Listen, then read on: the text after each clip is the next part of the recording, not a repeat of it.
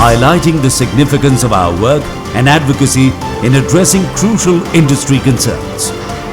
PHTCCI's 119th annual session, themed Viksit Bharat at 2047, marching towards the peak of progress, witnessed the presence of distinguished leaders.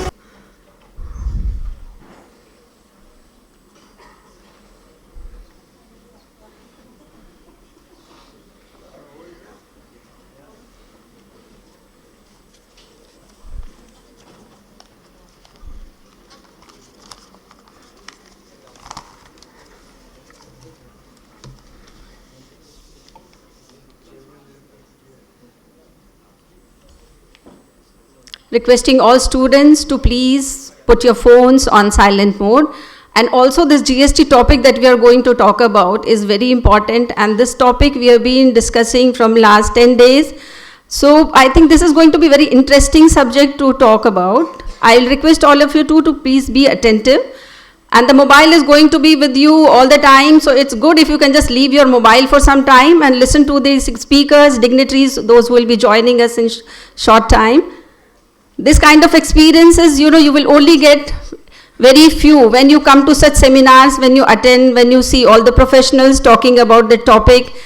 Other things are all available in the mobile. So I will request all students here to be very attentive and please listen what our experts are talking about, their practical experiences, their challenges, compliances, GST issues, and all we'll be talking about during the day. So I will request all of you to please take note of it and be very attentive. Thank you. And we are very thankful to all of you for joining us today morning. I know everybody is busy with their schedules, but thank you so much for joining, sparing some time and being with us. And you all are welcome to this seminar, GST Conclave. Very shortly, we'll be joining with our chief guest of the session, our dignitaries. They'll be joining us on the dais.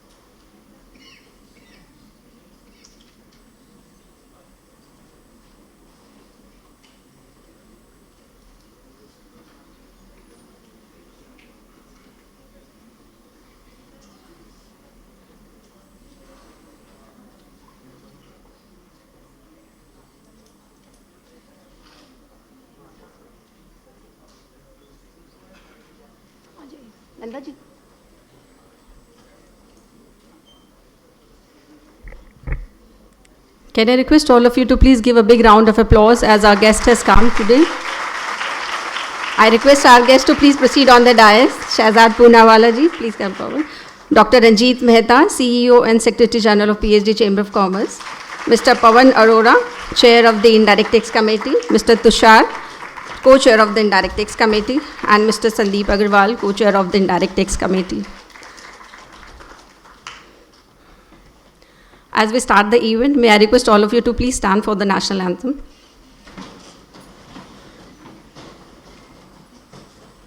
Jana Gana मन अधिनायक जय हे भारत भाग्य विधाता पंजाब सिंध गुजरात मराठा द्राविड उत्कल गंगा विंध्य हिमाचल यमुना गंगा उच्चल जलधि तरंगा तव शुभ नामे जागे तव शुभ आशीष मांगे गाहे तव जय गाथा जन गण मंगलदायक जय हे भारत भाग्य विधाता जय हे जय हे जय हे जय जय जय जय हे I request all of you to please take your seat. So we are very grateful to our guest Shehzad Poonawala ji for sparing time and being with us and to talk about very important topic today, that is GST 2.0. So I would like to first request our CEO and Secretary General to present a memento to Mr. Shehzad Poonawala for token of gratitude for being with us and sparing time to address the gathering here in GST Conclave. Thank you so much, sir, for being with us. It was such an important topic.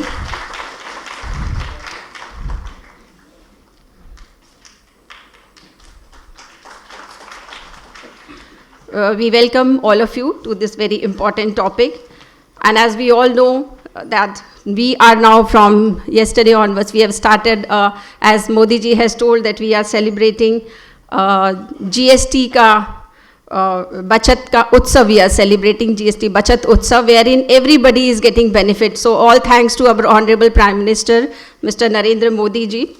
So to talk about this topic, about the GST conclave and more about GST, we have conducted this conclave throughout the day, wherein we will be having technical session. In inaugural session, we have with us Mr. Shehzad Poonawala ji, who will be also addressing. And at the first, to give the opening remarks, I will request Dr. Ranjit Mehta. He is CEO and Secretary General of PhD CSCI.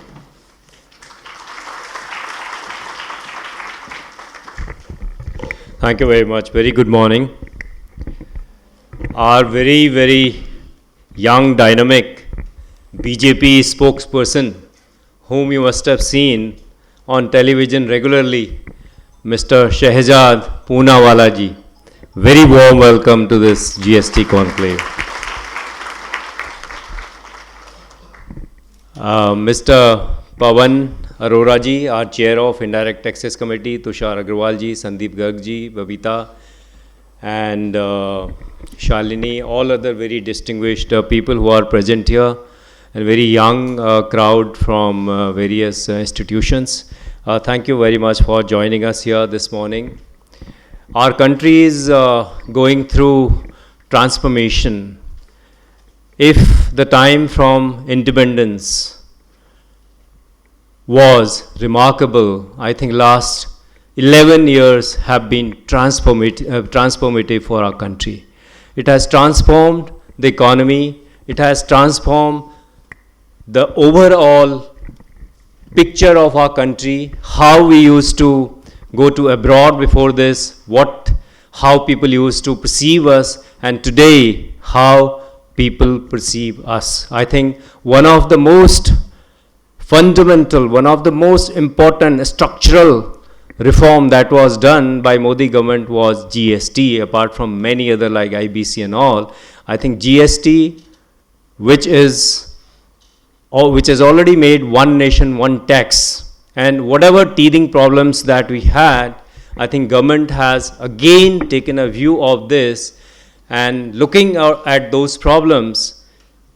Honorable Prime Ministers, with Honorable Prime Minister guidance, GST Council has already come out with GST 2.0. That's what is very significant. It's not just a tax reform.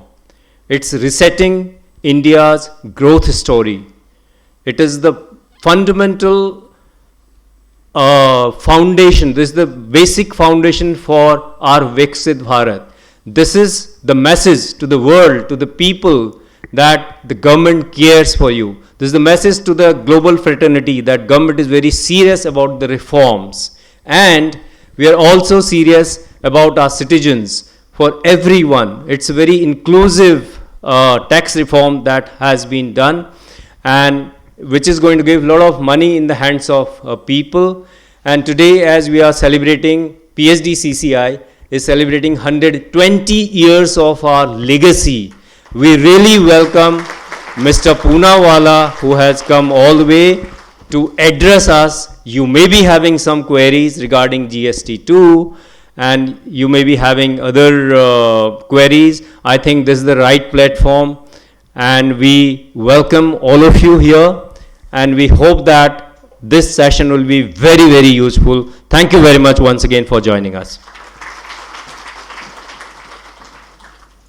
Thank you so much, Dr. Mehta. And you rightly said that GST has come from last 8 years. GST has gone under many reforms and developments, so that we are going to talk about in this session today.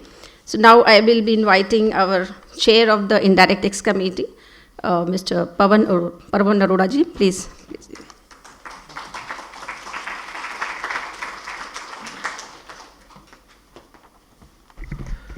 Respected Shri Shehzad Poonawala ji, Dr. Ranjit Mehta, our co-chairs, Babita ma'am, and all the participants. A very good morning to all of you.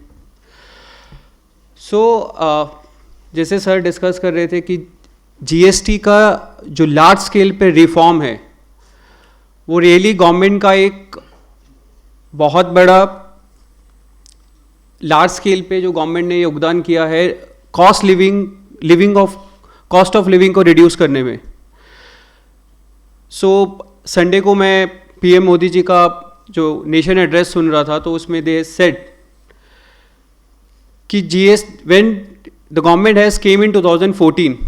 So Mr. Modi has read a message on a Twitter of a multinational company कि मेरे लिए किस तरीके से बैंगलोर से Hyderabad goods भेजना बहुत एक डिफ़िकल्ट टास्क है, and there are lot of taxes. 17 taxes were there in 2017.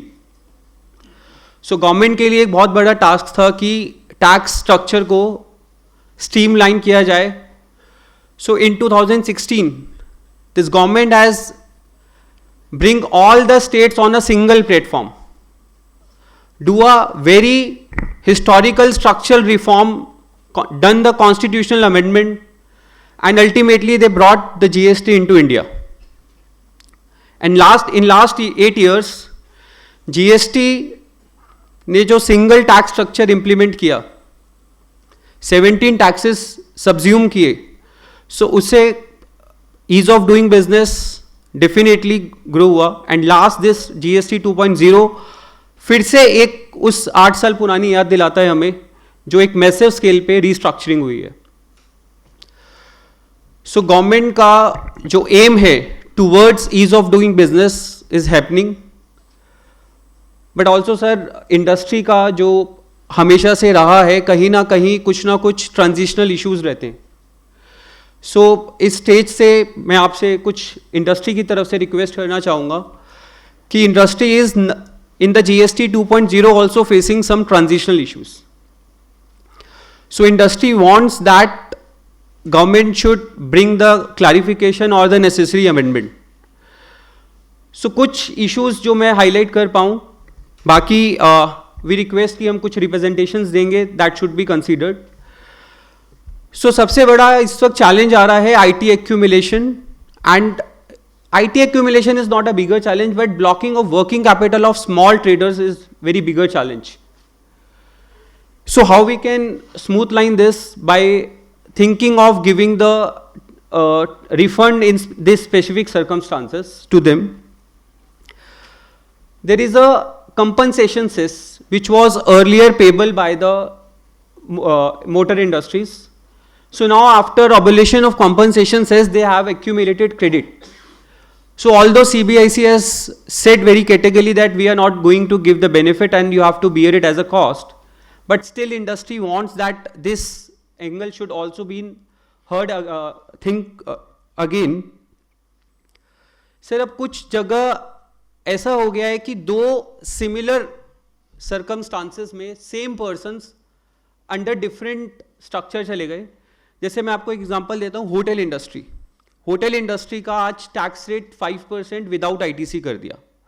But what is a bigger challenge in this case? There is a live case. There are two hotels together, wall to wall. One is on lease model, one is on the self owned model.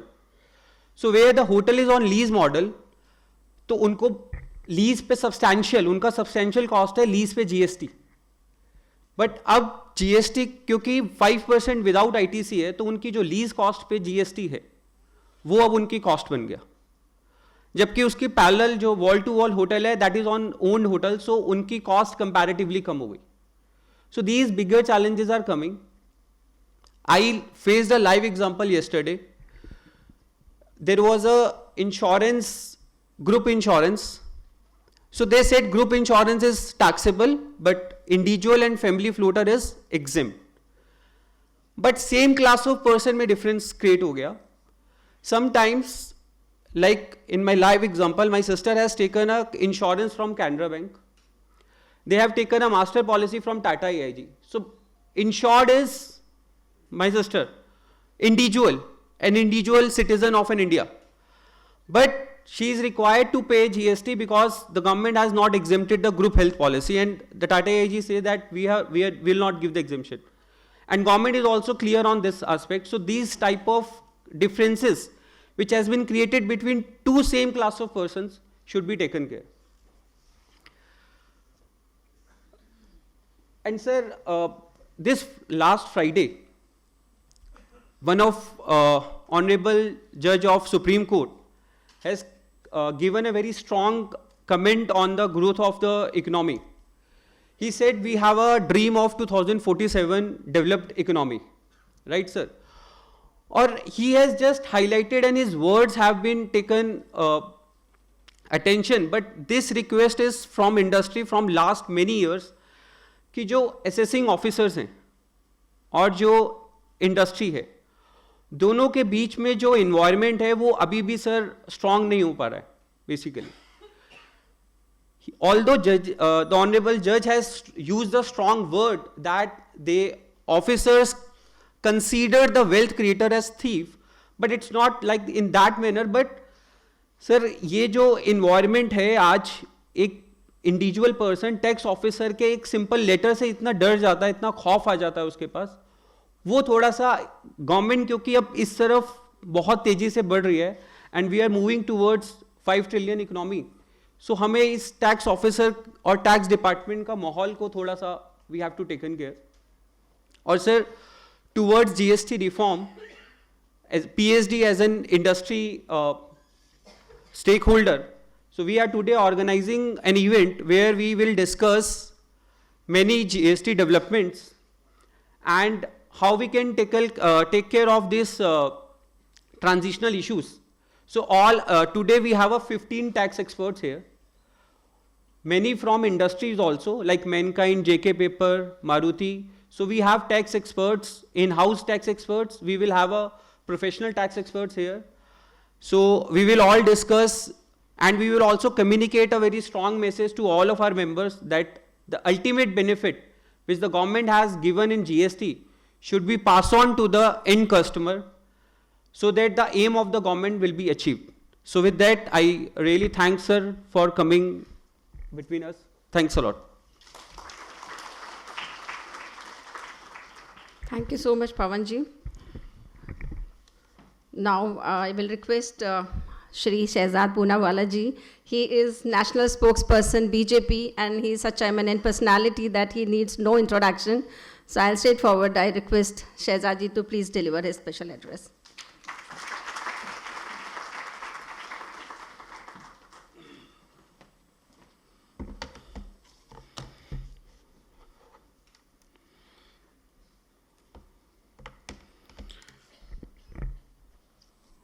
President of PHD chamber of commerce and industry, जो आज हमारे बीच शामिल नहीं हो पाए, श्रीमान हेमंत जैन जी, मंच पर उपस्थित मेरे अच्छे मित्र doctor Ranjit Mehta ji, CEO secretary general PHD chamber of commerce and industry, Shri Pawan Arora ji, chairman indirect taxes committee of PHD chamber of commerce, Shri Tushar Agarwal ji, co chair, Sandeep Garg ji, co chair, Babita Sharma ji, director PHD chamber of commerce, और शालिनी शर्मा जी। सबसे पहले तो इस शुभ अवसर पर जब जीएसटी 2.0 लागू हुआ है और नवरात्र के भी पर्व के बीच में हम लोग हैं, कल से ही नवरात्र का भी प्रारंभ हुआ है, आप लोगों ने जीएसटी 2.0 पर ये जो कॉन्क्लेव, या मैं यूँ कहूँ विचारों का महाकुंभ या महामंथन आयोजित किया है, और इतने बड़े महानुभावों के बीच आपने मुझे भी यहाँ पर आमंत्रित किया है, इसके लिए मैं आपका तहे दिल से शुक्रिया अदा और आभार प्रकट करता हूँ कि आपने ये समझा कि मैं भी काबिल हूँ कि इतने बड़े बड़े धुरंधरों के बीच में मैं अपनी कुछ बातें रख सकता हूँ।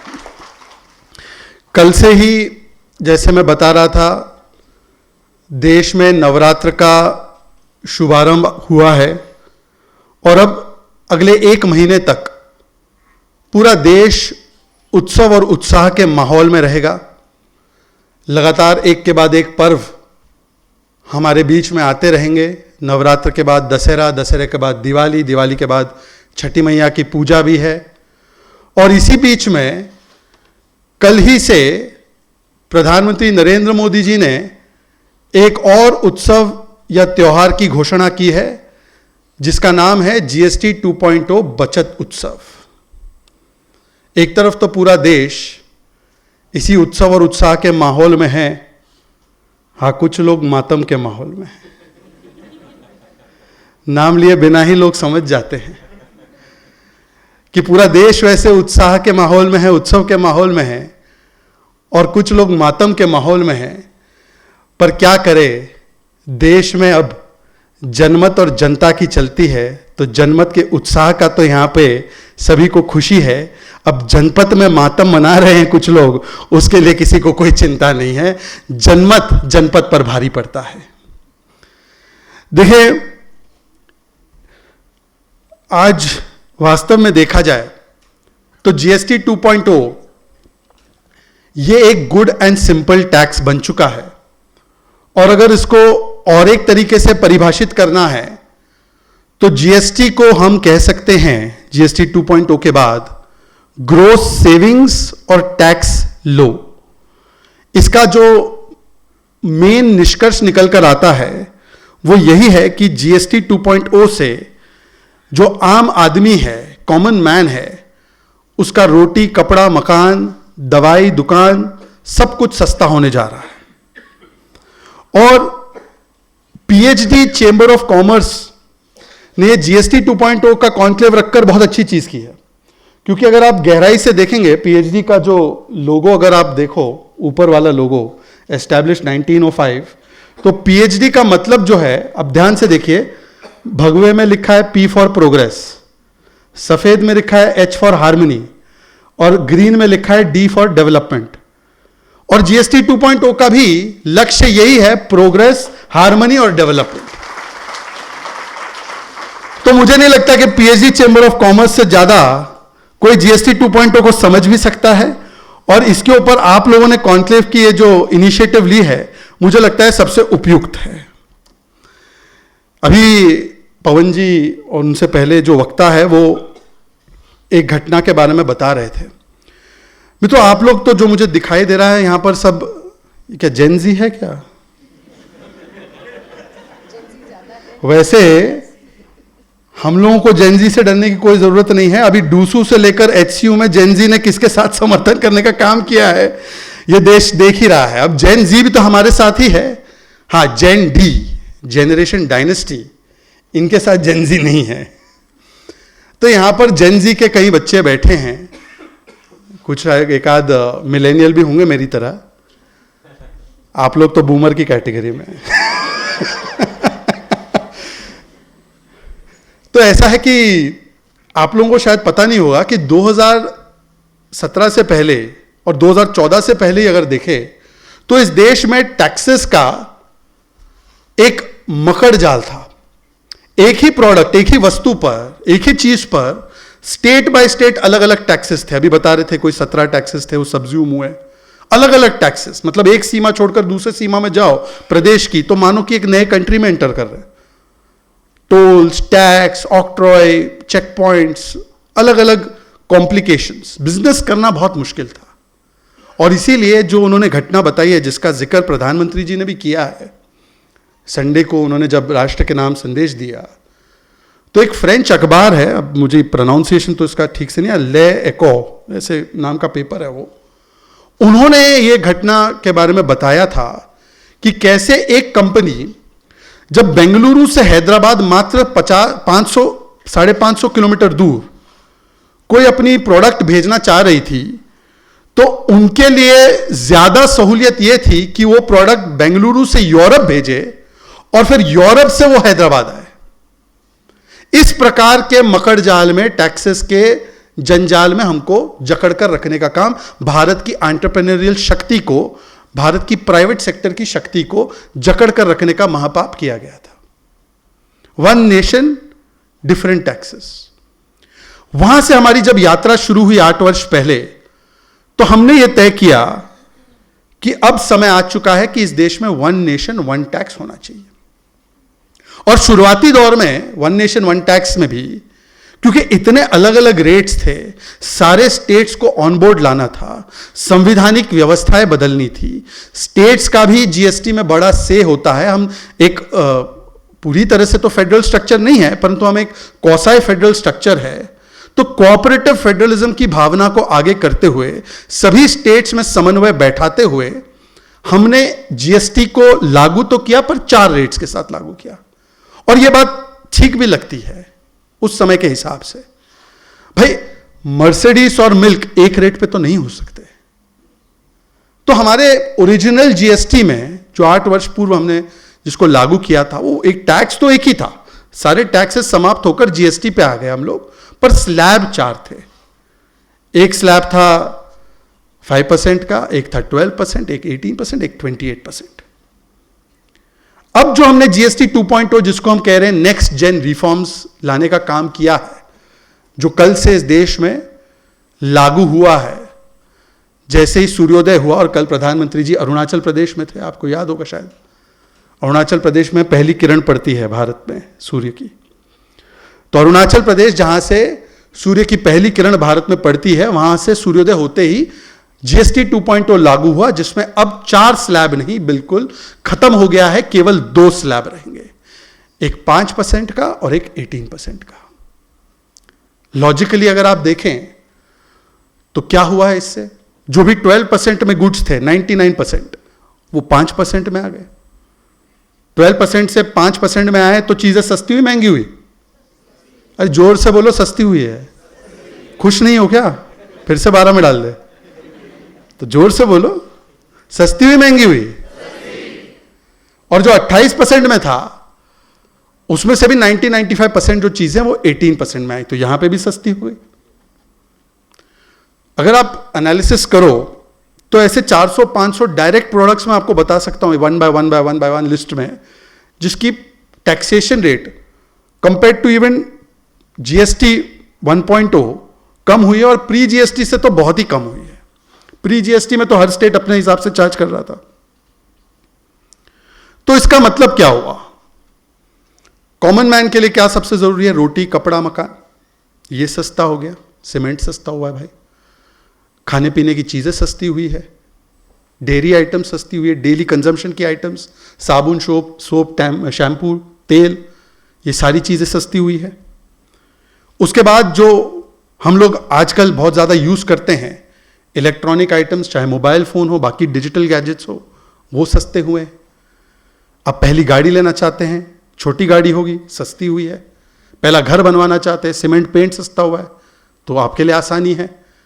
उसके बाद आप देखिए कि हेल्थ से रिलेटेड वैसे भी हेल्थ से रिलेटेड इस देश में एक लंबी यात्रा हमने तय की है। आयुष्मान भारत कवर आज 50 करोड़ लोगों को मिलता है, 5 लाख का कैशलेस उनको एक हेल्थ कवर, एक यूनिवर्सल हेल्थ कवर मिलता ही है।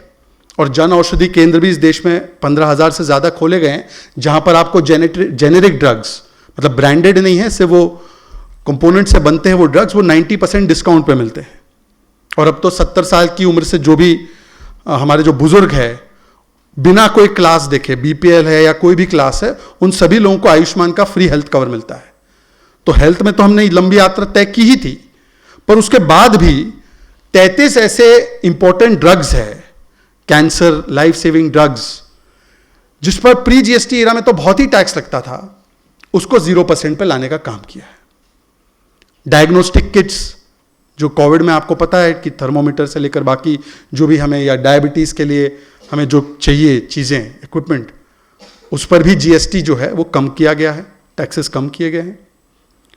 एजुकेशन के मटेरियल पर भी टैक्स कम हुआ है। तो अगर आप मोटा मोटी कैलकुलेशन करेंगे, मैं घर पर बैठा था, कैलकुलेटर भी सस्ता हुआ है, तो कैलकुलेटर के साथ कैलकुलेट कर रहा था। अगर एक कॉमन मैन, क्योंकि देखो मैं आपको आंकड़ों के साथ बताना चाहता हूं, आपको पता होना चाहिए कि आपकी जेब में डायरेक्ट इंपैक्ट क्या हुआ है। एक कॉमन मैन की बात करूं, अब आप लोग तो बहुत संपन्न लोग हैं, यहां पे तो बैठे और भी संपन्न हैं, ये सब 40% वाले सिन टैक्स वाले गुड्स खरीदने वाले हैं नहीं खरीदना चाहिए। डीमेरिट वाले गुड्स जो है, कुछ गुड्स तो अवॉइड ही करना चाहिए, इसलिए उसमें डाला है ताकि हेल्थ के ऊपर उसका दुष्प्रभाव ना पड़े। बहरहाल, अगर एक कॉमन मैन के नजरिए से देखे तो जो कॉमन व्यक्ति, एक कॉमन परिवार अगर ग्रोसरीज के लिए 21 सितंबर तक 1 लाख रुपए खर्च कर रहा था, अब वो 22 सितंबर के बाद घटकर 92,000 होगा, तो 8,000 रुपए बचे। कितने बचे? जो व्यक्ति, कॉमन पर्सन, कॉमन फैमिली रोजमर्रा के जरूरी सामान के लिए 60,000 रुपए खर्च कर रहा था 21 सितंबर तक, अब 22 सितंबर के बाद उसका खर्चा 54,000 हो जाएगा। कितने बच्चे? सब मैथ्स के अच्छे स्टूडेंट है, सीए है सब। कपड़े और जूते पे जो 50,000 खर्च कर रहा था, अब उसकी औसतन जो उसका खर्च है 22 सितंबर के बाद वो 45,000 हो जाएगा। कितने बच्चे? जो स्वास्थ्य और बीमा पर अगर परिवार खर्च कर रहा था 90,000, उसकी डायरेक्टली सेविंग जो है वो 76,000, अब 76,300 रुपीज में उसको मिलेगा, तो बचत हुई 13,700 रुपए की। कितनी बचत हुई? जो दवाइयों पे हम लोग 36,000, 40,000 खर्चा कर रहे थे, अब वो घटकर 22 सितंबर से हो जाएगी लगभग 33,000, तो मतलब सेविंग कितने हो गए? 7,000। स्टेशनरी पर जो 24-25,000 रुपए खर्च कर रहे थे, वो घटकर अभी 22,000 हो जाएगा, तो वहां पर भी 2-3,000 की सेविंग। तो अगर इसको पूरी तरह से कैलकुलेट करेंगे तो आप देखेंगे कि हमारे एक कॉमन पर्सन की फैमिली में 22 सितंबर से 45 से 50,000 की सेविंग होने वाली है। और इकोनॉमिक्स से यहां पे स्टूडेंट्स है क्या? कोई स्टूडेंट्स है इकोनॉमिक्स के? कितने हैं? इकोनॉमिक्स में इसको कहते हैं वर्चुअस साइकिल। अगर आप टैक्स कम करते हो किसी चीज पर, तो लोगों के हाथ में पैसा बचता है। जब लोगों के हाथ में पैसा बचता है, तो मान लीजिए कि वो कल 1 शैम्पू कंज्यूम कर रहा था, अब उसकी जो कैपेसिटी है 2 शैम्पू कंज्यूम करने की हो जाती है, या वो ज्यादा कंज्यूम कर सकता है, या कोई ऐसे आइटम्स जो पहले कंज्यूम नहीं कर रहा था वो उसके कंजम्पशन के लिए थोड़ा और स्पेंड कर सकता है। अब वो स्पेंड करेगा, मतलब डिमांड बढ़ेगी मार्केट में, तो डिमांड को फुलफिल करने के लिए जो मैन्युफैक्चरर है वो अपनी प्रोडक्शन बढ़ाएगा। प्रोडक्शन बढ़ाएगा तो कोई रोम से तो आएगा नहीं, एंजल्स तो आएंगे नहीं उसको बनाने के लिए, तो जाहिर सी बात है कि प्रोडक्शन बढ़ाएगा, मैन्युफैक्चरिंग बढ़ाएगा, भारत में बनाएगा, और भारत के पसीने के लिए ही भारत का पैसा खर्च करना है। तो जाहिर सी बात है कि एम्प्लॉयमेंट भी बढ़ेगी, और एम्प्लॉयमेंट बढ़ेगी मतलब कि किसी की जेब में पहले कुछ जा नहीं रहा था, उसके पास जॉब नहीं था, आज वो जॉब आ जाएगी उसके पास, और उसके पास पैसे जाएंगे तो कोई और चीज खरीदेगा, उस पर वो जीएसटी देगा, तो जीएसटी का वो जो टैक्स बेस है वो वाइड होता जाएगा, इनडायरेक्ट टैक्स का। तो ये वर्चुअस साइकिल जो है इकोनॉमी की, ये किक ऑफ होती है। इससे जीएसटी से किस प्रकार से कंजम्पशन को इंजेक्ट करने से मार्केट में पूरी इकोनॉमी में एक गति आती है, एक तीव्रता आती है, वो सामने आपके है। किसानों के लिए भी हमने यहां पे बहुत बड़ा काम किया है। किसानों के लिए भी हमने जिस प्रकार से एमएसपी बढ़ाकर देना हो, किसानों को किसान सम्मान निधि देना हो, किसानों की इनपुट कॉस्ट कम हो, इसकी चिंता लगातार हर सरकार करती है और हमने और भी चिंता की है। पर अभी किसानों के लिए जो सबसे ज्यादा फायदेमंद चीज होगी वो ये होगी कि एक तो उसके जो इनपुट्स है, चाहे वो ट्रैक्टर हो, चाहे वो इरिगेशन के लिए इक्विपमेंट हो, चाहे वो फर्टिलाइजर हो, खास करके ऑर्गेनिक फर्टिलाइजर्स हो, या जो उसके लिए और भी आवश्यक चीजें हैं किसानी के लिए, उन सब पर जीएसटी को मिनिमल रेट्स पर लाया गया है। ट्रैक्टर पे एक समय पर मान लीजिए 10 लाख का ट्रैक्टर है, आज वो खरीदता है वही ट्रैक्टर, तो उसके पास सीधे सीधे 60-70 हजार की सेविंग हो जाएगी। तो ये पैसा किसानों के हाथ में बचेगा। और दूसरी तरफ आप देखिए कि जो प्रोडक्ट्स है किसानों के, डेयरी प्रोडक्ट्स एक्सेट्रा, उस पर भी जीएसटी कम करने का मतलब यह हुआ कि कंज्यूमर के लिए भी सस्ता होगा और उसके प्रोडक्ट्स की जो है खपत मार्केट में बढ़ेगी। तो किसानों की भी आय किस प्रकार से, केवल कंज्यूमर नहीं, कंज्यूमर के साथ साथ किसानों की भी आय की चिंता इस जीएसटी 2.0 में होती है। आप में से कई जो लोग हैं अपनी पहली गाड़ी लेना चाहेंगे, 1500 सीसी से कम की गाड़ी होगी तो उसमें डायरेक्टली 1.2 लाख की बचत होगी। पहली बाइक लेना चाहेंगे, स्कूटर लेना चाहेंगे तो 350 सीसी से कम होगी तो 22,000 की सेविंग होगी। जो कोई पहला बड़ा टीवी 32 इंच वाला लेना चाहेगा तो उस पर अभी 18% जीएसटी, तो वहां पे 3,500-4 हजार की बचत होगी। एयर कंडीशन लेना चाहेगा तो वहां पे 2,500 की बचत होगी। और मैं अभी आते आते पढ़ रहा था, कल मतलब पहले दिन पर जब से जीएसटी 2.0 लागू हुआ है, नवरात्र के पहले दिन पर मां शैलपुत्री की हम पूजा करते हैं, उस दिन पर जीएसटी लागू होने के बाद मारुति सुजुकी ने अपने 15 या 20 सालों में सबसे ज्यादा सेल मतलब 30,000 यूनिट्स एक दिन में बेचने का काम किया है और उसके पास 80,000 की रिक्वेस्ट आई है। हुंडई कंपनी ने 11,000 व्हीकल्स कल बेचे। हायर कंपनी ने, जो कंज्यूमर इलेक्ट्रॉनिक्स में है, उन्होंने भी 15 से 20% इंक्रीज नोट किया है अपने सेल्स में। उसी प्रकार से और भी जो इलेक्ट्रॉनिक्स कंपनीज है उन्होंने भी इसी प्रकार से 15 to 20% की ग्रोथ जो है एक दिन में हुई है, ये उन्होंने बताया है compare to the week before, the Monday before that.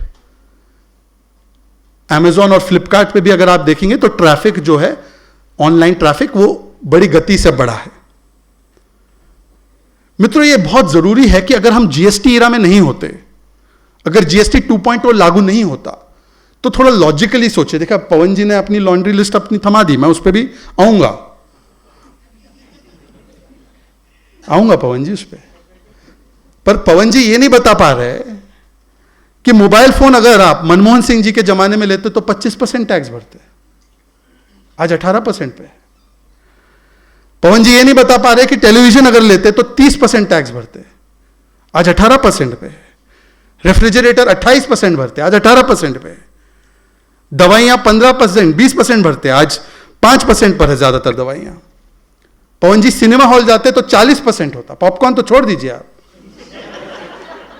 Popcorn के क्लासिफिकेशन छोड़ दीजिए आप, टिकट पे 40% एंटरटेनमेंट बढ़ते, आज वहां पे भी सस्ता हुआ है, 18% है। रेस्टोरेंट जाते फिर फिल्म के बाद, जाहिर सी बात है ले जाना ही पड़ेगा आपको तो श्रीमती को। हम तो अलग सिंगल है, हम तो जा सकते हैं बिना रेस्टोरेंट में 20-25% पड़ता, अब तो ज्यादातर रेस्टोरेंट 5%, कुछ रेस्टोरेंट जो जिसमें पवन जी जाते हैं वहां पे 18% है। कपड़े 15% थे, वो कम होके 5% पे आ जाएंगे। जूते 5% पे ज्यादातर, हम तो सस्ते जूते पहन लेते हैं। बाइसिकल 16% था, वो कम होकर 5% पे। सीमेंट पेंट 30% से 18% पे। शैम्पू सोप वगैरह पर्सनल हाइजीन के सामान भी 30% से घटकर अब कम हो चुका है। सैनिटरी नैपकिन, आपको पता है कि महिलाओं के हेल्थ के लिए, हाइजीन के लिए जो सबसे महत्वपूर्ण चीज है, सैनिटरी नैपकिन पर हम लोग 13% टैक्स ले रहे थे, 14% टैक्स ले रहे थे। आज जीएसटी 2.0 लागू होने के बाद सैनिटरी नैपकिन पर 1% भी टैक्स नहीं है, 0% टैक्स है। और यह बहुत बड़ी उपलब्धि है।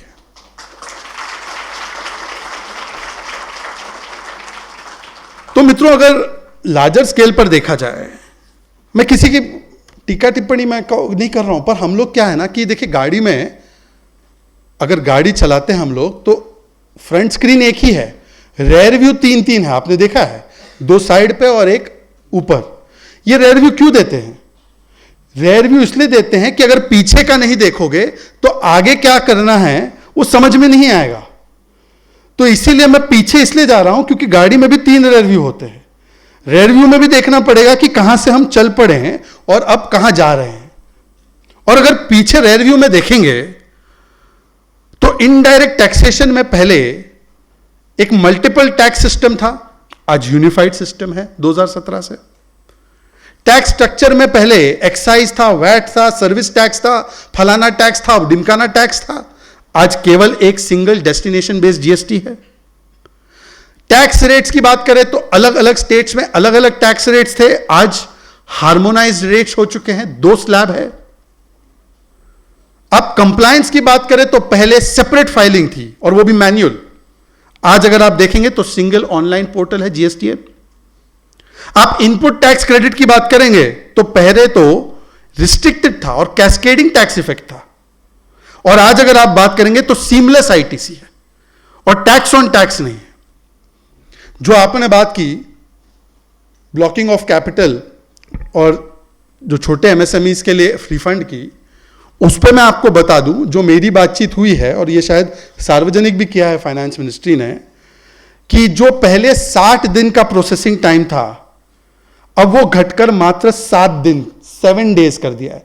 60 से 7 दिन प्रोसेसिंग टाइम कर दिया गया है। और इसके अलावा 90% आपको प्रोविजनल रिफंड मिल जाएगा और 10% जो है वो स्क्रूटिनी के बाद मिलेगा। तो मुझे तो लगता है कि जीएसटी 2.0 केवल रेट रैशनलाइजेशन तक सीमित नहीं है, इसमें इन्वर्टेड ड्यूटी स्ट्रक्चर को करेक्ट करने का भी फॉर्मूला है, इसमें क्विकर प्रोसेसिंग ऑफ रिफंड्स का भी फॉर्मूला है, इसमें टेक्नोलॉजी और डिजिटल का इस्तेमाल करते हुए इजियर रजिस्ट्रेशन, तो ईज ऑफ डूइंग बिजनेस का भी फॉर्मूला है। तो ये ओवरऑल, इसीलिए मैंने इसको कहा कि ये एक गुड एंड सिंपल टैक्स की तरफ हम बढ़ चुके हैं। जहां तक आपने इंश्योरेंस की भी बात की, तो सरकार का और जो जीएसटी काउंसिल वैसे डिसीजंस जो होते हैं ये बहुत आसान है। अब मैंने कई पॉलिटिकल स्टेटमेंट सुने, आप इतने साल से लूट रहे थे आज छूट दे रहे हो। अरे साहब, जीएसटी में क्या नरेंद्र मोदी और निर्मला सीतारमण मिलके 2 लोग मिलके फैसला करते हैं क्या? एक जीएसटी काउंसिल होती है और जीएसटी काउंसिल में स्टेट्स का भी रिप्रेजेंटेशन होता है। तो जब आप आरोप लगाते हैं कि लूट रहे थे जीएसटी के माध्यम से, तो पहले तो आप बताइए कि प्री जीएसटी में फिर क्या थी, वो तो महालूट हो गई, तब तो ज्यादा रेट थे, मैंने अभी प्रूफ किया है। और अगर आपका आरोप है कि जीएसटी में लूटा जा रहा था, तो लूट कौन रहा था? Finance minister of Karnataka, finance minister of Himachal, finance minister of Telangana, कौन लूट रहा था? मैं पॉलिटिकल स्टेटमेंट नहीं कर रहा हूं, मैं जानता हूं आप लोगों को थोड़ा सा हिमाचल और कर्नाटक में भी जाना है। मैं तो कह रहा हूं कि भाई आज तो यह होना चाहिए था कि शहजाद पूनावाला के साथ साथ आप किसी कांग्रेस के और किसी पश्चिम बंगाल के टीएमसी के और डीएमके के भी प्रवक्ता को बुलाते, हम चारों लोग इसका क्रेडिट लेते। भाई हम सबकी कॉम्बाइंड एफर्ट से हुआ है, जीएसटी काउंसिल ने निर्णय लिया है, पर यहां पर कुछ लोग हेलबेंट है कि हम लोग जो है मोदी जी को ही हर चीज का क्रेडिट देना चाहते। दो देते रहो, हमें कौन सी दिक्कत है। एक मोदी का विरोध करते करते ये लोग समझ नहीं पा रहे हैं कि जो चीज पे आपको आगे आके बोलना चाहिए कि हमारी वजह से हुआ, हमने इसमें सहयोग दिया, उसमें बोल रहे कि नहीं हमको तो ये पसंद नहीं आया। पर काउंसिल में सब लोग एग्री करते, एक भी निर्णय नहीं है। बैठे हुए सारे लोग पूछ लीजिए, आज तक का रिकॉर्ड है जीएसटी काउंसिल में एक भी डिसीजन बिना यूनानिमस होने के अलावा लिया ही नहीं गया है। वहां पे सहमति और फिर बाहर आकर विरोध। तो ये तो ठीक है, चलता रहता है, पॉलिटिक्स इसी को कहते हैं। इसीलिए जेन जी भी इनसे जो खफा है। मित्रों, मैं आखिरी में केवल एक बात समेशन में कहना चाहूंगा कि देखिए 9 दिन में हम लोग माँ दुर्गा के 9 रूपों का हम लोग स्मरण करते हैं, सम्मान देते हैं, पूजा अर्चना करते हैं। ये हमारी भारत की संस्कृति है, रिलीजन के ऊपर है, ये हमारी भारत की संस्कृति है। पहले दिन पर मतलब कल आपने देखा होगा कि माँ शैलपुत्री, जिसको पर्वतराज की पुत्री, हिमालय की पुत्री कहा जाता है, उनकी पहले दिन पर हम पूजा करते हैं। तो अगर उनका आप पिक्टोरल देखेंगे depiction, she is the daughter of mountains, और वो एक बैल पर सवार है। वो पहाड़ और बैल चिन्ह है स्टेबिलिटी का, स्थिरता का। 2014 में जब हमारी सरकार आई तो सबसे पहले हमारा जो लक्ष्य था कि भारत की अर्थव्यवस्था जो 11वें स्थान पर थी, पॉलिसी पैरालिसिस था, फंडामेंटल्स वीक नजर आ रहे थे, इंफ्रास्ट्रक्चर के प्रोजेक्ट्स पॉलिसी पैरालिसिस में लटके हुए, अटके हुए और भटके हुए थे। 40-40 साल के पुराने प्रोजेक्ट्स कंप्लीट नहीं हो रहे थे। इस बेसिक ढांचे को स्टेबिलिटी देना था, यह हमारा पहला लक्ष्य था। तो इसीलिए हमने सबसे पहला कदम जो उठाया वो इस देश की नींव को, अर्थव्यवस्था की नींव को इंफ्रास्ट्रक्चर में 11 लाख करोड़ का कैपिटल एक्सपेंडिचर करके, इस देश की बैंकिंग सेक्टर को एनपीएस से मुक्त कराने की पूरी प्रक्रिया को शुरू करके, और इस देश की अर्थव्यवस्था को तेजी से आगे बढ़ाने के लिए हमने कदम लिए। हाईवे बने, एयरपोर्ट बने, इंफ्रास्ट्रक्चर में रेलवेज के ऊपर कितना काम किया गया, ये सब आपके सामने है। दूसरे दिन मतलब आज आपने देखा होगा कि मां ब्रह्मचारिणी की हम पूजा करते हैं। मां ब्रह्मचारिणी सफेद साड़ी में और एकदम एसेटिक, ऑस्टियर और डिसिप्लिन्ड अवतार मानी जाती है मां का। तो हमें भी डिसिप्लिन इकोनॉमी में लाना था, और हमने फिस्कल डेफिसिट जो लगातार बढ़ता जा रहा था, इसको कंट्रोल करने के तरफ कुछ जो अनावश्यक खर्चे हैं उनको कटौती करना शुरू किया। एक समय था, एक प्रधानमंत्री कहते थे कि मैं 1 रुपया भेजता हूं तो 85 पैसा खा जाते, लीकेजेस थे। हमने डिजिटल टेक्नोलॉजी के माध्यम से, जैम ट्रिनिटी के माध्यम से, जनधन आधार और मोबाइल के माध्यम से, जब हम लोगों ने डिजिटल तरीके से लोगों तक उनके लाभ पहुंचाना शुरू किया, तो 40 लाख करोड़ लोन तक उनके खाते में पहुंचे, उनके डायरेक्ट बैंक अकाउंट में पहुंचे। और जहां पर पहले 3-4 लाख करोड़ रुपया केवल लीकेजेस में वेस्ट हो जाता था, वो आज 0 पर आ चुका है। तो हमने डिसिप्लिन तरीके से इकोनॉमी को आगे बढ़ाया। एक समय था, आपको याद नहीं होगा, कि 12% तक हमारी इन्फ्लेशन रेट जाती थी। अभी कल लास्ट वीक का ही आप देख लीजिए, लास्ट मंथ का ही देख लीजिए, सीपीआई कंज्यूमर प्राइस इंडेक्स का, तो 2% पर हमारी इन्फ्लेशन है, जब पूरी दुनिया में हाई प्राइसेस का हाहाकार मचा हुआ है। तीसरे दिन पर हम मां चंद्रघंटा की पूजा करते हैं। मां चंद्रघंटा का अगर आप अवतार देखेंगे तो शेर पर सवार है, हाथ में तलवार है, कमल है, निर्भयता का प्रतीक है। और इसी समय पर हमने कुछ कठोर निर्णय, करेजियस निर्णय लिए।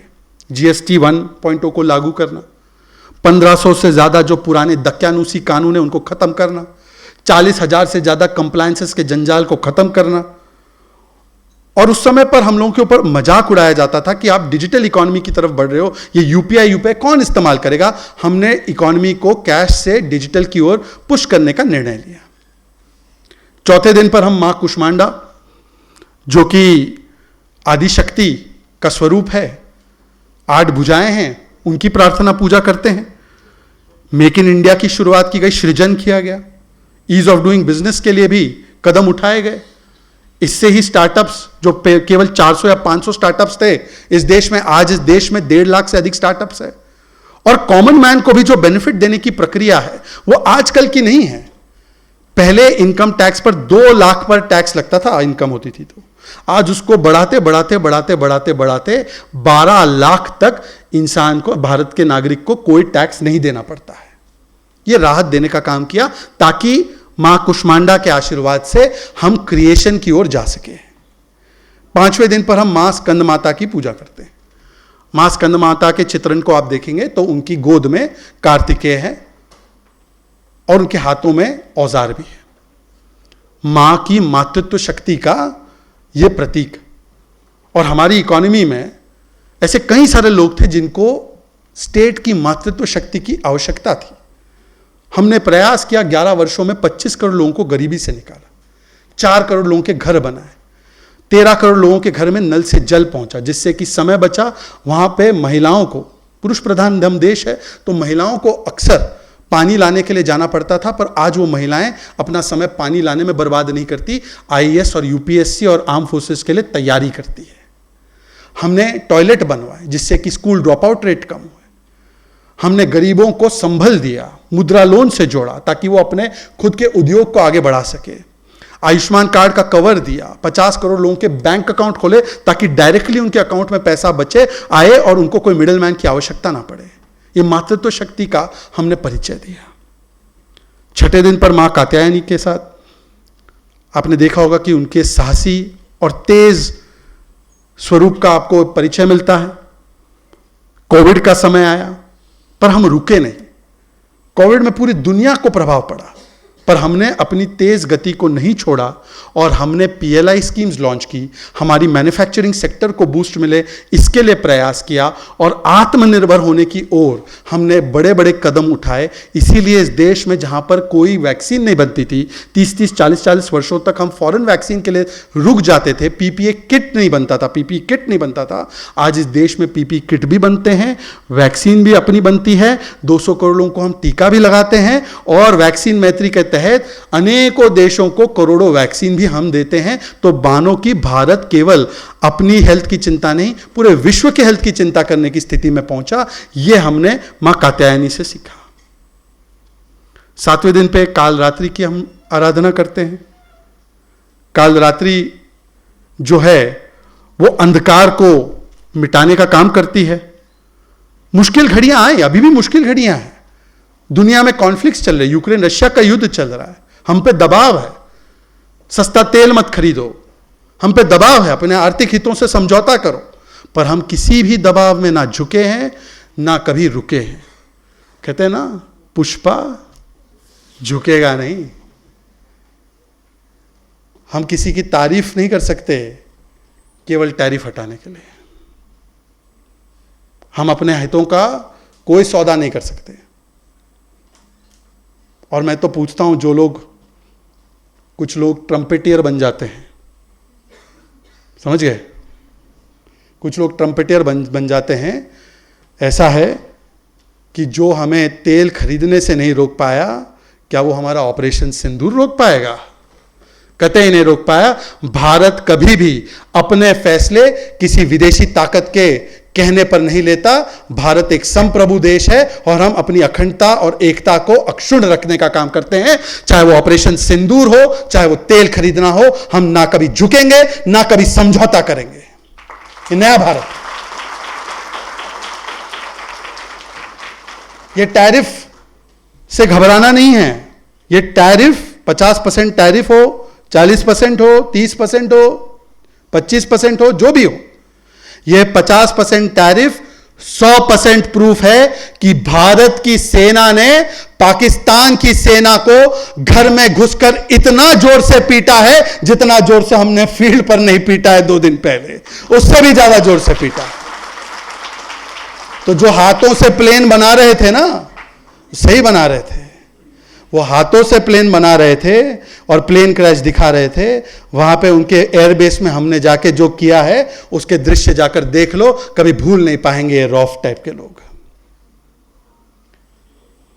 8वें दिन पर महागौरी, जो शांति, पवित्रता और प्रोग्रेस का प्रतीक है। अब जीएसटी 2.0 की तरफ हमारी इकोनॉमी बढ़ चुकी है और मैं आपको बता रहा था पहले ही दिन पर बम बम भोले किस प्रकार से हमारी अर्थव्यवस्था ने गति पकड़ी है। और आखिरी दिन पर मैं आपको बताना चाहूंगा कि हम सिद्धिदात्री की पूजा अर्चना करते हैं। यह आखिरी स्वरूप है मां का, 9वां स्वरूप, जो हमें संपूर्णता और सिद्धियों से लैस करती है, हम पे सिद्धियां बरसाती हैं। और आप देखिए 11 वर्षों के इन अथक प्रयासों से आज भारत की अर्थव्यवस्था 11वें से चौथे स्थान पर पहुंची है और बहुत जल्द तीसरे स्थान पर पहुंचने वाली है।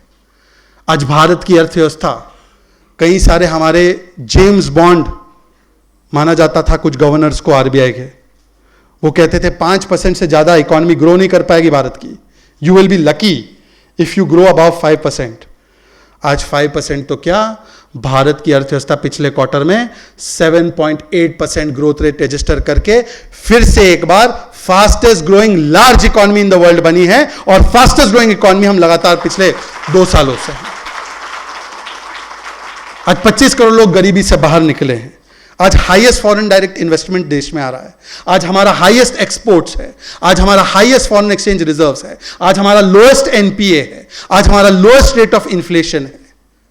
ये सिद्धियां हैं जो हमने पिछले 11 वर्षों में मां के 9 स्वरूपों को अपने आर्थिक नीतियों में अपनाते हुए प्राप्त की है। और इसीलिए मैं आप सभी लोगों से कहना चाहूंगा कि 11 साल का अगर इस आकलन में 2 मिनट में मैं खत्म कर रहा हूं, 11 साल का अगर आकलन करेंगे तो आप पाएंगे कि भारत की एक ही नीति रही है, प्रधानमंत्री नरेंद्र मोदी जी की सरकार की एक ही नीति रही है, नागरिक देवो भव, citizen is at the centre. हम जनमत को मानते हैं, हम जनमत के सामने नतमस्तक होते हैं, हम जनपद के सामने रिमोट कंट्रोल नहीं बनते। एक मॉडल था जनपद के सामने रिमोट कंट्रोल बनना, एक मॉडल है जनमत के सामने नतमस्तक होना। और ये सिटीजन सेंट्रिक गवर्नेंस का अप्रोच जो है आप देख सकते हैं, चाहे वो जीएसटी हो या ईज ऑफ डूइंग बिजनेस हो, ईज ऑफ लिविंग हो, या इस देश में बहुत सारी चीजें सेल्फ अटेस्टेशन से लेकर डिक्रिमिनलाइजेशन ऑफ लॉज हो, हर जगह नागरिक कैसे, उसकी सुविधा कैसे बढ़े, इसकी चिंता करने का काम इस सरकार ने किया है।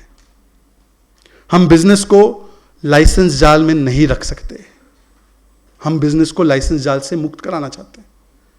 हम बिजनेस और एंटरप्रेन्योर्स को और देश के प्राइवेट सेक्टर को गालियां नहीं देते कि फलाना ग्रुप करप्ट है, फलाना ग्रुप करप्ट है।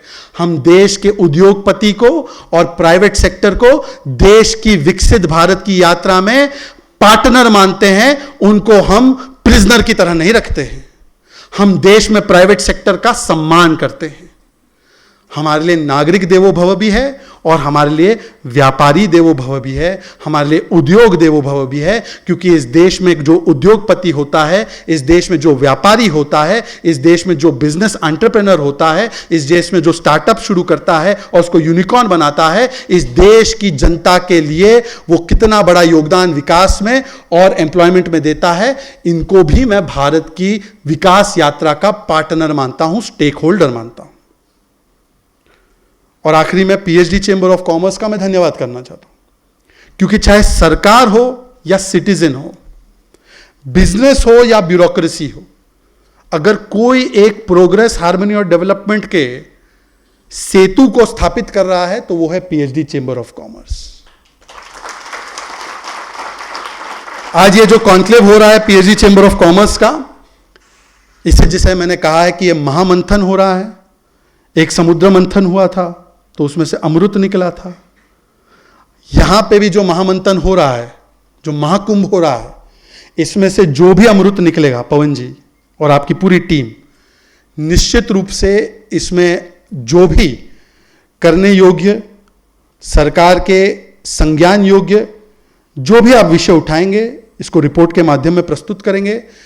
एक भारतीय जनता पार्टी के केवल प्रवक्ता के रूप में नहीं, बल्कि as a genuine friend, admirer and supporter of the Indian private sector and the PhD group and groups like PhD, मेरी जिम्मेदारी होगी कि यहां से जो भी अमृत निकलेगा उसको रिपोर्ट के माध्यम से भारत सरकार के सामने उसको पटल करना और उस पर जो भी कार्रवाई हो सकती है, जो भी कॉम्प्लिकेशंस है, जो भी लर्नड एक्सपीरियंसेस है, उसमें और भी कैसे सुधार आ सके, तो उसमें हम आपकी पार्टनरशिप को जरूर स्वीकारते हैं।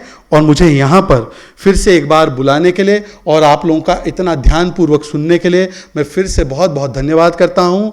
जय हिंद, जय भारत, जय मां Ambe.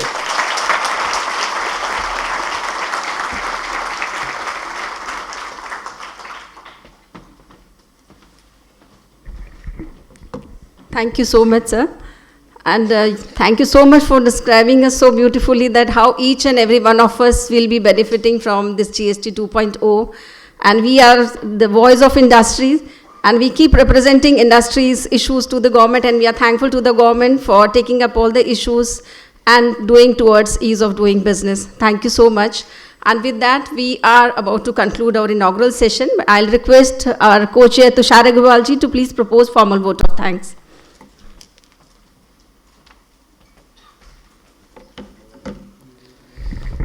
Respected Shri Sajat Punewala ji, Ranjit Mehta ji, our chairs and co-chairs, Bibita ji, eminent speakers, and all the delegates. Good morning to all. On behalf of PhD Chambers of Commerce and Industries, I express my sincere gratitude to our guest of honor, Shri Punewala ji, for gracing this occasion with his presence. Sir, we really appreciate the time you have taken out of your busy schedule. Your thoughtful address and insightful perspective on the recent GST reforms have laid the foundation for today's deliberation. As we deliberate on GST today, friends, we must remember GST is not a destination, it is a journey, a continuous journey involving reforms, collaborations, transformation, and nation building. We have completed 8 years of GST, the biggest indirect tax reform in India. We must appreciate and put on records that in last 8 years, Government of India has been very proactive and responsive in listening and addressing to the issues being faced by the industries. They have come out with various amendments, circulars, clarification in timely manners, and that's why within 8 years, GST has become more matured and grown to become a robust tax system. In today's conclave, we will be discussing about the recent next generation 2.0 reforms, a significant milestone in the history of GST, a step towards making GST more simple and growth oriented. We have industry stalwarts, legal advisors, experts who will be deliberating and conducting 3 technical sessions where we will be discussing the practical implementation of all these reforms. Friends, this session will be very informative, insightful, and enriching for all of you. In the end, I again thank our guest of honor for his time, wisdom, and encouragement. We look forward to his continued support and engagement in building tax reforms and for nation building activities. Thank you so much.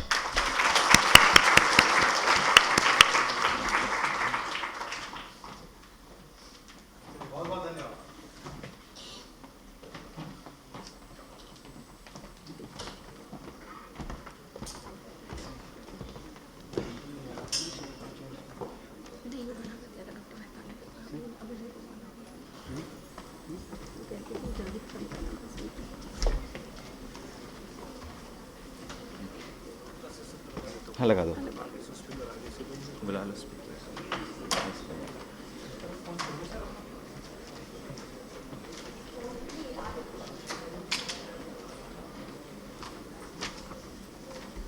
We'll start our next session, that is towards simplification and rationalization of GST and navigation ahead for GST in India.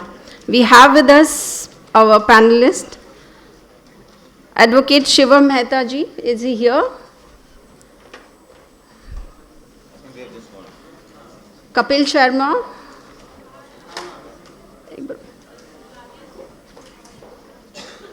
I will request all of you to please be seated because we are having our technical session now. We will be having break after that.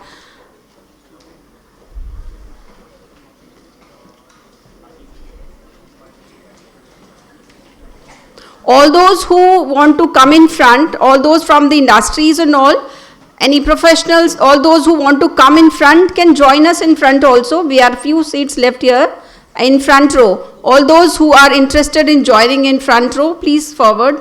Please come forward and you can join us in the front row.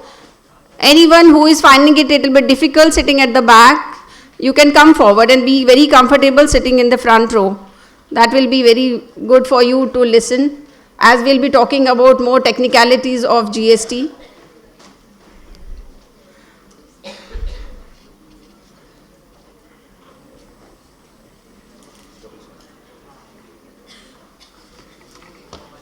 We have with us Mr. Kapil Sharma from Exili.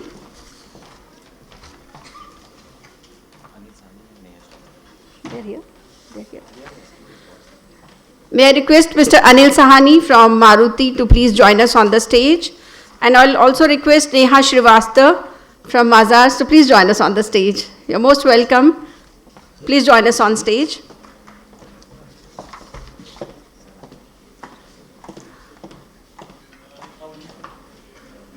We are just waiting for Shiva Mehta ji to join us here. And the session will be now moderated by Tushar Agrawal ji, our co-chair for Indirect Tax Committee. Tushar ji, it's over to you for the panel.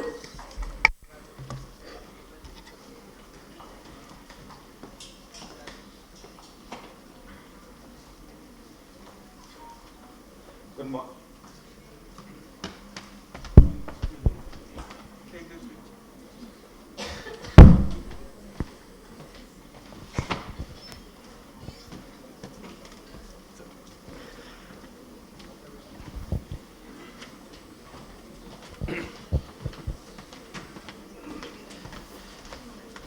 Good morning, everyone. Friends, before we begin with our technical session 1, I would like to thank Shivam Mehta ji from Lakshmi Kumaran's office, Kapil Sharma ji, Neha Shrivastava ji, and Anil Sahani ji from Maruti for joining us today. Friends, we have seen that there has been a tremendous rate reduction coming out of GST reforms 2.0. One of the most discussed sector is the automobile sector. There has been a tremendous rate reduction in automobile sector. Apart from that, this sector has also witnessed various classification disputes and controversies over the past. Anil Sahani ji, my first question to you is that these recent GST reforms, how does it impact the automobile sector as a whole, both from a manufacturer's perspective and the end customer's perspective?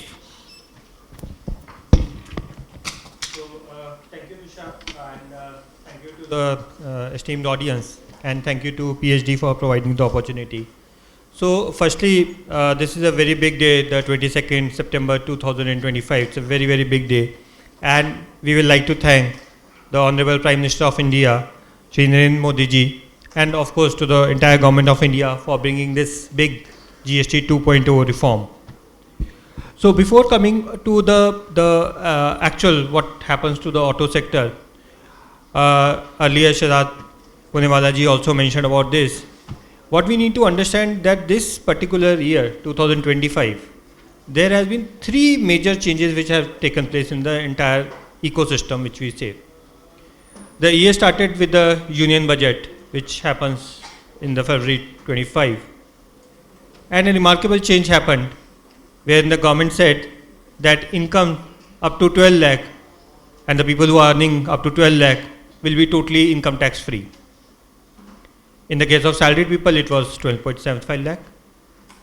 And across the taxpayers who are earning even more than 12 lakh rupee, the tax slab and the tax rate was rationalized, which means that every individual got a in-hand cash, which we say, it suddenly increased. And it was ranging right from 20,000 to maybe a little more than lakh per person who is paying the income tax. The second thing which has happened in this year, the rate reduction, the interest rate reduction. Many of the products, including the automobiles, are bought on finance basis from the banks, NBFCs, etc. Housing is another example. Most of the houses which are bought are based on the financing loan. The white goods sector, most of the things, if not all, are bought on the EMIs, what we say, or the financing. Now this rate reduction, interest rate reduction, was also a very big step in the entire ecosystem. And the third, the big bonanza which has come on 22nd of September 25 is the GST 2.2, a massive rate reduction.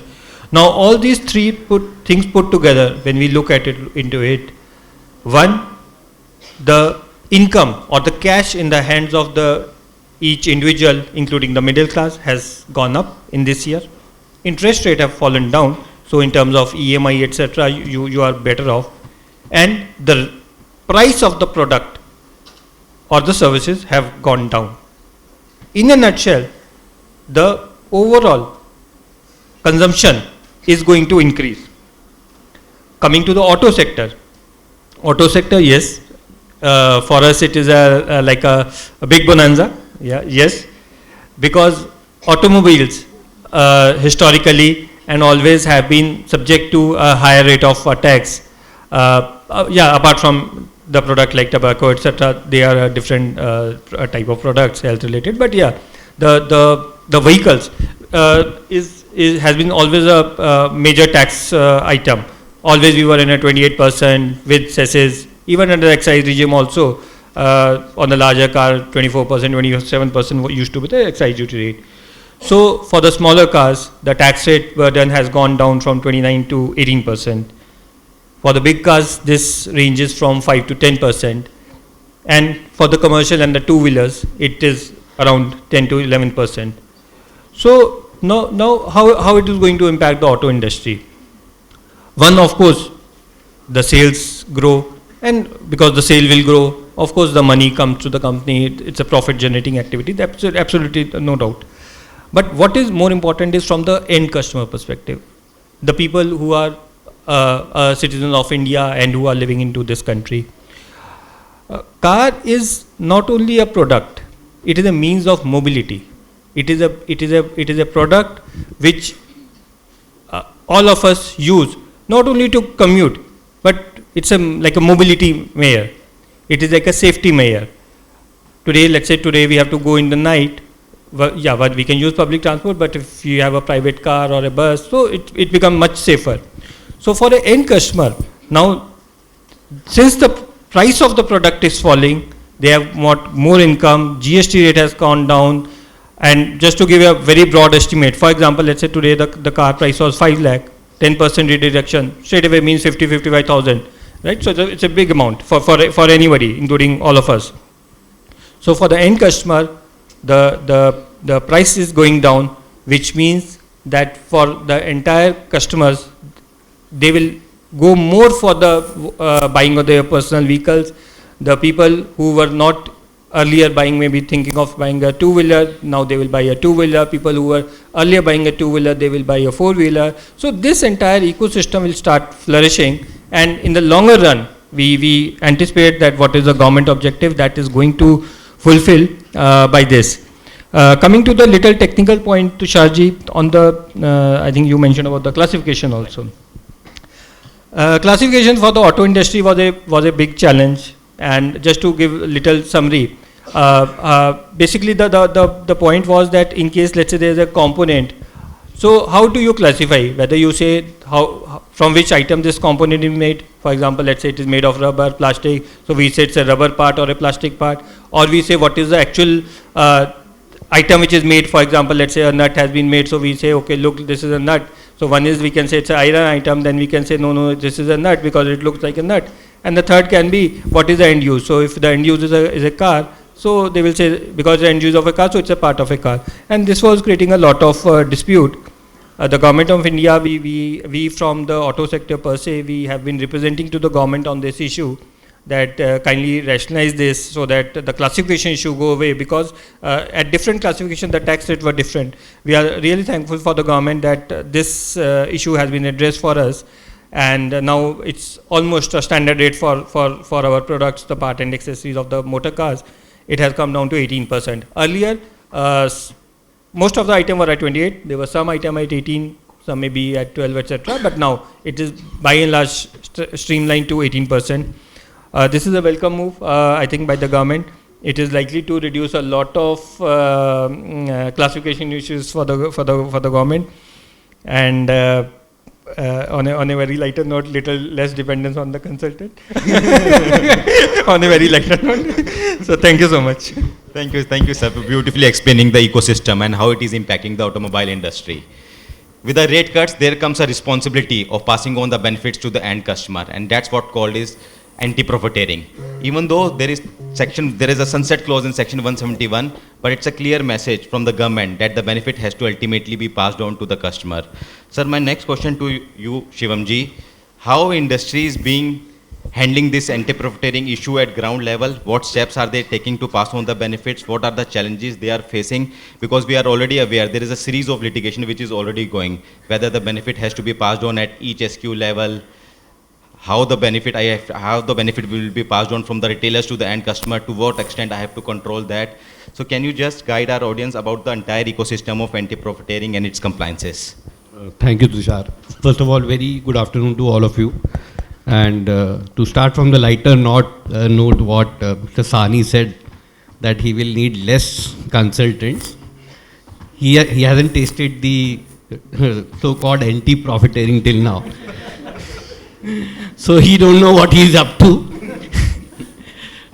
So why I am saying that, I think automobile, like he said, has been stagnant so far as rates are concerned.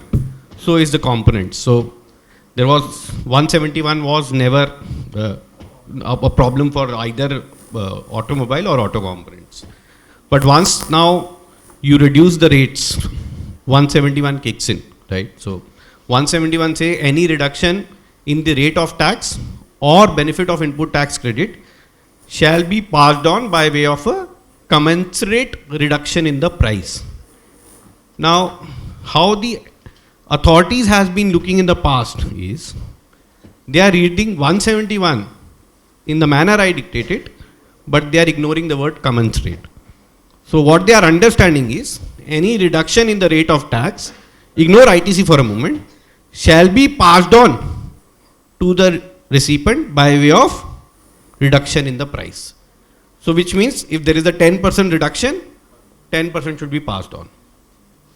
Whatever is your increased cost, whatever is your accumulation credits, even if let's say you are FMCG, you want to increase the grammage, they say no. They are ignoring the word commensurate completely. And rightly, wrongly, High Court has also agreed to them. So the matter is either for the past period pending before Supreme Court, or people are going to GSTAT level on the understanding of 171.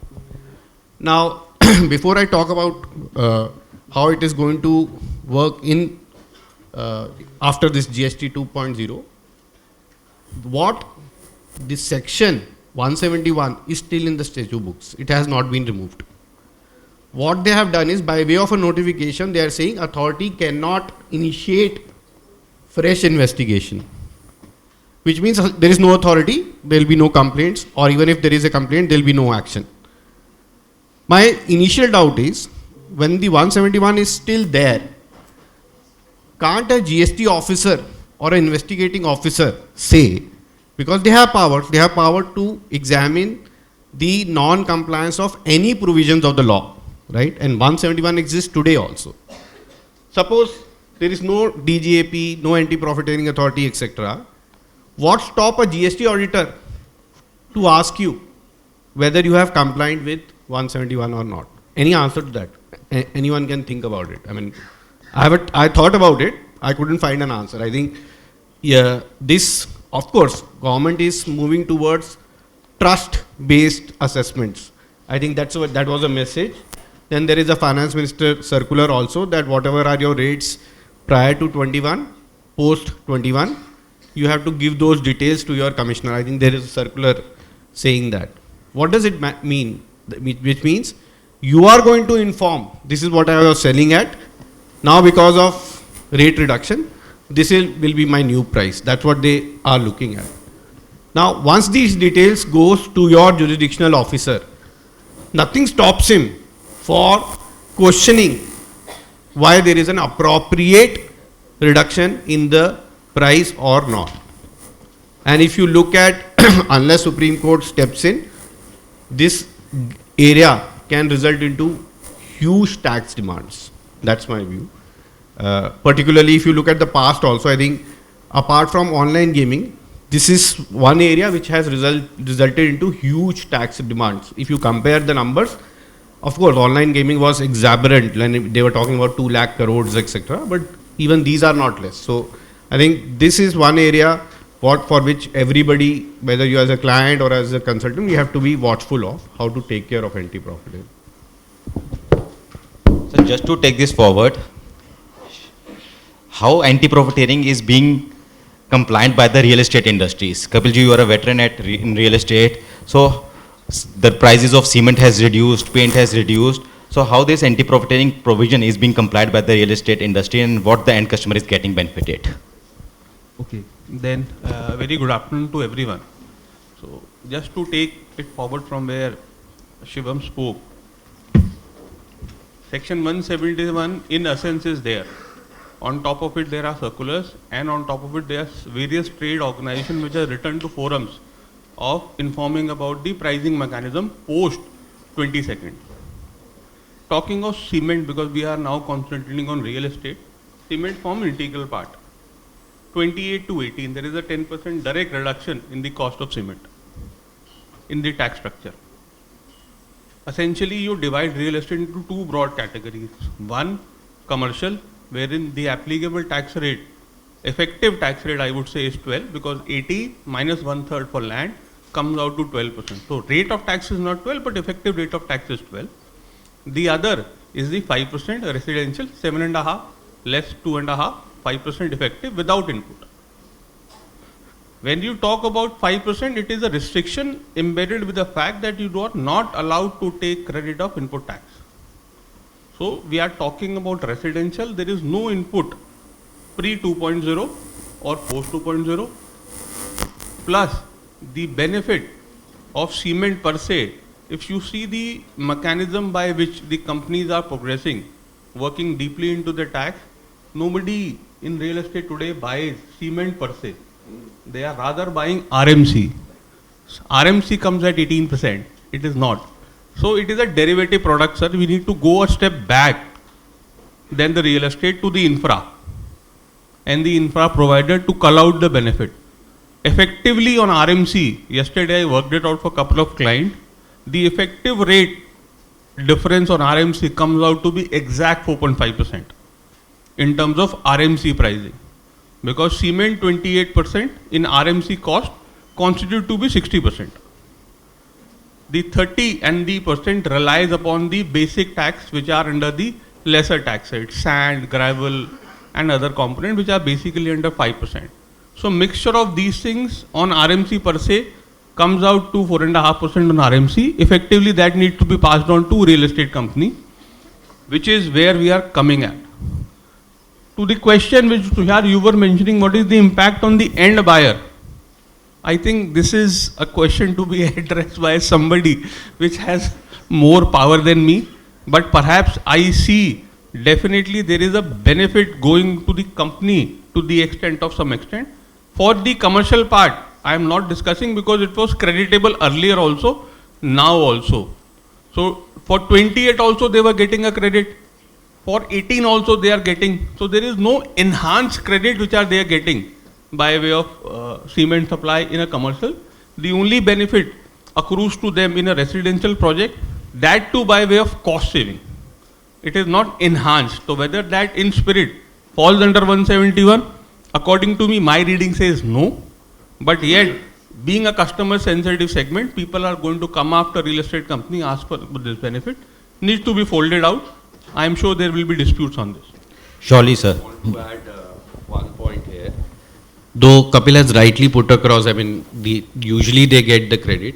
But one area of dispute which has been is after Safari Retreat, when I construct a building and give it on lease, I take the credit. Let's say, forget RMC, I don't want to complicate the example. Let's say I buy cement, I buy steel, and I construct the building and give it on lease. Prior to Safari Retreat, I think the understanding was you don't get the credit because even if you are renting it out, you don't get the credit. After Safari Retreat, there was an understanding of plant and machinery or machinery which they have retrospectively taken care of. One area of doubt is between assessee and the department is today also there are show cause notices or orders saying despite Safari Retreat, even if you are leasing it out, you are not entitled to credit, right? So, but these people have been taking the credit. So what I want to say is, if Safari Retreat is right and these people are entitled to take the credit, no problem at all, okay? Because they were taking either 28 now or 18 doesn't make a difference. Suppose they lose on Safari Retreat and whatever credit they have taken, they have to reverse. Can anti-profiteering authority come back and tell them that because earlier your cost was 28, now your cost is 18. Incorrectly you had taken the credit, that is your headache. Pass on 10% to the buyer. I mean, I'm just talking an example. I don't know how much sense I am making. No. It's completely sensible. What they are saying is effectively, by way of incurring 18% on the cement, you have saved 10%. And by taking credit of 28 and now reversing 18, you are effectively saving 10% on the tax account. So per se, that is the reduction in cost. Correct. And let's remove the lawyer hat. Let's wear the CA hat, brother. You must have created the provisions also accordingly in these matters, right? 100%. And when you have created the provision, you have hit the PNL. Correct. Your earlier provisions, let's say till 22 or 21 September would have been at 28%. Okay. Today provision when you will create at 18%. You have saved 10% clearly. You should have passed it on to the customer. Sir, the question according to me here is, effectively, are we looking anti-profiting law, which is the entire body of section 171, as a benefit by way of reduction of cost or enhanced credit? I think one has to be very categorical with the language mentioned in the section, whether are we going after the reduction to the benefit of the real estate developer, or are we looking at any enhanced benefit of tax he is getting by way of this 2.0? To me, the answer is he getting, if he is getting, sir, hypothetically, the extra credit on any account, I think I am liable to hold him by neck on any account. But whereas when we are talking of these final provision, I am 100% sure that some genius will tomorrow come up with these kind of preposition and say you are liable to pass on these benefits. I am game for this. I agree. There will be question raised on this point particularly, yes. But are we here to decide upon the benefit of account of costing or on account of increased taxes? Something we need to look into.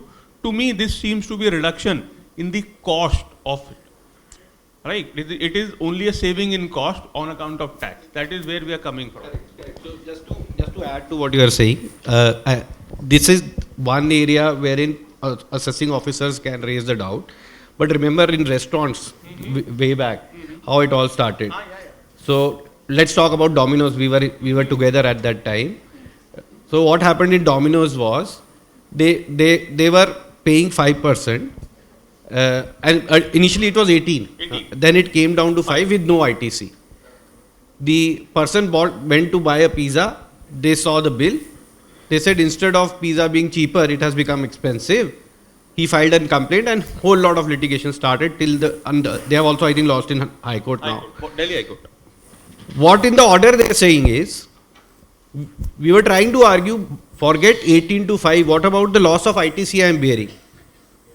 The High Court said no. Whatever is the reduction in the rate, you should pass it on. That cost you have to bear. So if I take this example into picture, then that argument of the department can help me out here. But at the same time, if we succeed in Domino's, then real estate has a problem. So this is grey area, Anilji, especially for you. So I stand corrected by my statement that my dependence on consulting will be reduced. So I am stand corrected. Consultant work will not go down, sir. Now moving on. I agree. Moving on to Nehaji. One of the transitional issue being faced by the industry is inverted duty structure. Now rates have come down from 12% to 5%. There are certain products like ice cream, 18% to 5%. Now there are two categories. One is the stock which is already lying at the distributor or the retailer. They must have purchased at 18% or 12%. Now they will be selling at 5%. If there is an accumulation at their end, are they entitled to get the refund on account of same goods being traded? Purchased at 18%, sold at 5%. Second, at the manufacturer end. Manufacturers, since the output rate at pharma industries and many other industries, it's 5%. Their procurement on account of input services, maybe transportation, maybe marketing, advertisement, is 18%. So there are certain industries wherein an effective procurement rate is 6 to 7 to 8%. Right. So what should be the best strategies for such manufacturers should adopt? So what's the overall inverted duty structure impact pursuant to this recent reforms? Thank you, Tushar. And thank you everyone for giving us this opportunity and hearing us. So in terms of inverted duty structure, I think this is one of a very tricky topic. In fact, unfortunately, I would say today we do not have much of clarity on this subject in terms of how is it going to be seen. In terms of legal metrology, in terms of how MRPs are going to be really managed for the stock which is in transition from the warehouses or before 22nd of September, of course we do have much of clarity. But in terms of inverted duty structure, yes, there is actually quite a lot of, I would say, confusion in the industry as to how would it be applied. What I feel is that in terms of the stock which is in transition, surely in the spirit of law, the benefit which was available to the assessee post 22nd of September, pre-22nd of September, should be granted to the assessee. And the effect of the rate change and subsequent effective procurement rates should only be considered post 22nd of September. So that is what my take is on this. Thank you. Thank you. Now, moving on, Anil Sahni ji, one of the biggest issue which this sector is facing, automobile sector or even aerated beverage sector, is the compensation cess. Now, there is a stock which is lying at dealers and at retailers, and compensation cess is already paid on those stock. That cannot be utilized further because your output is not leviable to compensation cess anymore after 22nd. So on those stock which is lying at the dealer end, since compensation cess benefit is not being available by the industry, whether that can be treated as a cost and adjusted towards the GST rate benefit. So what's the practical stand industry is being taken? How are you handling this compensation cess issue at ground level, sir? See, so far as the cess is concerned, yes, though for the auto industry the tax rate reduction was very welcome move, but this cess problem is actually a very big problem which has taken place, and the amounts which are involved in this entirety is also very huge, and such type of amounts are also quoted in the newspapers. So the stock which is lying at the dealer, so that is one portion of the thing. Some stocks are also lying at the company level also. So like some companies are importing the vehicles, so they may have their stock at their own end, or some companies may have like a two-layer structure, manufacturing company and a marketing company. So in those types of setups also, this stock is there and on which cess was paid, and now it is becoming a problem. So though from the auto industry side we have been requesting government that kindly consider this, because what we feel as a point to represent to the government, that look, what has happened is that a vehicle which was cleared prior to 22nd of September, let's say it was a larger car. So on larger cars the tax rate was maybe 28%, or with the addition of let's say 17% or a 20% depending on the type of the vehicle. So maybe 57 to 62% was the total tax which has been paid to the government. Yeah, the nomenclature are two different GST and cess, but overall put together 62% has been paid. 28 plus 17 or 20, so that has been paid. Now what happens that post 22nd September when it is getting sold off, now 40% is the GST rate plus 17 or 22, which the credit is not allowed. So overall tax burden on the car which was manufactured and sold to a dealer prior to 22nd September, overall tax burden will be as high as 57 to 62%. Though customer will be paying 40 because yes, today it is being sold at 40, but in the entire value chain this amount is getting added as a cost. This is a big problem. Auto industry is requesting government. I think in the morning inaugural session also this issue was raised, and Shehzad Poonawala ji, he mentioned that ye vicharon ka mahakumbh hai, and he said that whatever points come it should be represented. So as a chamber also, because associations have a lot of say, though SIAM is also doing, SIAM is the Vehicle Manufacturer Association, then Dealer Association is also there. So if we request to the government that kindly address this problem, that will be helpful. And coming to the pricing, see, as of now, because we are under representation, as of now, the prices, whatever the tax, unlike real estate, because in real estate, what happens that cement is like a input. So when there is an input going into a final output, so then whether credit was available, how it was there, you have to little bit difficult to exactly calculate. But so far as a vehicle is concerned, because it's like a manufacturer sell to dealer and dealer sell to customer, so it's a very simple chain. So as a auto industry, as of now, the entire tax rate reduction which has been announced by the government, that has been passed on to the customer, and that is widely advertised in the newspapers also, says, yeah, we are continuing representing. Sure, sir. So my next question to you is Shivam-ji. There are lots of incentive schemes which are available in India. Like if you are setting up a factory or industry in J&K, you get your entire 18% GST back from the government. So the other day I was sitting with some of the industry players who had set their industries in J&K and other places wherein there were lots of incentive schemes. 18% GST paid, they get back 18% from the government. Now the rate has reduced to 5%. The quantum of incentive has reduced substantially, and obviously the expenditure in operating that industry in that particular area, whether it is J&K or any other area in Chhattisgarh, etc., their cost is always high. So how industry has taken this GST reforms vis-a-vis the incentives which they were getting it, and what kind of restructuring generally is happening at industry level, sir? Your views on this? So before I answer that, I think this is nothing new. I mean, you remember in November 2018, there were like 120 odd products which got reduced from 28 to 18% category. Most of the products at that time in that 18% category were FMCG, and all of these companies used to have the units in Uttaranchal, Himachal, etc. pre-GST, because there was an excise exemption which was there. Then came 1st July 2017 and the exemption was taken away. They started getting refund. But as all of you know, they didn't get the full refund. So earlier they never used to take the credit, but at the same time don't pay excise duty. Then came 1st July, they could take the credit, but whatever taxes they used to pay, at that time that was 28, then in November it became 18.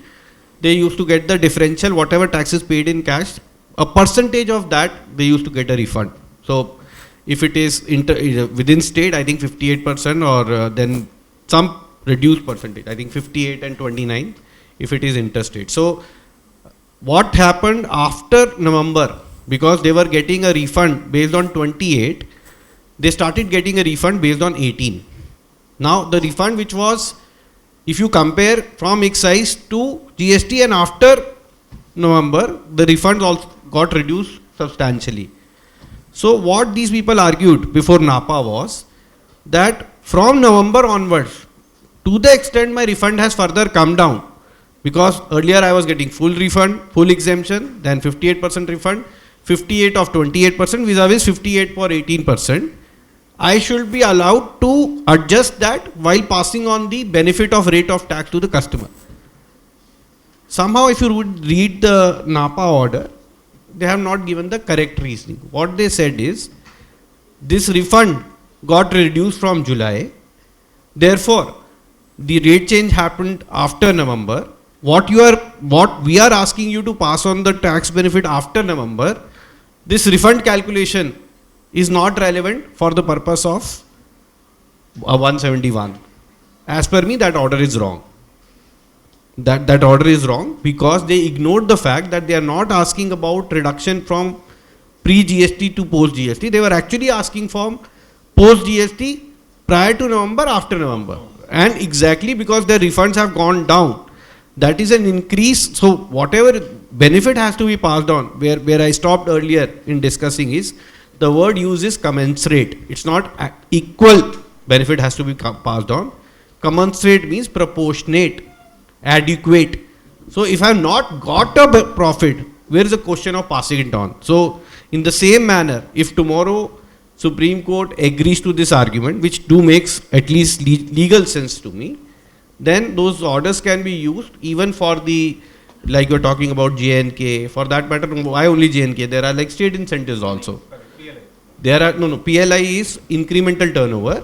I'm talking about state incentives like Andhra, Himachal, UP, specific, you based on the investment, they give you electricity exemption, stamp duty exemption. Apart from that, they give you SGST refund also paid in cash. So that SGST, so let's say if I am a pharma company or I am a FMCG company, my SGST cash payment was dependent on 18%. Now it has come to 5%. So my cash payment has come down. Probably I will have accumulation, forget cash payment. So my sense is when you're talking about passing on, all this has to be adjusted. But as I said, as we talk, this matter has to go to Supreme Court because High Court has, in fact, this argument never went to the High Court. We are still in the High Court against this Baddi or area-based problem. So once High Court agrees to that, I think that will solve a lot of problem for entire industry. As of now, industry has taken a dual stand. Some people are being conservative. They are ignoring this area-based benefits and passing on the benefits based on other costs. But some companies have, where there is a huge hit, they have taken a call.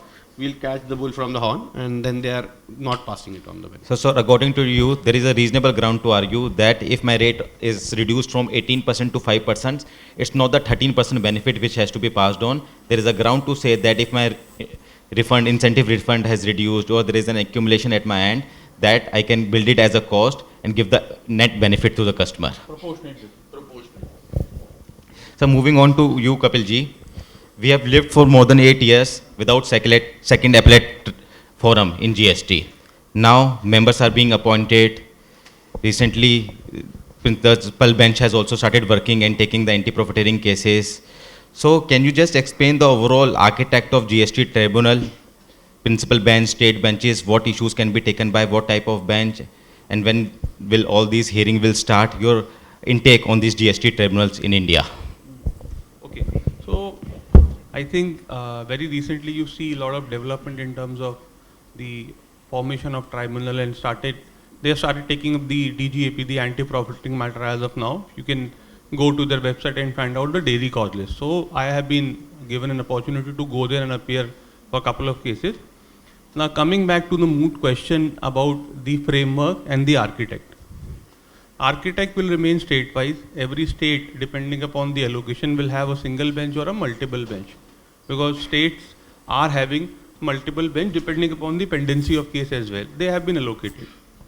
With respect to the issues about the bench, principal bench taking over cases, they have highlighted specific cases. Online gaming with respect to foreign player is a subject matter which is to be taken up by the principal bench only. Similarly, OIDR cases is a matter which has to be taken up by the principal bench only. Similarly, there are cases on other aspects. Say a particular law problem is there where there are divergent view, or an SSC on a same problem is appearing in two different states. Those matters are to be taken up by the principal bench. So they are still finding their feet with respect to formulating an architecture which is perfect. But as we know and we appreciate the part of process also, it's not going to be a very simple affair. We are going to see amendment in terms of architecture as well as procedure also, with respect to what frames and what questions are to be framed before principal bench and what are to be taken up. But yes, in the initial outset, they have identified 4 or 5 areas wherein specifically ISD is one matter of distribution which is then decided up by principal bench to be taken up by them only. We'll find this case to be added up because there are certain problems which are industry-wise, and there are certain problems which are based on the complex provision itself. So to me, rather than taking up issue, it should be the specific provision per se which has more ramification, and those principal bench is to be applicable to the other state bench. Those binding principle although needs to be refined, because today also we are seeing divergent case law among various forums. Those things, if reduced to a certain extent, will help in speeder effectively demonstration of the cases or disposal of the cases. Sure, sir. Now moving on to Neha ji, one of the proposed amendment is the change of place of supply of intermediary services. Now that will be the location of the recipient. So what's your take on this proposed amendment, and what kind of sectors will get impacted, and what are the precautions which industry must take? Right, thank you. So intermediary is, one such topic which has faced a lot of litigation in today's time. We've seen many evolution on this aspect in terms of really differentiating my business case of a marketing transaction from that of a sales transaction. It actually led to a lot of, I would say, fear in the industry while, entering into such arrangement wherein, an MNC, which is based out of, let's say, Australia, is setting up its marketing center in India, by its subsidiary in India. When they set up such marketing center in India, it does have various implications in terms of intermediary also. If, your structure is not really developed in such a fashion that it is purely showing that you're not working as an agent for your, principal business, which is outside India, it did have that impact. Courts have taken, I would say, liberal views on this. Courts have, in fact, very recently, Delhi High Court had also given various judgments which were quite welcoming for the industry, and they had really relaxed this aspect, and they'd taken cognizance of the fact that, okay, this is how, you are going to market yourself in India. And probably this move of doing this amendment in intermediary is a welcome move, and it is surely going to reduce a lot of litigation which industry is facing. It is also going to relax and probably prosper cross-border transactions a lot. There will be, I assume, a lot of boom in cross-border transactions. There will be a lot of comfort in the industries to set up their businesses without the speculation on the impact of taxes on their transactions. So that is there. In terms of sectors, Tushar, I feel all the marketing setups, all the first level of agency setups in India, they are also going to be impacted positively by this amendment. There is one aspect which surely would be interesting to see is the current set of litigation which is happening on intermediary, especially after, the whole announcement of tribunal being formed. High courts are resistant on taking your intermediary issues. It is actually leading to a lot of cash flow impact also to the assessees in India. So it will be interesting to see how is the government going to give relief on this aspect. I mean, the wish list would be that this effect comes retrospectively and all the litigation goes away, which will be, I think, too good to be true. But yeah, so that's from my side. Yeah. Certainly, we can always wish. Yeah. The only problem today is this is not a clarificatory amendment. Absolutely. This per se is only an amendment. So my take is it's very difficult to get a retrospective effect to it. I don't think so. It will have a retrospective. Please, madam, don't do that. We have a lot of cases in different forums. And we are very, very positive that we'll get through in that. None of them are intermediary. Still, there is a disputes going on. What I want to highlight is, although from the export side, I think asking an intermediary to pay tax was not aligned with the rest of the world. I mean, because it, and also against the basic objective of GST. Assuming I'm an intermediary, I was snapping a chain. So, and I was asked to pay a GST, though the effective consumption happens outside India. But at the same time, now whatever they are doing, they have done it right. That should be prospective, cannot be retrospective. On the import side of it, this will have another impact. I mean, we have been focusing too much on exports. We have to see on the import side of it. Also, those effectively those transactions used to get out of our eyesight because they were never taxed. Now, once you start paying tax on that as an intermediary, be very careful of the stand you are taking under income tax also.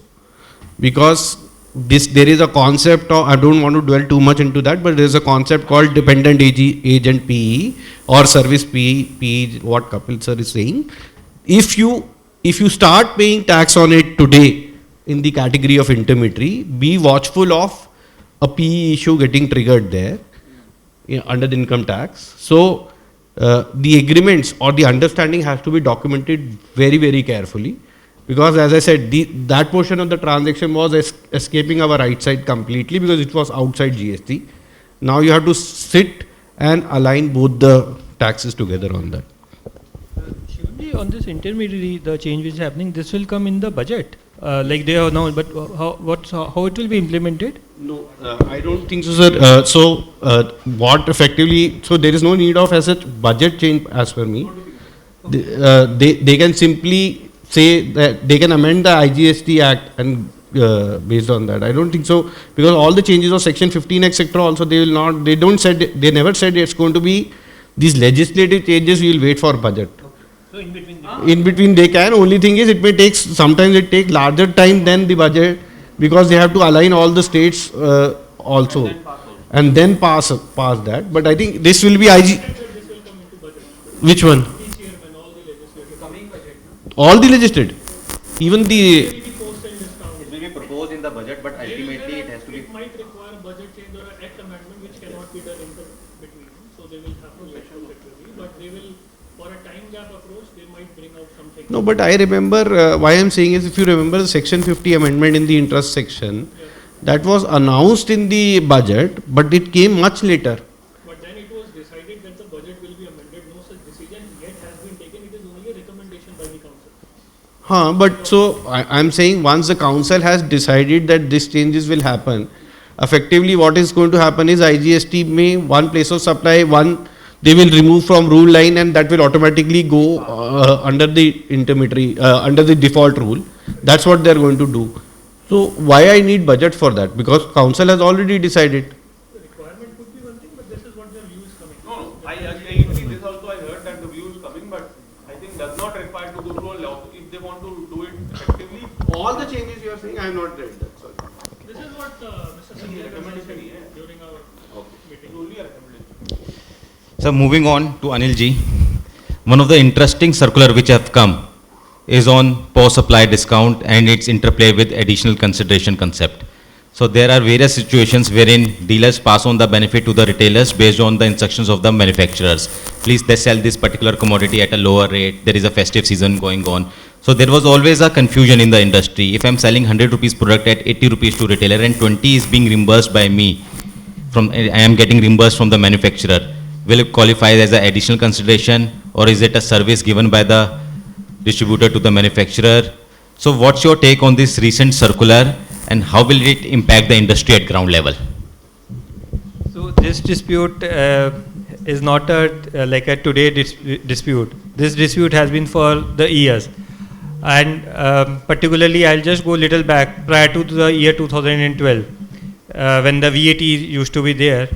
So at that point of time when the dealers were were doing the retail sale, so in their VAT assessment, some states used to raise the issue that the amount which the manufacturer says that it is like a post-sale discount, because we give some target that okay, if you are able to, let's say, buy 1,000 vehicle, or let's say you are able to sell 1,000 vehicles, we will give you, let's say, 1,000 rupee discount per vehicle additionally. So the point used to be that whether this 1,000 rupee per vehicle or 5,000 rupee per vehicle which has been given by the manufacturer to the dealer post sale, whether it will be added to the price of the vehicle when the dealer is actually selling this to the customer. So let's say the dealer is selling the vehicle to a customer at 5,50,000. In the normal course, he will pay the VAT at 550. But because 5,000 manufacturer also paid, so the VAT department used to say that you should pay the VAT on 5,55,000 and not 550. Though this dispute was going on and it was somewhat settling also, then came the year 2012 when the negative list of service tax kicked in. Because the service tax was with the center and the VAT used to be with the state. So once this negative list came, the government now started saying that look, whatever amount you have got, now this is service by the dealer to the vehicle manufacturer. This is not a part of the sale consideration. This is a service you have performed. So though the amount the nature of the amount from the vehicle manufacturer to the dealer remained always same, but the department kept on changing the stand depending on how the law was coming. Earlier they used to say pay VAT, now they said no, pay service tax. The matter went to the courts, and ultimately the courts also said no, this is in the nature of discount only, it cannot be said that the dealer is providing any service to the vehicle manufacturer. The GST came with one big benefit in terms of procedure, wherein they said that now you can issue a tax credit note to the dealer, which means that the stand which we used to say that it is a discount, now it was getting fortified with one document called a tax credit note, and the dealer was also reversing ITC, so it was like giving an image that look, it's now a total revenue neutral, we are also saying a discount, the dealer is also treating it as a purchase discount, the dealer is reversing the ITC, so there is no loss to the government. But the problem didn't ended here. Now there was a section 15 which used to say that if you are issuing a post-sale discount and if you intend to issue a tax credit note, then that discount should be known prior to your sale. Now this was again a bone of contention, because the issue is that at any point of time, we say any month end or any point of time, there will be many vehicles which are lying with the dealer. It's a dealer inventory. So he might have purchased this vehicle 1 month back, 2 months back. He is now retailing, and like in the morning session it was said, like in the festive time it happens that the dealer purchases the vehicle, he holds the inventory, and the moment the festive starts and the retail immediately kicks in. So in some cases wherein this condition was not getting fulfilled, so the auto industry used to issue what we called a accounting credit note. And on this accounting credit note, two disputes were there. Some states, or I will not say states because now it's a GST department, so whether it's a SGST or a CGST, so some department in some dealers, some state used to take a view that no, this is an additional consideration for the dealer, so you have to pay maybe 29% or 45% because it's a vehicle price. In some state they used to say no, this is like a service to the dealer. So again coming to the same point, amount is the same, scheme is the same, different stand government was taking. So we as an auto industry, we requested the government that look, this is a problem we are facing, kindly help. And not only auto industry, I understand pharma industry, FMCG, they were also facing this type of problem because their product is also such that they give these type of a scheme. We are thankful to government, and we hope that now the circular actually addresses this situation. Yes, we understand tomorrow some interpretation may again kick in that no, this word meant this, but I think, or we think as an auto industry, that the way the circular has come, they have the government has very amply clarified that one, unless and until this is there's like a back-to-back contract between the manufacturer and the end customer, this discount to the dealer cannot be held to be additional consideration. And number two, it also cannot be said to be a service unless until dealer actually performs some service, like in the dealer fraternity. Sometimes we have some like a mega sales event, etc. In those cases, yes, it is okay, but otherwise it should not be there. So I think this circular clarifies the position. Thank you, sir. Shimji, anything you want to add, as you have worked extensively in designing such kinds of schemes for the taxpayers?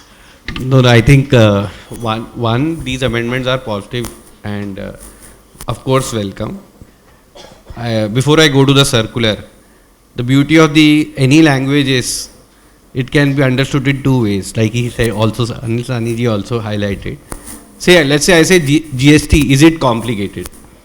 GST, is it complicated? Could be a question, or like my expression to say yes, it is. So I mean, interestingly, I have two broad doubts on this amendment. So it has taken care of ITC reversal, etc. I have no problem. One, when they are saying initially the provision used to say the discount should be pre-agreed before the supply is made, right? Now they are removing the word it may not be pre-agreed, right? That's what the amendment is. So my only doubt is, suppose I'll not take an example of automobile. Let's take an example of pharma, because my another friend is sitting down, so he will. So let's say I am selling medicines to a distributor, right? and there are schemes which are known prior to the supply is made. No problem at all. Suddenly one fine day, my friend decides that whatever sales I have made from January till date, which is 22nd September, I will give 3% additional discount to the dealers. Now if I talk about pre-amended provision, they are not entitled to any deduction. This is not possible. Now if I talk about post-amendment, of course, because there is no requirement to have it, a surprise discount will also get passed on. My only problem is the use of the word discount. Because if you look at how it all started from Bombay Tire International, sir, and how the law has progressed, the tax officers are also have learned the law hard way from excise regime. They will say that the courts have held discount should be something which is available to everybody. Discount should be something which is known prior to the supply is made or the sale is made. The term, when they use the word term discount, even if the provision do not require pre-agreement between the supplier and the distributor, this reduction I will not allow. That's one doubt which is there. So far as additional consideration is concerned, or third party consideration is concerned, or subsidy is concerned, I think that has been a doubt since day one. I mean, they brought a circular in the past which was against, saying that everything, whenever you induce or give money to your dealer to sell it at a price lower than the price which he is selling to the customer, that will be added as an additional consideration, which, for price support, which they later on withdrew. Now this circular is again, though meant to clarify, but to my mind is confusing, because what they are saying is it will be added as an additional consideration only when there is a clear understanding that there is an understanding that the customer knows that he is going to get this, or there is an agreement between the customer and the brand owner. Then this will be added as a, let's say, as a discount. Suppose, I'll give you an example what they are trying to say. Suppose Daikin says all the members of PhD will get additional discount of 5,000 rupees if they decide to buy the AC. You go to the dealer, you show that I am a member of PhD, he sells you an AC, normally the AC is, let's say, 35,000, he sells you an AC for 5,000. Now, can such type of advertisements be understood as an agreement between a dealer and Daikin and the members to call it as this 5,000 will be added as the third party consideration in the hands of the dealer? Till now, at least there was some doubt. If I use the understanding of the circular, it means it has to be taxed in the hands of the dealer. I mean, that's my vague reading of it. But of course, there are always two sides of same coin. It has to be seen how the department is going to do it. Very interesting issue, sir. We are already running out of time. Last 2 minutes remarks from Kapil ji and Neha ji, so that we wind up our first technical session. Over to you, Kapil ji. Closing remarks. I think closing remark in terms of technical or? Anything, sir, on these recent reforms.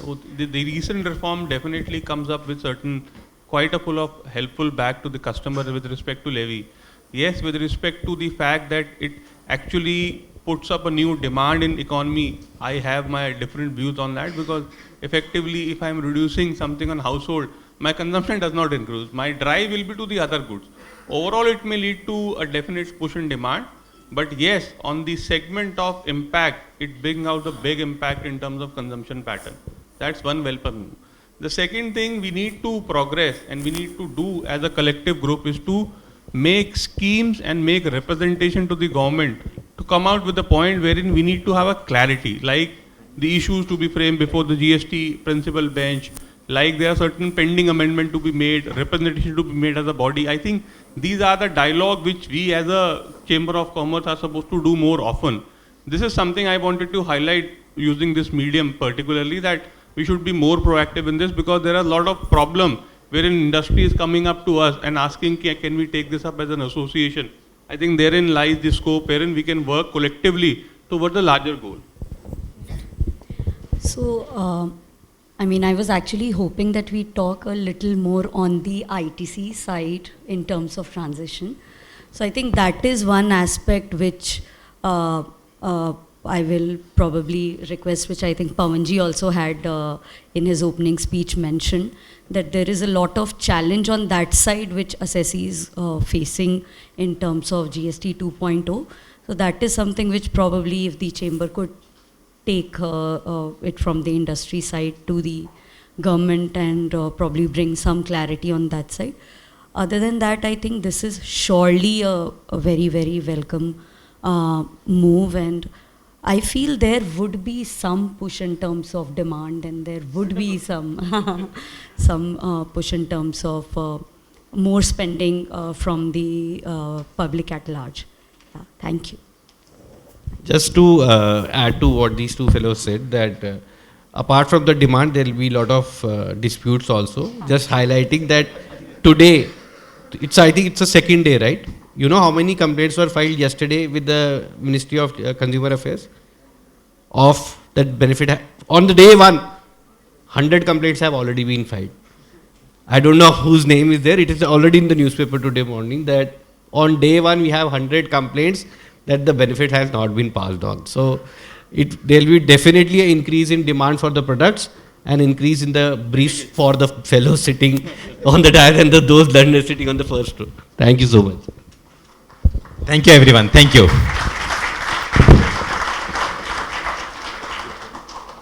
Thank you so much, all the panelists, for having a deliberation on this important topic.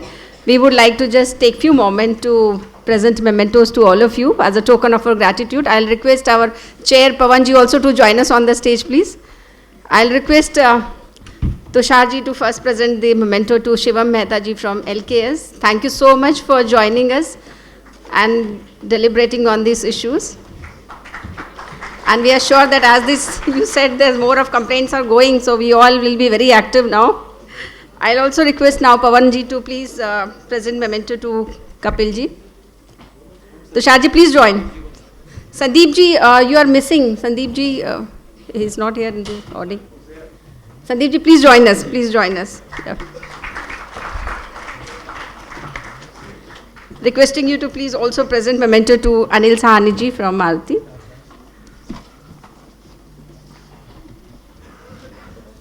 Sandeepji, please join to present this memento as a token of our gratitude. And last but not the least, to the important lady today, so requesting you to please present memento to Neha ji. Thank you so much all panelists for joining us. Please don't go away, we'll have a group photograph also. Thank you so much. May I request all the panelists to please join for the group photo. If you can just move forward, I think that will be good. Come forward. Anjali, first we have a group photo.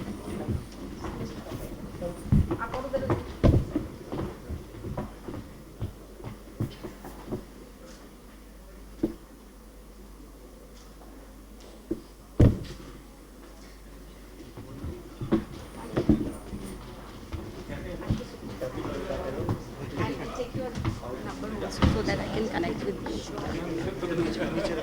So now we'll begin with our next panel. Our next technical panel is for the GST enforcement, litigation and dispute resolution, challenges and navigation ahead. This is another very important topic to discuss. And we have with us, may I now request Gurmeet Singh ji from the Mankind to please join us on the stage. Rajesh Kumar from JK Paper. I hope he's here. Yeah, please join us on the stage. Avinash Podaji from Ashwa Legal, requesting you to please join us. Our chair Pawanji is already there. We are waiting for Sudipto Bhattacharya ji from Khetan and Company to join us.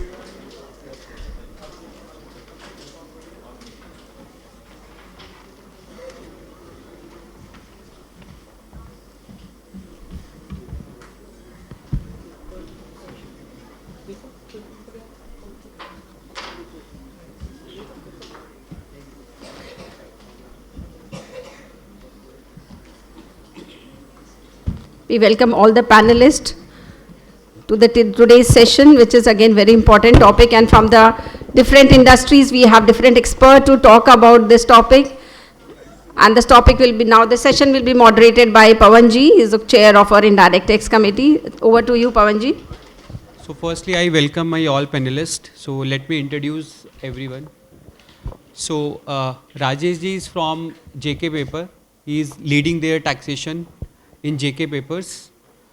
And Avinash ji, very well-known personality. कुछ समय तक तो गुजरात की शान रहे हैं. ये Gujarat high court से अगर आपको लैंडमार्क जजमेंट्स उठाने हो तो इनके नाम ज़रूर मिलेंगे.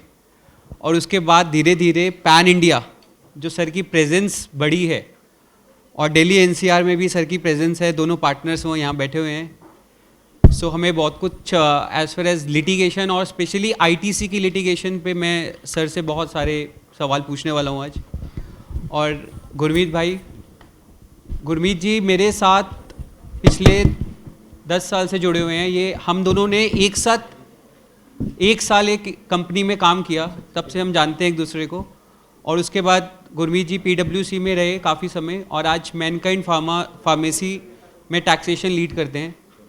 सो we welcome all panelist. Please have a round of applause for all of them. So sir, मैंने जैसे कि ओपनिंग स्पीच में एक रेफरेंस दिया, this Friday itself Justice Manmohan Singh का एक कमेंट आया. उसमें कमेंट ये था कि if you want to achieve 2014-7 developed economy, so the officer should be मतलब उनको जो है उनका स्ट्रक्चर एकदम चेंज करना पड़ेगा जो आज की डेट में हाल है. एंड उन्होंने बहुत एक स्ट्रॉन्ग लाइन भी बोल दी कि the wealth creators are considered as thieves by the tax department. Right sir, आप इंडस्ट्री में हैं, डे एंड नाइट ऐसे इश्यूज फेस करते हैं. आपकी मेरी मुलाकात भी शायद पहली बार तभी हुई थी जब आपको एक एडजुडिकेशन अथॉरिटी परेशान भी कर रही थी. तो आपको आज क्या लगता है कि आज इनका माइंडसेट कैसा है और क्या चेंज हमें बहुत ज़रूरत है? आई थिंक ये बहुत लंबे समय से डिमांड है, तो आपका क्या इसमें रहेगा sir feedback? First of all, thank you, Pawanji, and PhD for giving us this opportunity to represent our grievances, our pain areas through you to the government. Pawanji, yeah, I remember that we met first time when we went to this Delhi GST Redressal Grievance Committee. Even though they were very keen to listen to us, but we didn't find any solution from them. If I'll tell you my personal experience, then I went to the officer. He says that I cannot revise my order. That is only out of this thing. What you say that why he don't want to revise his order? He don't want to help the taxpayers. He want to have more litigations. One simple matter that if I made a mistake in filing the GST return, I am penalized. Crores of demand of crores of rupees is being imposed on me. I am forced to go to the High Court. So is it government wants to increase the litigation, or government wants the businesses and industries to work in a free atmosphere, in a ease of doing business, which is the one of the pillar of the government, which is one of the pillar of this GST 2.0 reform? So to my mind, these officers have not changed their mindset. They are working in a same old fashion that what I am doing is correct. So these things should be improved. The government should bring out with some of the amendments or this thing that there should be some review system. That order passed by the authority or adjudicating officer should be reviewed, whether it is a proper order or not, whether taxpayer is harassed or not, whether taxpayer is getting any benefits or not. This is my view. Right. So Avinash ji, carrying with this question, I am adding one more point for you. आज की date में ITC एक बहुत बड़ा, जैसे sir ने बोला कि seamless flow of credit is in India, वो सिर्फ शब्दों में है जहाँ तक आप दिन रात लिटिगेशंस हम कर रहे हैं. सो एक बहुत बड़ा पेन पॉइंट है इंडस्ट्री का कि अगर सप्लायर ने टैक्स पे नहीं किया सो बायर को क्रेडिट नहीं मिलेगा. बट उसके साथ एक और एड ऑन पेन पॉइंट चल रहा है कि retrospective cancellation of the suppliers registration, and हमें रीज़न भी नहीं बताया जाता. We have never been told in any show cause notice कि उसका रीज़न क्या है.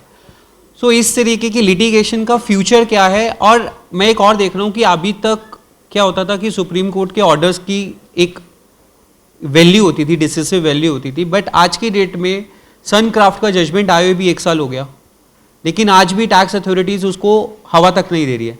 So what's your takeaway on this litigation along with the mindset of the officer कि किस तरीके से इस तरीके की लिटिगेशन का फ्यूचर क्या है, एंड हमें अल्टीमेटली बेनिफिट मिलेगा नहीं मिलेगा, क्योंकि बहुत सारी लिटिगेशन चल रही है इस इशू पे. First of all, thank you for considering me as a panelist for this panel. Now, the question is, I'll say, very broad. And the answer, the short answer can be, this issue is sub judice. We advocates learn one thing, that once something is sub judice, we need not speak in public forum. But anyways, I am taking this liberty with this PhD Chamber of Commerce that I'll share my view. Yes, certainly you are right that there are a lot of litigations which are going on and revolving around either 16(2)(c) or maybe the retrospective cancellations of the registration. Lot of arguments are going on, but one thing is very clear. Social media has taken away all the beliefs of the judges, I would say. They have started believing that whenever there is an allegation of a bogus invoicing or a fake invoice, or maybe the retrospective cancellation is on account of the fake invoicing rackets and all, they do not lay their hand on that matter. They will simply say that we do not want to be the party to this litigation, and therefore either you withdraw the petition or otherwise we will give a negative order. That is what is the mindset of the judges as on date. And you rightly say that yes, Suncraft has been a judgment which of Calcutta High Court which travelled up till the Apex Court. But unfortunately, Apex Court again have denied to lay their hands on the matter, and they have simply if I am not wrong, it is on the time barring wherein they have. No, in that order they said you check the documentation, you check the authenticity. If you found everything is okay, you should pass on the benefit. Correct. In the Supreme Court they said, but despite this, they are not checking the documents. They are simply saying. Your supplier has not paid the tax and we will not give the benefit. So the reason is,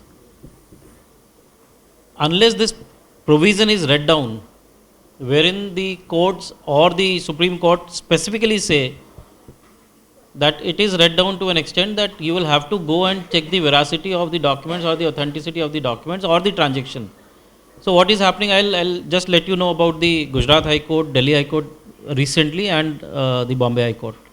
What they are doing is, the courts, they are not trying to indulge into the matter to the first extent, to the first level. They will not indulge. In case you force them or you persuade them to indulge into the matter, what they will do at the most would be, they will try to find out a way and remand the matter back. But they will not entertain the merits of the matter.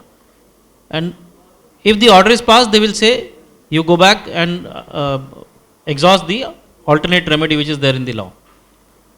So the question here is whether the writ court can entertain or should entertain this matter. So my reply would be, they should entertain, but to the extent of virus. They have to read it down. Unless it is read down, on record I'll say this. In 2021, we were arguing this matter of 16(2)(c) before the Gujarat High Court when Honorable Justice Pardiwala was there. He was listing the matter. It is there on the YouTube because we are live from 2021. Honorable Justice Pardiwala has clearly said that I am going to read this provision down. Unfortunately, the other side has sought time and thereafter the elevation came and things are pending as on date. So therefore, the only solution would be to read it down. Calcutta High Court has not read the provision down. Neither in LGW Industries nor in Suncraft or nor in any other matter. So I would say when it comes to 16(2)(c), reading down is extremely important. Otherwise, the same will continue and we'll have to fight before the appellate forums. And unfortunately, the appellate forums do not have the locus to decide on the merits. When it comes to virus, they cannot decide on the virus. They will decide on the merits and there they will go into the documents and look into the veracity of those documents. And when it comes to the retrospective cancellation, I believe we all are aware that there are a lot of judgment which says that if you have purchased and the purchases are bona fide and there is no allegation or there is no, like you are unable to prove that there was any arrangement between the buyer and the supplier, then in that case, if the connivance is not there amongst the buyer and the supplier, then I am of the view that these matters at the appellate forum, specifically at the tribunal level, will be settled, because then the courts or the tribunals will appreciate that since the purchases are bona fide and the other side who has the burden to prove is unable to discharge the burden, they are unable to prove that yes, there was a connivance between the buyer and the supplier, I am of the view that the benefit will be passed on to the supplier, and there will be this will give finally the rest to the entire litigation or the entire dispute. All right. So, Gurmeet जी, अभी पूनावाला जी और हमारे यहाँ panelist GST reform 2.0 की बहुत बात कर रहे थे, बट मैं आप सबको बता दूं, मुझे लगता है गुरमीत जी ने ऑन द ग्राउंड बहुत मेहनत की होगी, क्योंकि ये मैनकाइंड फार्मेसी, मतलब फार्मेसी का तो सब कुछ उथल पुथल हो गया, if I am correct, right? So जैसे सरकार की उम्मीद है कि ये बेनिफिट पास ऑन हो, लेकिन अगर आज हम देखें तो मेडिसिन आज रिटेलर्स के पास भी है, होलसेलर के पास भी पड़ी हुई है, and government wants the manufacturers to ensure कि benefit should pass on. So how you are ensuring that you can guide the audience also कि ये benefit हम मतलब कैसे जो wholesaler और retailers हैं उनको कैसे educate कर रहे हैं ये benefit pass on करने के लिए. So this is we want. Yeah, thanks Pawan and PhD House for having me. Very good afternoon. So very valid question, Pawan. See, with this reform, I would like to say that the government has clearly shown their intention that they can deliver on their promises. I'm sure if, just 6 months, 7 months back, if anyone of you could imagine that we can have a two-rate structure, but this is a major move. At the heart of these reforms, what lies is that government is still thinking, and they have done it, that now we have a two-rate structure. I'm not talking about the 40 and the other, 0.75 or 3% for the gold, but so this is very good. Now coming to the question that, see, if you think from the government perspective, they have only the manufacturer to hold, because the companies like ours, by the way, it is Mankind Pharma. Okay. So the company like our size, we have what some 40,000 distributors and retailers. If it is difficult for us, how can you imagine that the government can go down to the level of retailers and distributors to ensure that the benefit has been actually passed on? So point number one, that it is a collective responsibility. Companies across FMCG, auto, pharma has done a lot. They have invested a lot specifically to ensure that the benefit should reach to the consumers. You pick any newspaper since last 10 days, you will find an advertisement of one company or the other. We have done a social media campaign. We have informed through webinars. Each and every company has done a webinars for their C&Fs and everyone to ensure that these benefits should pass on. Now, IT related changes the MRP in the system. And considering the hardship also, government in all its wisdom has now released, they have relaxed the condition that the stickering or a relabeling needs to be done on the FMCG packs, on the pharma packs. Because in the very first meeting, if you guys have recalled, or if you can recall, in the press conference, the government clearly stated that we are not enforcing anti-profiteering provision. What we are doing, we are relying on the commitment from the industry that yes, we believe that you guys are going to pass on this benefit. Still, it is very difficult, to the end consumer, because you have tier 2, tier 3 cities as well, where people are not very educated at what is happening. But this is what, the companies are doing. And yes, the mammoth, the task is, it has taken a lot from the companies as well, a lot of energy and resources has went down, to get this implemented, because this is not a simple change. The entire pharma sector, 92% of the entire pharmaceutical portfolio has come down from 12 to 5. So this is a very big change, and this is what all we are doing.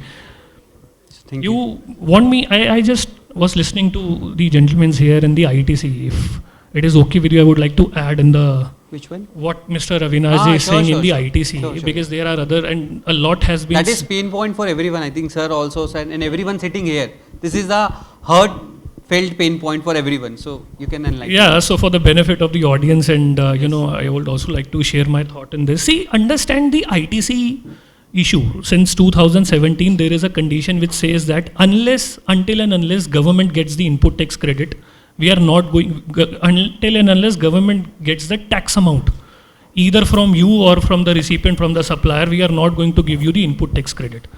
Now understand what is the alternative. Is there any alternative? From the government perspective, industry can implement anything that they want. I mean, they can have a channel vendors divided between green channel vendors or a red channel vendors. A red channel vendors, you can only say that I will only pay you the base amount.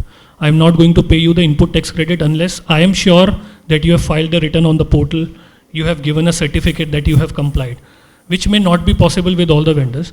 What I was thinking and deliberating all this time, that what is the alternative from the government? And the similar restriction has now been placed in the credit note as well. It is not now only in the invoices. From 1st of October onwards, section 34 will be amended, stating that unless the recipient has reduced or reversed the input tax credit, the supplier will not get any opportunity or any benefit to reduce its liability. Now understand, if a company like ours have 40,000 distributors or retailers, till what extent you can go and ensure that the distributor or retailer has reduced the input tax credit? IMS can help, but how will you ensure that? So this compliance per se inherently is largely based on whosoever is more compliant, and the government will put more restriction on that person only. To my mind, as of now, I do not see, because this was the pain area for government as well. Supposedly, I am issuing a credit note outrightly, and I am reducing my GST liability. What if government is not getting any benefit because the recipient has not reduced the input tax credit, and it is a GST credit note, not a commercial credit note that I'm talking about. So government also does not have any mechanism. Therefore, I think the manufacturers, the big companies are the guinea pig. But this is how is it going to be? As of now, I do not see any alternative, any certificate, etc. Because the moment government takes any step, it will put more compliance burden on the manufacturer as well. They have recently rescinded the circular where you can actually rely on the CA certificate. That is going to be rescinded. That is what council has recommended. And I think from 1st of October, this is what is going to hit the the companies the most. Thank you. So Avinash ji, question from you. There is a recent Supreme Court judgment on Section 6, Armor, I think, right? So to me, they have given the strength to the double sword of the tax department, right? So अब आज उन्होंने बोल दिया कि inquiry and the proceedings are two different, and they have put a stamp on that. So आज की date में उनको अब ये फ्रीडम मिल गया है कि पहले सब कुछ कर लेंगे, फिर वो डिसाइड करेंगे कि ये सेम प्रोसीडिंग्स है कि नहीं है, सेम फाइनेंशियल ईयर है कि नहीं है, सेम इशू है कि नहीं है. सो आप इसको कैसे परसीव करते हैं, कितना ये इंडस्ट्री के लिए डिफ़िकल्ट होने वाला है? बिकॉज अब तो सुप्रीम कोर्ट ने भी इस पॉइंट पे स्टैंप लगा दी अपनी. Why you are asking me those questions?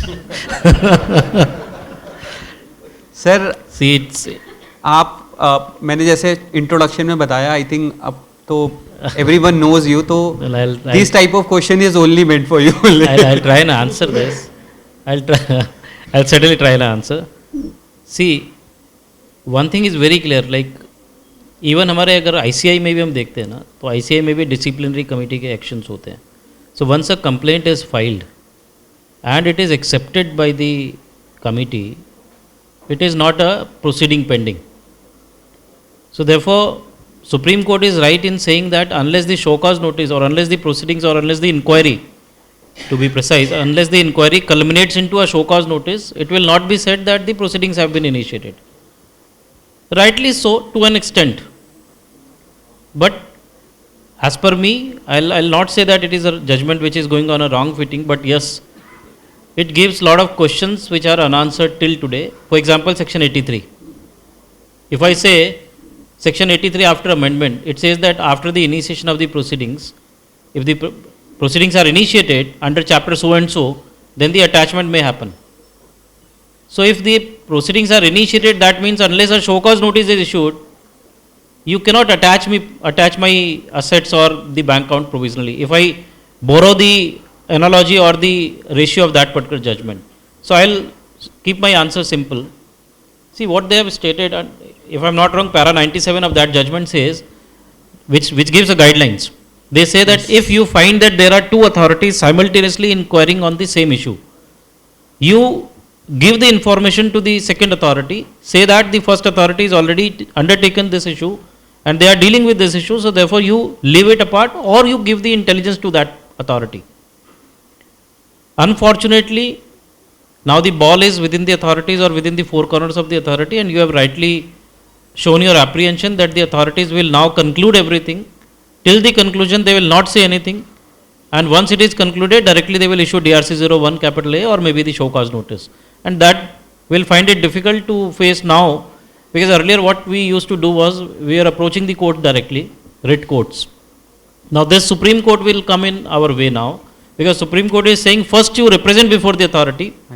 If the authority do not take any action, then you go to the writ court, otherwise not. So that will now certainly come in our way, and to an extent section 83, and there are a lot of some such other provisions which will be, I would say, triggered because of this. Because if I borrow, I'll put it simply, they say unless a show cause notice is issued, proceedings are not set to be initiated.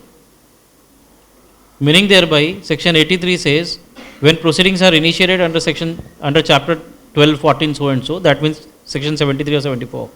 So unless they issue a show cause notice, they cannot attach my bank account. So that is an analogy I'll say, I'll take from this judgment, which is not right. So Rajesh ji, industry faces the heat of the investigation authorities. Right. तो अब जैसे supreme court ने बोल दिया है कि जब तक ये डिसाइड नहीं होगा जिस स्टेज पे कि वो सेम प्रोसीडिंग्स है, तब तक तो कुछ अभी हाथ में है नहीं. बट मैंने देखा एक डीजीजीआई की प्रैक्टिस है कि जब वो आते हैं with one single point on their file, वो बताते भी नहीं है हमें, but they come with only one single point, but they ask document दुनिया जान के, right. And when they conclude the proceedings on the closure report, they write only that particular issue based on which they have initiated the proceedings, right sir. तो अब क्योंकि Supreme Court is now in our way of all these, so they can initiate the parallel proceedings. So being an industry or the company, और हम कैसे ensure करें कि जो हमने डॉक्यूमेंट दिए हैं और जो इंक्वायरी उन्होंने हमसे जितने क्वेश्चंस किए हैं, so I just want to enlighten the audience कि कैसे इंश्योर करें कि हमें अगर वो सेम इशू दोबारा रेज हो तो हम अपने जो हमने सबमिशंस किए हैं उसके बेस पे हम ये बता पाएँ कि ये सेम प्रोसीडिंग है at the initial level itself, because court has given the freedom कि भैया जब तक उनको पता नहीं लगेगा तब तक वो करते रहेंगे. So what precaution we should take? See, in my view, whatever document you will give to the officials, they will definitely question it. So what our stand should be that we should give all the documents whatever relates to the particular issue, and try to convince the officer that these are the documents and we are genuine taxpayers, we are complying with all the procedures, we are complying with all the compliances, etc. See, you cannot stop any officer from asking any question. Even though they have asked only one question, they can come on to number of questions also. So you have to restrict to them that what show cause notice or what questions you have raised, you should be restricted to that only. But practically this doesn't happen. So we have to somehow convince them with all the documents that whatever you are asking, with all the detailed, after digging all the papers, after doing in-depth analysis, we should provide them document. Otherwise what will happen, this is a never ending job. This will keep on going, they will keep on asking questions till the time, the last day they will issue the show cause notice. Right. And in between, all the industry persons, all the professions will keep on struggling with the documents which needs to be submitted to them. So our endeavor should be that we should be very specific, we should be very thorough in our replies, and all the everything should be supported by the justified documents. Thank you. So we also welcome Mr. Sudipta Bhattacharya ji. He is also a leading advocate and partner of Khaitan and Company. So sir, जब हम inaugural session में थे और इससे पहले वाला जो technical session चल रहा था, वहाँ एक बहुत interesting point raise हुआ. We have raised also to Mr. Poonawala regarding compensation cess, right? So compensation cess, now the CBIC in last meeting they have called the PSD also, and we have raised this point to them also, and he was very clear that see, in the past also, as far as education cess is concerned, we have not given the credit to the industry. So this time also we will not give the benefit of the accumulated compensation cess which the industry have. So what's your take that whether this thing can be challenged before the courts, or what benefit we can receive from the courts in this regard if the government will not accept our representations? So let me give a slightly longish answer to this. आपने education cess वाली बात करी, which is the precedent here. Right. तो 2015 में जब education cess abolish किया गया, you would recall Delhi high Court में immediately case file हुआ था where by COAI, where they said that allow us to use this credit that is sitting against my output service tax or excise duty. Delhi High Court rejected it, saying that नहीं ऐसा नहीं हो सकता because NVAT credit rules में there is no provision for cross utilization, तो हम allow नहीं करेंगे. वो matter गया Supreme Court में, आज भी वही है. There is no stay on the Delhi High Court order. Then we look at when GST came in, there was a lot of dispute in terms of ये eligible duty है या नहीं, education cess का जो balance था, उसको transition कर सकते हैं या नहीं. मद्रास हाई कोर्ट में I think all of us would have read the judgment. First single bench Sutherland ने बोला कि बिल्कुल कर सकते हैं. Division bench overruled it. Division bench ने स्पेसिफिकली बोला कि वेस्टेड राइट वाला जो आर्ग्यूमेंट हम लेते हैं हमेशा, हाँ इसमें भी लेंगे, जरूर लेंगे, पर they didn't agree. They said that it's not a vested right, it's a concession. And if the law, if the cess is dead from 2015, how can it be eligible duty that can be transitioned? Sutherland भी आज की तारीख में Supreme Court में है. There is no stay on the Sutherland judgment either. तीसरा अगर हम देखें कृषि कल्याण सेस, कृषि कल्याण सेस में कई सारे सेस्टैट जजमेंट्स थे जिन्होंने कहा कि इस कृषि कल्याण सेस का रिफंड मिल जाना चाहिए वीसावी आई मीन जीएसटी में ट्रांजिशन होने के बाद. Then I think Muthoot Finance का केस था केरला हाई कोर्ट का, where Kerala High Court said these are all erroneous judgments, उस पर नहीं मिलना चाहिए. उस पर भी अभी और लिटिगेशन जारी होना है. तो ये सारा मतलब लैंडस्केप हमें ध्यान में रखना पड़ेगा when we go to challenge compensation cess. देखिए चैलेंज तो करना ही पड़ेगा. I think CBIC is very clear कि इसका बेनिफिट तो नहीं देंगे. आपके पास डाउन साइड क्या है, या तो आप गिव अप कर दो या लड़ो इस चीज़ के लिए. तो I think specially for those companies जहाँ पे अमाउंट सब्सटैंशियल है, इसमें लड़ना ही पड़ेगा. But let's fight with very tempered expectations. Arguments क्या होंगे? आर्ग्यूमेंट्स आपके वही है कि एक बार अगर मेरे क्रेडिट लेजर में आ गया कॉम्पनसेशन से on the date that I got it, it is eligible credit, it was eligible credit, and once it is eligible on the date of receipt, it is vested. You cannot arbitrarily take it away. Now this ground obviously has to be litigated before Supreme Court. Arbitrariness का ground है कि आपने बंद कर दिया, but that is your policy decision. अब तक का जो accrued है उसको आप कैसे ले सकते हो? And you know there is an argument under GST which Supreme Court has not found favorable, but I guess it will come up again, that credit is a pillar of a value added tax regime like GST. तो इसको थोड़ा सा आपको मतलब while it's easy to say it is merely a concession, but थोड़ा सा आपको तवज्जो ज़्यादा देना पड़ेगा. तो these are the three arguments. If you ask me how hopeful am I that at a Supreme Court level or a high court level we might get relief, but ultimately at a Supreme Court, if you look at VKC Footsteps judgment, if you look at Bharti Airtel, bar Supreme Court has gone very strictly by the letter of the law rather than the spirit when it comes to things like credit etc. तो I am not very hopeful. लड़ना है obviously because like I said आपके पास option क्या है, but go with tempered expectations, and these are the arguments that I mentioned. So Avinash ji, being a litigator also, what's your views that whether we should reverse at this stage or we should keep it, and as the sir said, we should argue it on these grounds? What's your takeaway on this? So far as reversal is concerned, I will say there are two limbs of it. One is that I have a balance without stock, and that needs to be reversed. So if we are not going to fight, then obviously we have an option that we need to reverse it and expense it out. The other is that in case we have stock, then whether reversal is required or not. Or in case the compensation, because yesterday only we were deliberating on this and huge deliberation happened, 18.4 will be applicable or not. For example, vehicles or any that product wherein the compensation has been now classified as a nil rated. So whether that will fall into the exempt supply, and if it is going to fall into the exempt supply, then whether 18.4 will be triggered and the reversal will be required or not. So this is a larger question, I would say. To be precise, I will say 18.4 will not be triggered and therefore no reversal will be required. And so far as, in continuation with what Sudipta ji is saying, I will also say that yes, prima facie I am of the belief that this will not be refunded back, neither it will be refunded back nor the government will work out anything, because they will simply say this compensation cess was a pool that we were trying to create for compensating the states which were in losses. So now you cannot ask the amount to be refunded back.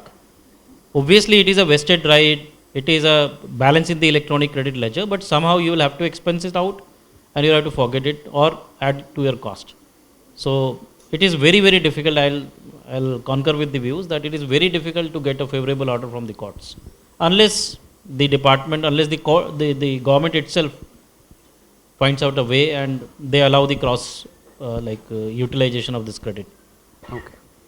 So Gurmeet ji, pharma industry में जो जिस तरीके से massive change हुए हैं rate of tax में, so you may have faced some challenges also. So what you expect that on what peculiar points the government should come up with the clarifications which you are currently also facing or your wholesaler or distributor are also facing. So what you are expecting, as Mr. Poonawalla also said कि जब आपका मंथन का रस निकलेगा तो आप हमें present करना. So we can also highlight the issues here and to the government also. So पवन, मंथन का रस निकल चुका है और यज्ञ में आहुति भी पड़ गई है. ठीक है. So the biggest pain point which the pharma were facing earlier as well before this 2.0 was the inverted duty structure. So inverted duty structure is that my input is at 18%, I am selling at 12, so that delta of 6% was always with me as an input tax credit. तो अब ये जो difference है ये 18 और 5 का हो जाएगा.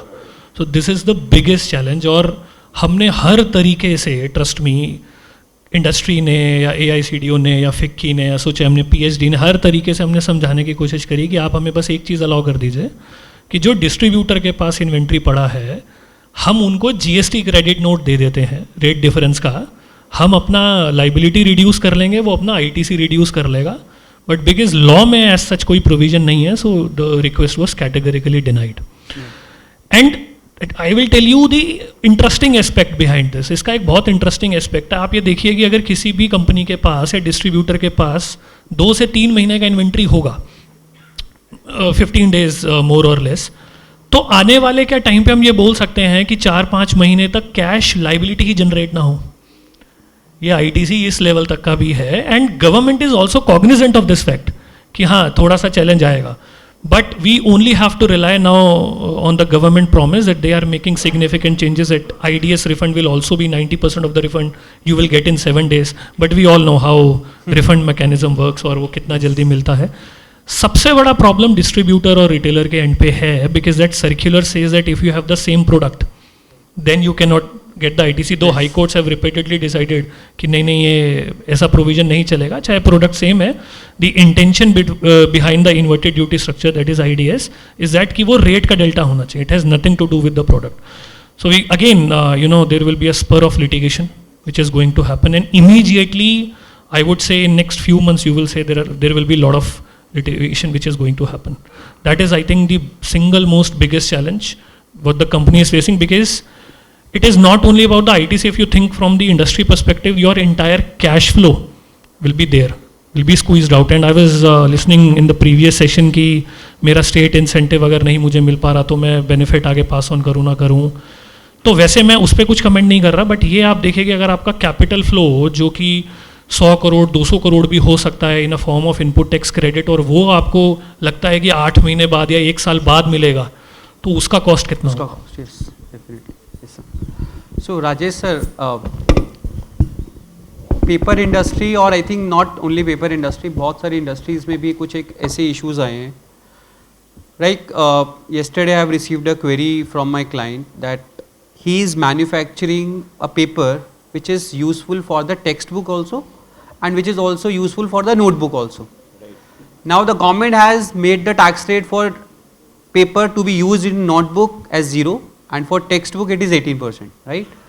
And there is no mechanism under the law to ensure the tax rate on use based.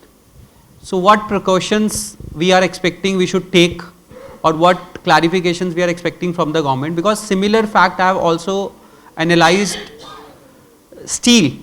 If it is meant for manufacturing the ship, then it is 5%, otherwise it is 18%. So I have also received a query for opinion that we are supplying steel to the manufacturers of the ship, so what we should do? So what's your takeaway on this peculiar issue? So Pavanji, this use based GST rate, we were also struggling that how we will implement this. So I'm going to tell you that this paper PhD is using, it's going to be costly. Why? This for textbook, not only this textbook, there are 4 categories: textbook, graphs, and there are 2 other items, this laboratory paper and notebooks. And notebooks. Since GST rate has been reduced to 0%, nil. So I have to reverse my input tax credit. Yes. So that is going to be a cost to me that I have to pass on to the ultimate consumer. So in the previous technical session, I was hearing that there was some high court decision, though no, you have to, GST has been reduced, so you have to pass it on. But ultimately, no businessman will do it. Now coming to this use base, so recently this post supply discount clarification has come that you can do it. Nothing is doing, you don't need to this taking this declaration CA certificates.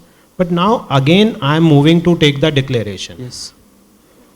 So I have to take the declaration that you are going to use it for manufacturing these 4 items only. So I am going into litigation only. So what we have planned is that in the purchase order it will be specifically mentioned that it is to be used for this specific purpose, and in that PO declaration number will also be mentioned. This is the precaution we can take, we are taking. But we don't know how the officers will take it, whether they will dispute it or not. They will trust the taxpayer that what I am saying that is correct. This is the precaution we can take, and we have dealt with a lot of deliberations also. We have come to this conclusion, and we have requested government also, since paper is something which is used by everyone. Every household, every institution, every court, everybody, even you people are also using it, everybody is. So at least make it 5%. Right. So I'll tell you what is happening. This, I'm going to increase my input tax credit. If I import these notebook, exercise book, etc., then they are cheaper. So that means I'm promoting imports. ITC will be my cost, I'll pass it on, but import, I can import at a cheaper rate. So again, it's going to be a problem for the economy also. Even though, because I'll tell you that there are a number of paper manufacturers who are selling 50% of their turnover for these products only. So it's going to be an issue. Now coming to, we are also in the packaging industry also, as Gurmeet ji said that we are also going to face this inverted duty structure. My corrugated boxes GST rate is 5%, my craft paper is 18%, then 13% gap. Again inverted duty structure. It will increase my compliance. I have to file the refund applications every month along with my GSTR 3B returns. I have to then, as it was said that in tax consultants work will be reduced, no, my work will be increased. Tax consultants, because what will happen, this corrugated industry is largely being operated by the MSME, and they don't have much of the infrastructure. So ultimately there are also taxpayers who are paying tax on quarterly basis.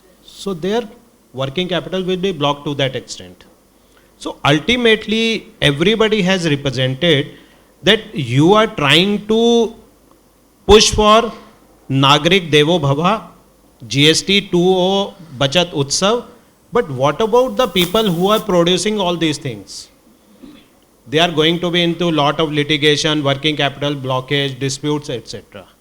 So these are going to be challenges we have represented through all the forums. We'll request PhD also to take up these issues.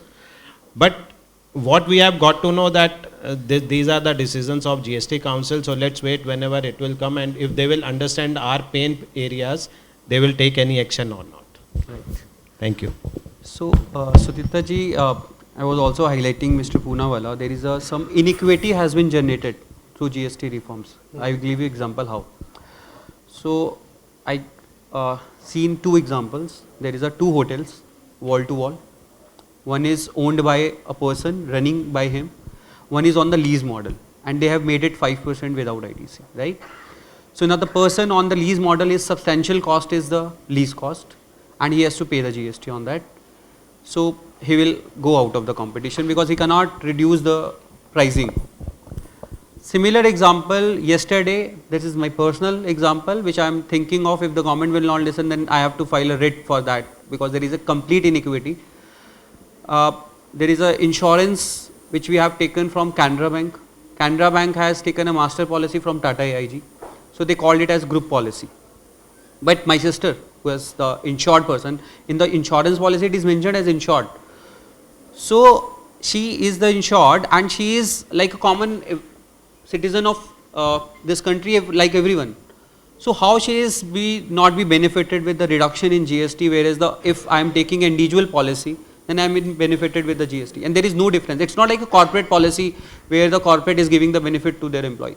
So how we deal with this inequity? If the government will not listen, as they say ki GST Council is the decision maker, they have taken a conscious decision. So how we will deal with this inequity?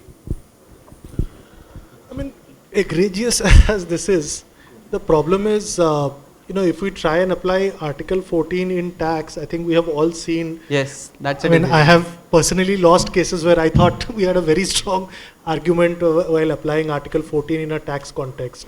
So they look at it very, very strictly. If you go to a High Court or Supreme Court, I mean, even if it's to our eyes very similarly situated, and now that there is a constitutional authority like GST Council who is taking these policy decisions, the threshold to my mind has even gone up. I mean, this was one of the reasons. I mean, I lost a matter. This is reported, so I can talk about it.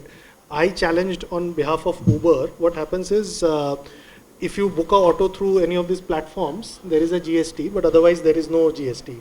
And I said, auto ride is an auto ride. I mean, whether you book through Uber or normally, why are you making a distinction through the method of booking? And initially I thought the court was with us, and ultimately one of the things that weighed on them is the fact that there is a constitutional body, so many finance ministers and experts have gone into it. There is a clear policy decision. There must have been some policy decision behind it. We will not challenge the economic rationale. The distinction between app and non-usage of an app is good enough for our purposes. So I think we need to be very cautious. I mean, that example of a distinction between a group insurance versus an individual insurance. I think these are all such scenarios where they will say it's a well-considered policy decision. Yes, Article 14 seems an attractive option. Yes. I wouldn't wager too much on it, that whether it will succeed in a court of law. You want to say something? See, Pawan, trust me, if you ask any industry, they don't want any exemption. It's a populist measure rather than a well thought considered, which FM has said. I don't want to repeat what did she say, but it's a populist decision कि आप क्या insurance में GST ले रहे हो जनता से. I have myself seen many hospitals and education institute went to the government कि हमारा exemption खत्म करो, हमें नहीं चाहिए. किसी ने नहीं मांगा because as Rajesh ji has said कि मेरा पास मेरा input सारा ब्लॉक हो जाएगा. क्या इंश्योरेंस कंपनी आप बताइए, उनसे पूछ के देखिए. I was talking to few people, कह रहे हमें चाहिए ही नहीं था. सो द पॉइंट इज कि exemption only brings difficulties, challenges for the industry because whole your input tax credit, the example you have just mentioned is a very valid point. Look at the people who's usko 5% without ITC दे दिया. if I am staying in that hotel, I can take input tax credit, but the person who's providing services cannot take any input tax credit. So this is detrimental. I think exemption should not be there unless it is so essential, unless it is so, it is, to the core of serving the people, excluding medical services, I'm telling you, because there is a study which has happened. If you remove the exemption from the hospitals, the actual cost of, diagnosis, etc. will come down. So Avinash, sorry, just one point to add. I remember, speaking to people when this was still being deliberated in GST Council, insurance wala point, that it becomes such an emotive thing कि insurance पे कैसे charge कर सकते हैं. The thing is, इतना ही अगर आपको strongly लगता है कि policy wise exempt होना चाहिए तो zero rate कर दो ना. Right. मतलब because law में option है, आपने 2 scenarios दिए हुए हैं, export और supply to SEZ, तीसरा लगा दो, something which you feel so strongly about. And it is not, there is no logic. Yesterday one of the economic advisors said stop whining to the insurance people, stop whining and pass on. Is that a kind of language? It's a very basic math that is being said, that mera blockage ho ja raha hai, so how can I pass on without factoring that enhanced cost? So I'm saying, if you feel such a strong desire to do something populist, use zero rating, increase the list. It's a very easy thing to do. Somebody was asking me, इतना सारा loss हो जाएगा government को कैसे recover करेंगे? Just want to add with what Sudipta ji has said with regards to the Article 14. Because now in GST, although we as a lawyers, we are challenging by this day in day out, but after VKC footsteps and followed by Mohit Minerals, the courts, the Honorable Apex Court has made it very clear that if something is decided by council, nothing doing. We are not going to strike it down. Yes. It can be, analogy can be there, which is there in the VKC footsteps. After there, the amendment also came. But they are not going to read the, strike it down. The law will not be struck down. At the most they can do is, they will read it down to an extent. So VKC footsteps is one of the landmarks for that, wherein GST Council has been appreciated being a constitutional body. And it is followed by the Mohit Minerals, wherein it is said that if something is recommended by the council, it is binding on both the state and center. So that again is an issue. So my last question to every panelist, which is very interesting and was the discussion part of the last session also. So anti-profiteering, section 171, is it really government wants to implement now, or the government just simply try to communicate that the stock which is in the market, because that was MRP printed with 28% or the 18%, now it is 5 for exempt. So because definitely you are not going to pay tax that much to the government, so वो तो reduce करना ही है, और जो stock fresh हमने manufacture करना है, so they just try to say कि okay आपका product अगर 28% था और आज 100 rupees MRP था, तो doesn't mean कि आप 100 MRP रख के उसको extra charge करो, क्योंकि at least whatever reduction is given, the benefit should be passed on. But I have to redesign my pricing, right? Because तो अविनाश जी आपका इसमें क्या कहना है कि क्या स्ट्रिक्टली 171 एप्लीकेबल होने वाला है, या the government just simply want कि do not encash this benefit to your pocket? अभी सुदीप्ता जी ने बोला कि लेटर एंड स्पिरिट, इन दोनों में थोड़ा सा डिफरेंस अभी हो गया है. अदरवाइज सेटल ज्यूरिस्प्रूडेंस ये है कि letter and spirit both have to be followed. So you are right, intent of the government is very clear that the benefits must be passed on. But 140 crore की जनसंख्या, इतनी बड़ी कंट्री, इतनी सारी companies, इतने सारे रेट्स, बिकॉज अभी भी 2 रेट नहीं हुए हैं sir, to be very honest. अभी भी 5 या 6 रेट्स हैं, राइट 7 रेट्स हैं अभी भी. आम जनता के लिए जैसे सर ने बताया 2 हैं क्योंकि मेजॉरिटी उसमें कवर हो जाता है. सो मैं ऐसा मानता हूँ कि 171 also sunset clause is there. So 171 तो अभी इन्वोक नहीं हो सकता. बट यस, जैसे गुरमीत सर ने बोला कि everybody has to be cautious, every organization will have to take the lead and they will have to take the responsibility that whatever benefit has to be passed on is to be passed on. But मेरा एक छोटा सा एक question है या food for thought है. For example अभी branch transverse भी टैक्सेबल है. मैं एक ब्रांच से अपनी दूसरी ब्रांच में ट्रांसफ़र करता हूँ, उस पर टैक्स लगा देता हूँ 28%. एंड नाउ वो ब्रांच पे जब वो स्टॉक पड़ा हुआ है तो वो 18% हो गया. So who will take the cost on his head, whether the original manufacturing company और the branch? So that again is something which needs to be looked into. Finger raise करना बहुत ईजी है कि आपने पास ऑन नहीं किया, 100 complaints file हो गई जैसा बताया.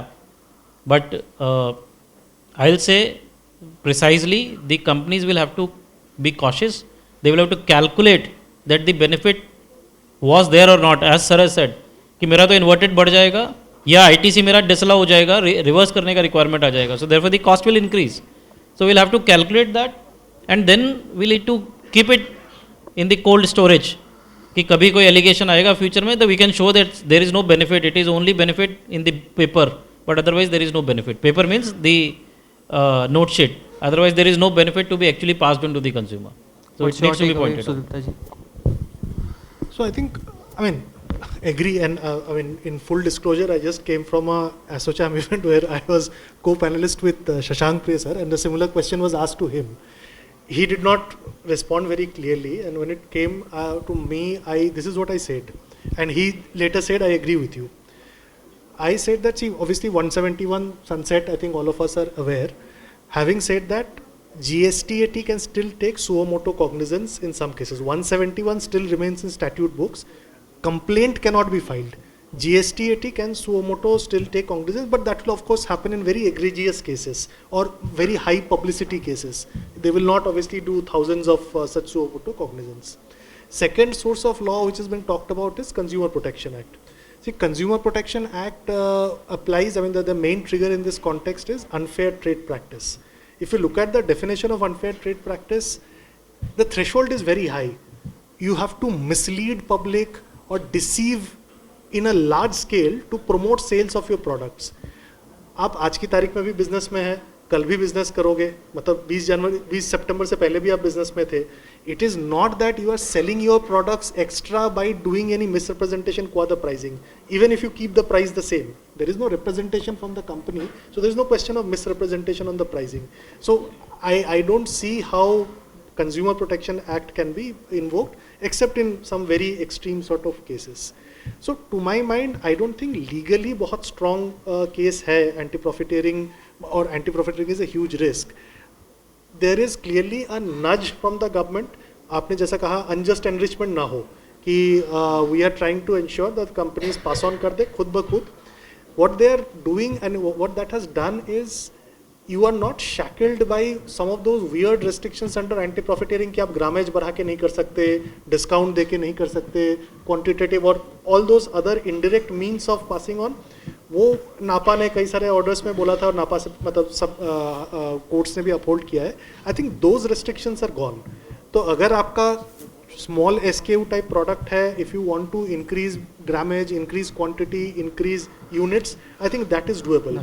I think as long as there is, you can establish your bona fide कि हाँ मैं pass on करना चाहता हूँ and reasonably अपने pass on कर दिया है. 1-to-1 correlation ज़रूरी नहीं है कि अगर 13% कम हुआ है तो मैं 13% price घटाऊँगा.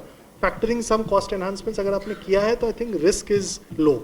At least Shashank Priya sir agreed on the panel. So I'm hoping it will. So Gurmeet जी, आप ग्रामेज तो बढ़ा नहीं सकते हो. मेडिसिन का 500 ग्राम से 510 ग्राम दे दो तो आप कैसे इंश्योर करेंगे? So इसमें दो तीन चीज़ें हैं. I agree with the panels here. सबसे इम्पॉर्टेंट चीज़ है गवर्नमेंट ने रेट कम किसके लिए करे हैं. आई थिंक इंडस्ट्री के लिए नहीं करे हैं. पहला इंटेंट है कि एंड कंज्यूमर के लिए करें. Industry has shown a very big heart. आप कोई भी, मैंने जैसे बोला, एडवर्टीजमेंट उठा के देख लीजिए. किसी भी प्रोडक्ट में आप सिंपल मैथमेटिक्स कैलकुलेट करेंगे, आपको लगेगा कमेंशरेट रिडक्शन है. और मेरा डेफिनेशन कमेंशरेट इज एक्यूरेट, दो it was discuss something earlier. तो इंडस्ट्री आपको बेनिफिट दे रही है. अब ये बोलना कि इंडस्ट्री की रिस्पॉन्सिबिलिटी है कि कोई एक केमिस्ट की दुकान से कोई मेडिसिन ले रहा है वो इंश्योर करे, that is not correct. But जहाँ तक मेरे को लगता है कि इनिशियली फॉर 6-7 मंथ्स ये चीज़ तो होगी, बिकॉज न्यू एमआरपी. अब प्रोडक्ट्स अगर मेरे ऑलरेडी अवेलेबल है रिटेलर के पास और एमआरपी कम हो गया, लेकिन उस प्रोडक्ट पे तो एमआरपी ओल्ड प्रिंटेड है. सो आई थिंक कंज्यूमर्स को भी थोड़ा सा विजिलेंट रहना चाहिए. And this pernicious flow of information की ये नहीं होगा, विच इज़ नॉट करेक्ट, जो मुझे ऐसा लगता है. ये हुआ है. आज ही पार्ले का एडवर्टीजमेंट आया, उन्होंने अपने बिस्किट का पैक 4.45 लिखा है. And this is public news, that is why I am disclosing. अब सोचो उनको भी तो प्रॉब्लम है, वो भी ग्रामेजेस. अब जो इन्वेंट्री डिस्ट्रीब्यूटर रिटेलर के पास पड़ा उसमें ग्रामेजेस कैसे इंक्रीज होगा. So this is the war of price point. कोई कंपनी कोई डिसीजन लेगा, कुछ लेगा, बट ओवरऑल इंटेंट ये है कि बेनिफिट पास ऑन होना चाहिए. Anti profiteering, and there are certain industries where government allows to increase the prices after every 1 year. हमेशा ऐसा नहीं होगा. दिस इज प्ले ये चलता ही रहेगा. तो आई थिंक एंटी प्रॉफिटेरिंग से कोई घबराने की ज़रूरत नहीं है. जो ये कंप्लेन्स हुई हैं, बट एक पॉइंट है जो इंडस्ट्री पर्सपेक्टिव से मैं बोलना ज़रूर चाहता हूँ. लेट से आप ही की किस्मत खराब है और कंप्लेन हो गया. Problem in going to the litigation is कि वो एक SKU पे नहीं रुकेंगे. फिर तो आपको जो लिटिगेशन लड़ना है, फिर वो बोलेंगे कि आप अपना सारे प्रोडक्ट्स लेकर आओ. So the question before us, because we go into many industry forums, ये हमारा आपस का भी ग्रुप बना है, हमें क्या चाहिए? Is it a short term benefit कि यार मेरे को ITC ब्लॉक हो रहा है, मैं ऐसे कैलकुलेट कर दूं? बिकॉज आप गवर्नमेंट से नहीं लड़ सकते. वहां पे अगर कोई भी चीज़ इन्वोक होगी तो वो बोलेंगे यही है. देन अगर लड़ना भी है, द वर्ड लड़ना, इसका मतलब कि वो फिर फाइट है. सो रिस्क एपेटाइट की बात है कि आप कितना बेटर उसको इंगेज कर सकते हैं. तो आई थिंक एंटी प्रॉफिटेरिंग प्रोविजन नहीं है. गवर्नमेंट देमसेल्फ सेड कि हम इन्वोक नहीं करने वाले. They have all other mechanisms. I feel ये जो 100 कंप्लेंट्स हुई हैं, प्लीज़ आप में से कोई जाके कंप्लेन मत करना, क्योंकि मैंने आपको बता दिया इन्वेंट्री पे जो MRP है और जो न्यू MRP आना है उसमें टाइम लगेगा. बट आई थिंक ये नहीं होगा इतना ज़्यादा इस बारी, because everyone is very sure. और मैं बता सकता हूँ कि बहुत ज़्यादा इसमें एफर्ट गए हैं कि आपको MRP कैसे करना है. There are few price points. अब किसी का 10 रुपीज़ का पैक है तो उसको 9.83 कैसे करें? इस एस्पेक्ट के ऊपर भी हमने गवर्नमेंट से बात करी थी. अब मेरा 10 रुपीज़ का अगर कोई पैक है, उसमें मैं 12 से अगर वो 5 हो रहा है, रिडक्शन करूँगा, सपोज 9.37 पैसा आ गया. अब मैं क्या MRP रखूँ? क्या आप में से कोई 9.37 पैसा देगा? कोई बोलेगा सर UPI चल रहा है, हम तो दे देंगे. रिटेलर बोलेगा मेरे को बेचना ही नहीं. जिसका 10 रुपये वाला वही बेचूंगा. कौन से अब वो करे? अब पहले आपको पता है इंडिया में लड़ाई होती रहती थी, टॉफ़ी दे दी 1 रुपये की, मेरा 1 रुपये ले गए. सो ये इंडस्ट्री का भी जेन्युइन प्रॉब्लम है. बट आई थिंक इंडस्ट्री ने अच्छे स्टेप्स लिए हैं और आपको आई थिंक आपने सब चेक भी कर लिया होगा, या फिर कभी भी आप कंजम्पशन के लिए मार्केट में जाएंगे, यू विल फील कि हाँ prices actually have reduced. So what's your say? मैं अभी गुरमीत जी का एक वर्ड सुना था, commensurate. Now अभी 30th सितंबर तक हमें एक रिपोर्ट देना है कि what was the MRP prior to 22nd and what is after 22nd. I have a product of 10 rupees. So in my case, if tax rate has been reduced, I have to go for grammage. Suppose I have a dairy business also. I have a snacks business also. So I have to go for grammage. But tomorrow I'll give report that there is no change in MRP. This is the report is going to be given to the department. They will come after you. Ultimately, if 171 is not going to be enforced, but somehow or other we are going to be impacted by this.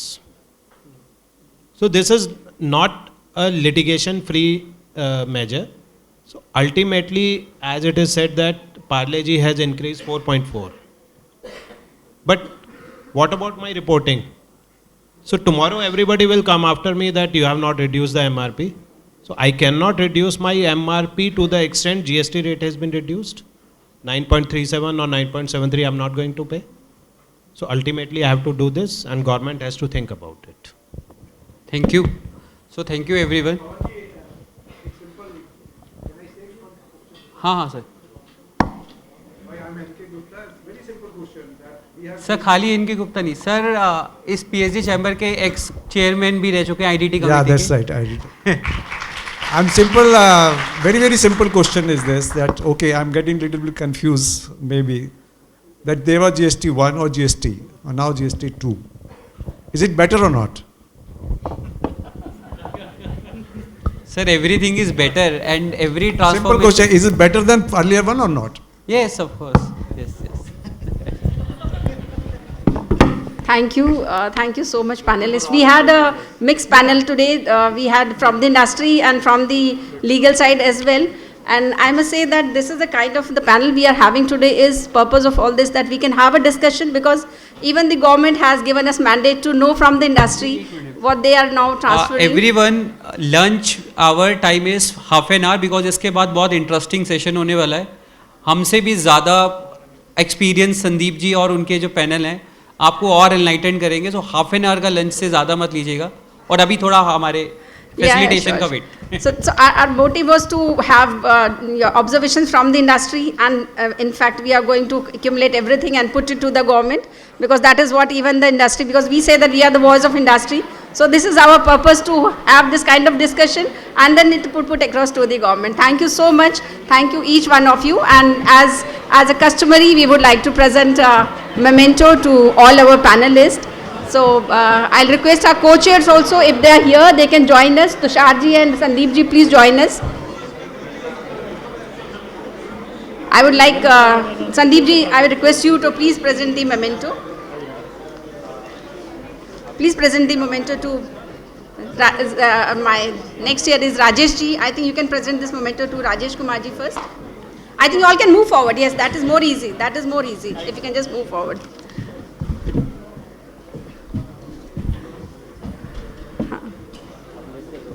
Thank you so much. Our gratitude for sparing time and joining us. Please present memento to Gurmeet Singh ji from Mankind. This is one of the very important things that you have discussed, that pharma is again showing that results of reduced price. Thank you so much. Requesting to please present memento to Sudhita ji.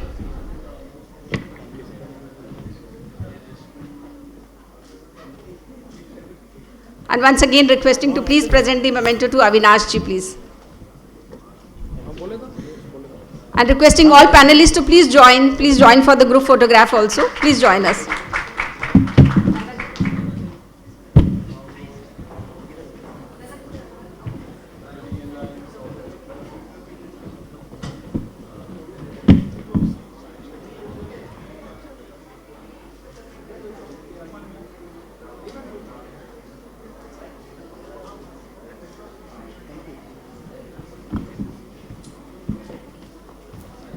I also request our panel speakers to please join for lunch. Back, please come in front. All those sitting at the back, I'm requesting all young participants to please come forward. Please occupy front seat first.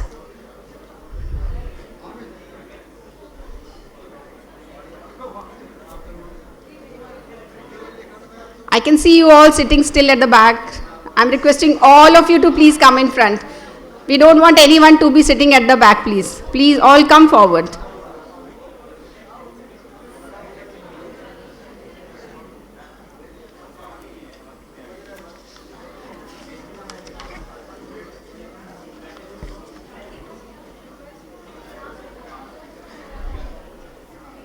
Please move forward and please be seated comfortably, please.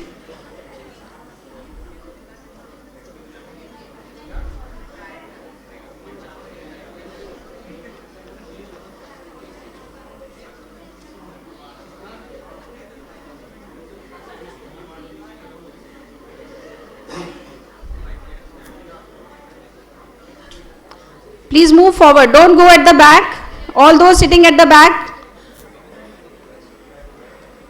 come in front. All those sitting at the back, please come in front.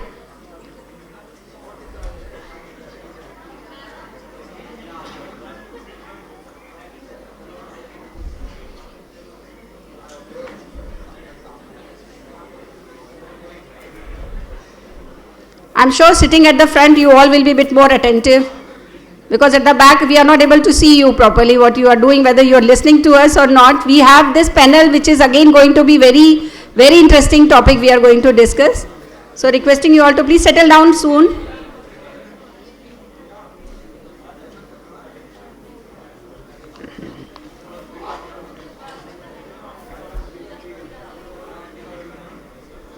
Our third technical session, it is about sectoral impact and special GST consideration.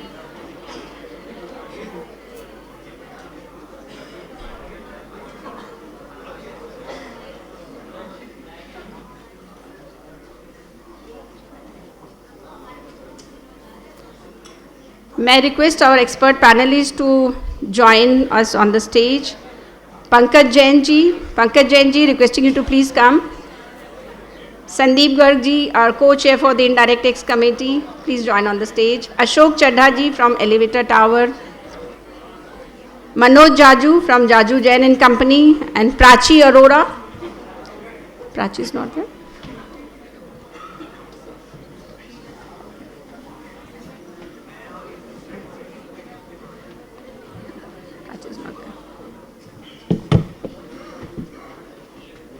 Very warm welcome to all panelists here. And this session will be now moderated by Sandeep ji. He is a co-chair of Indirect Tax Committee. Sandeep ji, now it's over to you. And I'm requesting again all the participants to please settle down. Good afternoon everyone. Lunch अच्छा था? Good good. सो मैं request करता हूँ आप सबसे, जो last में बैठे हुए हैं प्लीज़ आप आगे आ जाइए. काफ़ी सीट्स खाली हैं आगे. Just come in front.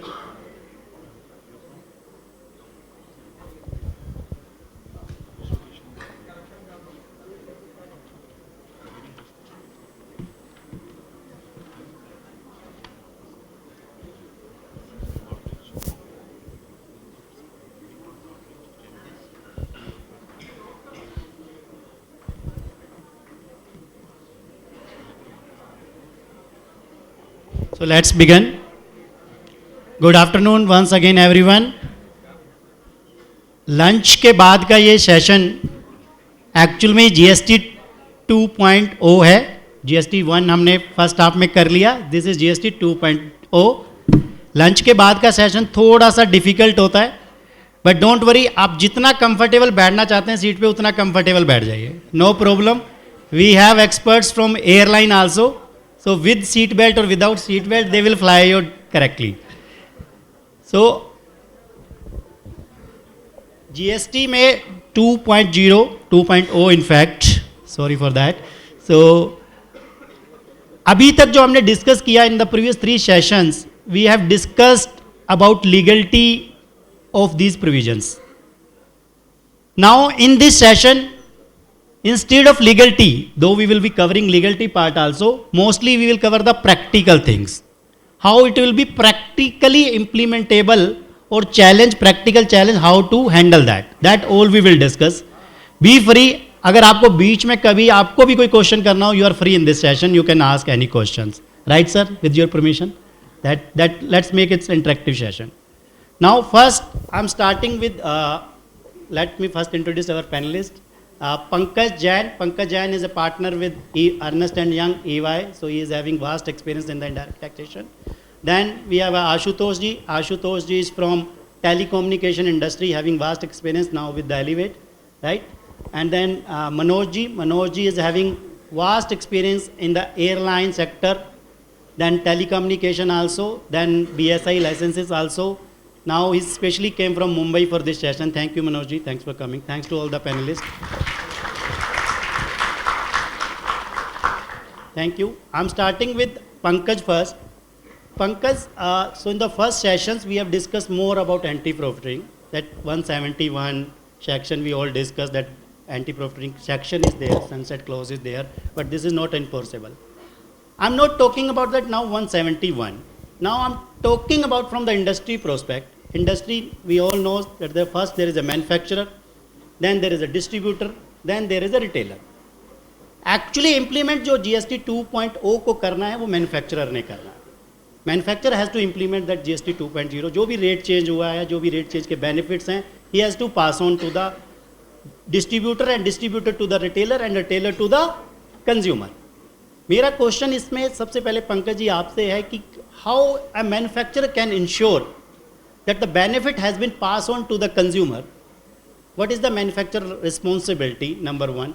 Number 2, what document he has to keep ready, like all the MRP list, circulars, newspaper ad, or list of the revised MRPs. What all those documents he should keep ready or maintain so that he can prove that the benefit from the manufacturer to the distributor has been passed on. Number 1. Number 2, same when we are talking about distributor, the distributor को क्या ensure करना है कि जो credit उसको manufacturer से मिला he has pass on to the retailer. That is the second, what document he has to keep in ready. उसको किन डॉक्यूमेंट्स, अगर कोई investigation agency for example legal metrology से आती है, किस एजेंसी को उसको कौन से डॉक्यूमेंट्स दिखाने हैं so that he can prove that benefit has been pass on. Then coming to the retailer. Retailer में मैं 2 एस्पेक्ट चाहता हूँ पंकज जी आपसे, क्योंकि आपका इसमें काफ़ी एक्सपीरियंस है. One on the document side. Second,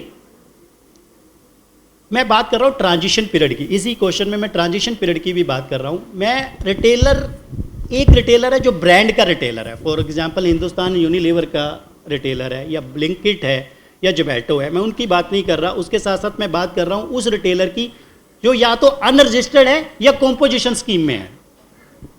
I am mixing this questions. Retailer है बट कॉम्पोजिशन स्कीम में भी है और अनरजिस्टर्ड भी हो सकता है। अब उसने जो गुड्स 22 के पहले खरीदे हैं अपने डिस्ट्रीब्यूटर से, उसने हायर जीएसटी पे खरीदे हैं।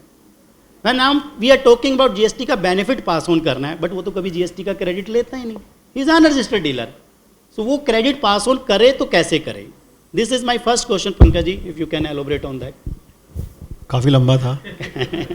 So thanks for asking this, and I think this is one question, or this is the only question which anybody may have, कि manufacturer to a distributor to a stockist to a consumer. So I would start with saying that कि आज की तारीख में ग्राहक बहुत समझदार है और गवर्नमेंट जो है उसकी मार्केटिंग उस तरीके से कर रही है, now the government is also marketing themselves in a sense that a common man knows that what is the MRP earlier and what is the MRP below. और दूसरा एक कॉम्पिटिटिव मार्केट में हम जी रहे हैं. So I come to now one by one कि किस तरह से क्या प्रोसेस है and how the industry has taken it. तो मैं आपको प्रैक्टिकली बताता हूँ. So I am working with many of the FMCG clients जहाँ पे this is what the starting point when it came on 3rd September. सो रात को 10 बजे जब FM की स्पीच थी, उसके बाद we have been discussing at 11 o'clock night. Everybody, even the promoter of the companies were of the conscious with the fact that कि हमें करना क्या है, because there's a lot of stock. Diwali है मतलब, और there is a lot of stock in the pipeline which is specifically for FMCG. I think आपका question FMCG पे स्पेसिफिकली होगा, क्योंकि उसमें ही प्रॉब्लम है कि हम वहाँ पे MRP स्टीयरिंग करेंगे कैसे. Had it been airline service sector, वहाँ पे आराम से हो जाता है. इवन वाइट गुड्स में AC TV में आराम से हो जाएगा, बट स्पेसिफिकली सर्विस इंडस्ट्री, ये FMCG इंडस्ट्री जहाँ पे शैम्पू सोप्स, जो कि शैम्पूज 18 से 5 पे आ गए. ठीक है. So let us talk one by one. Manufacturer को क्या करना है, उसकी क्या एडवाइजरी है, distributor, stockist and retailer and consumer. Then we can talk about this composition and unregistered person also. So if you talk about manufacturer, see, manufacturer played the game, if I see, very broadly from 36,000 feet height on a macro level, manufacturer क्या करना है, उसकी MRP 12 से 5 हुई है percentage अगर GST की, तो 7% रिड्यूस करनी है. 18 से उसकी MRP 5% हुई है, तो उसे 13% रिड्यूस करना है. And if you see a simulation कि अगर आपको बना के दिखाता, मतलब कि 100 रुपये का है और 110 का बेचता है, वो 120 का बेचता है, तो अगर पूरी सीमलेसली क्रेडिट मिल रहा है पूरी सिस्टम में, ठीक है, सो ना तो उसका प्राइस चेंज होगा, उसका प्राइस मतलब the price at which manufacturer is billing to his distributor, और a distributor is billing to his stockist, और stockist billing to a customer. So अगर वो 100 का बिल करता है plus GST, distributor 110 plus GST bill करता है, डिस्ट्रीब्यूटर स्टॉकिस्ट को 110 प्लस GST बिल करता है, और स्टॉकिस्ट 120 प्लस GST बिल करता है अपने कंज्यूमर को. सो अगर ये जो प्रोडक्ट है ये 18 से 5 पे आ गया, सो जो उसकी MRP है मान लो 130 plus 18%, which comes out broadly to be say 145, और हाइपोथेटिकली 145 आती है, तो 145 को आप डिवाइड करेंगे 118 इंटू 105, तो वही MRP जो आएगी. अगर आप पूरी सर्विस सप्लाई चेन में 5% लगा देंगे तो वही टैक्स निकल के आएगा. So therefore from a distributor, from a manufacturer perspective, he doesn't have to do anything, just that he has to change the MRP. Now MRP changing is also a very very typical task. कि पहला question ये आएगा कि क्या manufacturer को अपने godown में MRP change करनी है, जो प्रोडक्ट उसका जो फिनिश गुड पड़ा हुआ है, क्या उसका रॉ मटेरियल जो पैकिंग मटेरियल पड़ा हुआ है उसकी भी चेंज करनी है, क्या उसने अपने मैन्युफैक्चरिंग फैसिलिटी से अपने खुद के मदर वेयर हाउस में शिफ्ट करा दिया, उसकी भी करनी है, और उसके बाद डिस्ट्रीब्यूटर के यहाँ, शॉपकीपर के यहाँ करनी है नहीं करनी है, and how would he ensure, which is a $1 million question, how would you ensure. So I will tell you, there is one circular which came out from legal metrology act on 9th September. Then there is another clarification on 18th September. So I talk about the last circular which came in, which has simplified this to a greater extent. अभी government क्या बोलती है, government बोलती है nutshell में, practically government क्या बोल रही है और लोग क्या कर रहे हैं, because there is a very less time, लोगों के पास स्टॉक दुनिया भर का पड़ा हुआ है. जो हमारा एस्टिमेट था करीब 2000 करोड़ का सिर्फ पैकिंग मटेरियल था, जो अनयूज पैकिंग मटेरियल था as per the collection data collected by the government. तो वो ख़राब तो नहीं कर सकते थे, ठीक है। So what government has talked about is कि आप अपने डिस्ट्रीब्यूटर को और अपने कंज्यूमर के लिए एक डैंगलर बनवाएं जिसपे आप लिखें पुराना एमआरपी, न्यू एमआरपी, ठीक है। This is one they have to do. Now this is what all government has asked the any manufacturer to do. They have also waived off एक कंडीशन थी पहले 2000 वो सितंबर 9 को जो एक लीगल मैटर सर्कुलर आया था, उसमें था कि आपको जो एमआरपी चेंज करनी है, आपको पहले हमने पोजीशन ली थी आपको अपने जितना भी अपना स्टॉक है मैन्युफैक्चरर का, चाहे वो गोडाउन में हो चाहे वो उसकी फैक्ट्री में हो, उसको सबको चेंज करनी पड़ेगी। नया जो मैन्युफैक्चरिंग करेंगे उस पर उसको नई एमआरपी लगानी भी पड़ेगी। Now what government is saying as of now present situation is कि जो आपका स्टॉक पड़ा हुआ है उस पर हम हमारी चेंज करें या ना करें अप टू यू, लेकिन जो नया मैन्युफैक्चर कर रहे हैं आप उस पर स्टिकर जरूर लगाएंगे क्योंकि वो तो मैन्युफैक्चरिंग से निकल ही रहा है। इवन उस पर पुरानी एमआरपी पड़ी हुई है, there could be a new MRP sticker which can be access into it, ठीक है। अब बात आती है कि डिस्ट्रीब्यूटर का स्टॉक या फिर रिटेलर का स्टॉक, उस पर जरूरत नहीं है। इट जस्ट दैट कि इनिशियली था कि आप न्यूज़पेपर में निकाल दें, बहुत सारी बड़ी कंपनी ने न्यूज़पेपर में निकाला है, बट गवर्नमेंट ने उसकी भी कंडीशन को वेव ऑफ कर दिया। जो रिसेंट सर्कुलर आया था उसमें उन्होंने बोला कि आप अपने डीलर को एक सर्कुलर बना के देंगे कि ये मेरा नया एमआरपी है, डीलर अपने स्टॉकिस्ट को भेजेगा क्योंकि पूरी सप्लाई चेन आप ड्राइव करते हैं। In fact if you talk about the companies like Dabur, HUL, Nestle, इनका तो बिलिंग सिस्टम भी इनका खुद का होता है, ठीक है। सो गवर्नमेंट हैज़ एंश्योर्ड कि अगर इन्होंने इतना करा तो ऑटोमेटिकली प्राइस मार्केट में चेंज हो जाएगा। किसी भी बड़ी कंपनी का ऐसा नहीं हो सकता कि अगर वो प्राइस चेंज कर रहा है तो price is generally been control by them other than the last mile. So जितने भी टच पॉइंट्स हैं उस पर बड़ी कंपनियां कंट्रोल करती हैं। सो नटशेल में जो मैन्युफैक्चरर कर रहा है आज की तारीख में, he is changing the price, he is ensuring कि उसको एक सर्कुलर वो भेजे कि ये क्या एमआरपी चेंज हुआ है। And we have been working with Emami, Nestle, Dabur, तो हम एक सर्कुलर प्रॉपर बना के उसमें एनेक्शर लगा के ऐसे न्यू एमआरपी सबको भेजा गया है। उन्होंने अपने स्टॉकिस्ट को भी भेजा है एंड देन अल्टीमेट कंज्यूमर को, जिससे बेनिफिट, क्योंकि होगा क्या, for some time may be for next 3 months there would be goods with 2 MRP, old and new MRP, which will be floated in the market. But consumer is smart, they know and they can calculate themselves कि अगर सारा कुछ seamless credit मिला है उस product पे तो क्या MRP होनी चाहिए। Though I will, from manufacturer perspective itself, for example paneer पे MRP भी चेंज होना चाहिए बिकॉज वो 5% से वो 0% पे आ गया। अब तो क्या वो 5% 0 पे आ गया तो टैक्स 100 रुपये किलो था, फॉर एग्जाम्पल 100 रुपये किलो था का पैकेट था, तो क्या वो 95 का हो जाएगा? The answer is no, because there would be a cascading effect, there would be a additional cost of the packing material which will get added into it. So there is some challenge on that part. Plus there could be some challenge with respect to increase in raw material price. So manufacturer have also been discussing कि क्या मेरा price बढ़ रहा है manufacturing का। For example gold के price बहुत तेज़ी से बढ़ रहे हैं, एवरीबडी नोज दैट, दिवाली आ रही है, आई मीन ना gold has charged about 1,12,000.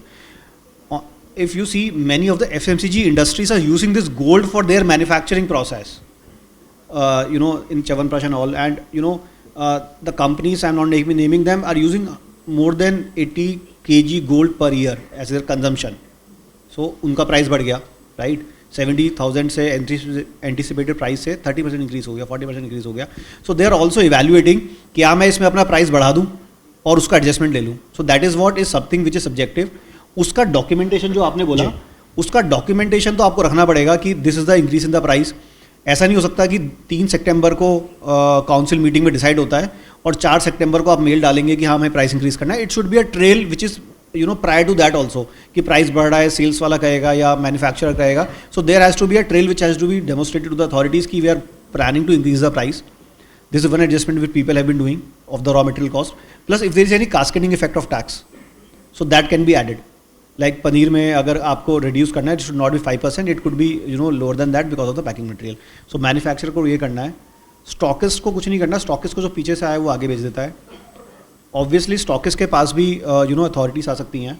Like we have been discussing in earlier section about section 171 anti profiteering which is not more been there. But government ने मांगा है सब मैन्युफैक्चरर से अपना पुराना और नया MRP दो, बिकॉज गवर्नमेंट को पता है कि अगर पुराना नया MRP देंगे हम तो प्राइस चेंज होगा ही होगा. ऐसा नहीं हो सकता कि पार्ले अपने बिस्किट का प्राइस चेंज ना करें और दूसरा नेस्ले कर दे. सो शिफ्ट हो जाएगा मार्केट दूसरे प्रोडक्ट पे जो कम कर रहा है price, and it would be evident in the market also. So it's a price driven market. Right. So government ये बोलती है, and I were talking to somebody was saying that कि मेरा तो जो MRP रखूंगा मैं उस पर बिकेगा मेरा, I am least bothered about it. ठीक है. सो आई मीन ऐसा होता नहीं है प्रैक्टिकली कि अगर वो MRP अपना कम नहीं करेगा, और ओबियसली गवर्नमेंट तो वॉच कर ही रही है. So from manufacture perspective these are documents, you know, कि अगर आप कम कर रहे हैं, अदरवाइज आपको ये करना पड़ेगा MRP डिवाइडेड बाय 118 इंटू 105 करके आप जो MRP आएगा वो निकाल लो. आपको देखना पड़ेगा सिस्टम में अप्रॉक्सीमेटली 6.5 से 7.5% के बीच का वेरिएशन आता है, because of the points, you know, you will round it up और round it down depending upon what is the hit which you have to take. From distributor's perspective, it is simple. The only thing the distributor is facing a challenge is all about accumulation of credit. So distributor को जो आपने point बोला था, with respect to them, if they have purchased the material, which is say उसने 1000 का material खरीदा, उस पर 12% टैक्स पे करा उसने, which is 12,000 रुपये. अब वो बेचेगा उसे मान लो 1000 रुपये में, suppose does not have any profit, so 12,000 में बेचे मटीरियल बेचेगा 1000 रुपये का, तो 5,000 रुपये टैक्स आउटवर्ड पे जाएगा. So he would have accumulation of 7,000. Right. और वो 7,000 रुपये कब लिक्विडेट होगा उसका? जब वो प्रॉफिट कमाएगा 7,000 उतना माल बेच के प्रॉफिट कमाएगा, which will be like, you know, in this example he will be living, you know, 5% on 1 lakh रुपये पे 5% 5,000 रुपये होता है. जो 1.25 लाख का प्रॉफिट कमाएगा मोटा मोटा, तब जाके वो 7,000 रुपये उसका नॉक ऑफ होगा. So that is something which distributors are worried about. So एक डिस्ट्रीब्यूटर के पास, अगर बड़ा डिस्ट्रीब्यूटर, उसके पास 1 करोड़ रुपये का स्टॉक है, जिसमें 12 लाख रुपए का टैक्स लाइबिलिटी थी, अब वो 5 लाख की रह गई आउटवर्ड पे, तो 7 लाख रुपए हो गया. 7 लाख रुपए जब लिक्विडेट होगा उसका, जब वो शायद वो यू नो 15 लाख रुपए का प्रॉफिट कमा लेगा, उस पर वो नॉक ऑफ करेगा, तभी तो लिक्विडेट होगा. And which is, you know, which is a big amount which will take some time. So it's a cash flow issue for them. That is what companies have been discussing. Right, Pankaj, thank you. So Pankaj, my next question is that what happened to me in morning, आज सुबह मैं पनीर लेने चला गया. तो पनीर लेने गया, so as usual मैंने 250 ग्राम पनीर लिया, and he asked me 80 rupees. मैंने 80 रुपीज़ पे किया. उसके बाद मैंने बोला GST भी दे. सो आई आस्क हिम कि GST कहाँ पे है इसमें, तो GST भी दे मुझे. तो ही टोल्ड मी कि भाई आप 10 ग्राम पनीर और एक्स्ट्रा ले लो, that will be a GST benefit. So my question is that कि क्या ग्रामेज इंक्रीज करना on a product where the MRP reduction is not possible will be allowed under this new scheme, or this will be again a challenge? So see, if you So I think Sandeep आपका पहला question भी बहुत बड़ा था और answer भी कम नहीं था, काफ़ी लंबा था. तो thank you so much. And it's very difficult to talk about taxation after lunch. So bear with me, but I'll try to see that the audience. इसीलिए मैंने पनीर की बात की. So I think there is a silver lining here, because as Sandeep has mentioned, that there is a paneer which is supplied by the unorganized sector. There is a rough calculation that 1 lakh crore paneer and desi ghee is available in the market, manufactured by the unorganized sector. So I think the biggest beneficiary would be Indian audience, because your unorganized sector will convert into an organized sector, because now it is much easier for companies like Mother Dairy or Amul to manufacture. And look at the beauty of GST. On day 1, Patanjali, Amul has declared that we are reducing the prices. Correct. I was in the market yesterday and I was about to buy cement, and the Ultratech cement is available at 400. I said, where is a discount? So he said, it is available for 380. I said, what about GST? He said, let's make it 365. So consciousness of the Indians is the key. And I think the beauty of GST 2 is twofold. One, there is a complete automation, there is a digitization. Government can hammer the companies which are defaulters. Look at the collaboration. Look at the beauty of the collaboration. The moment you get a GST notice of default, and if it is proved that you are a defaulter, the income tax notice will follow you. This never happened in the past.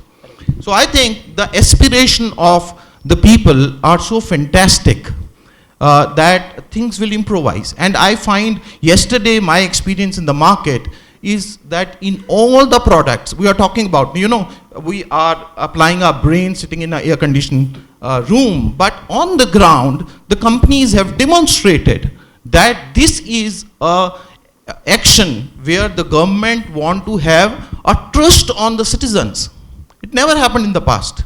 So I think you will find that we will dispute on whether the benefit is available, whether it is passed on, whether it is, if it is 10% reduction, is the pass-through equivalent to the 10%, may not be 10%, maybe 7%, 6%, but you have to demonstrate that. That's a limited point I want to make here. Yes. Yeah, please, sir. Please, please.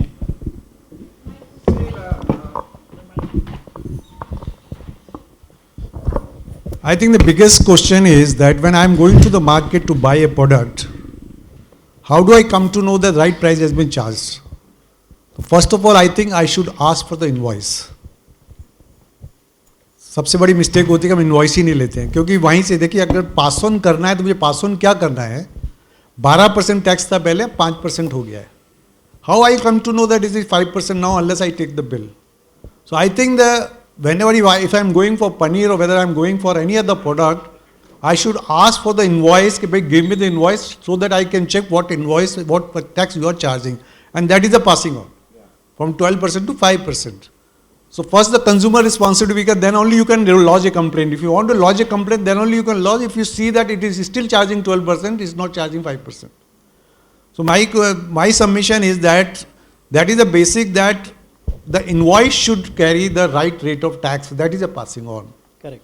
बाकी pricing के लिए तो the manufacturer can fight, because he will say I am not getting input tax credit, my raw material cost has been increased, everything has been increased. So that's why he can always argue. We are also fighting for this, that how to my raw material prices from 22nd of September has been increased by 20%. Now what should I do?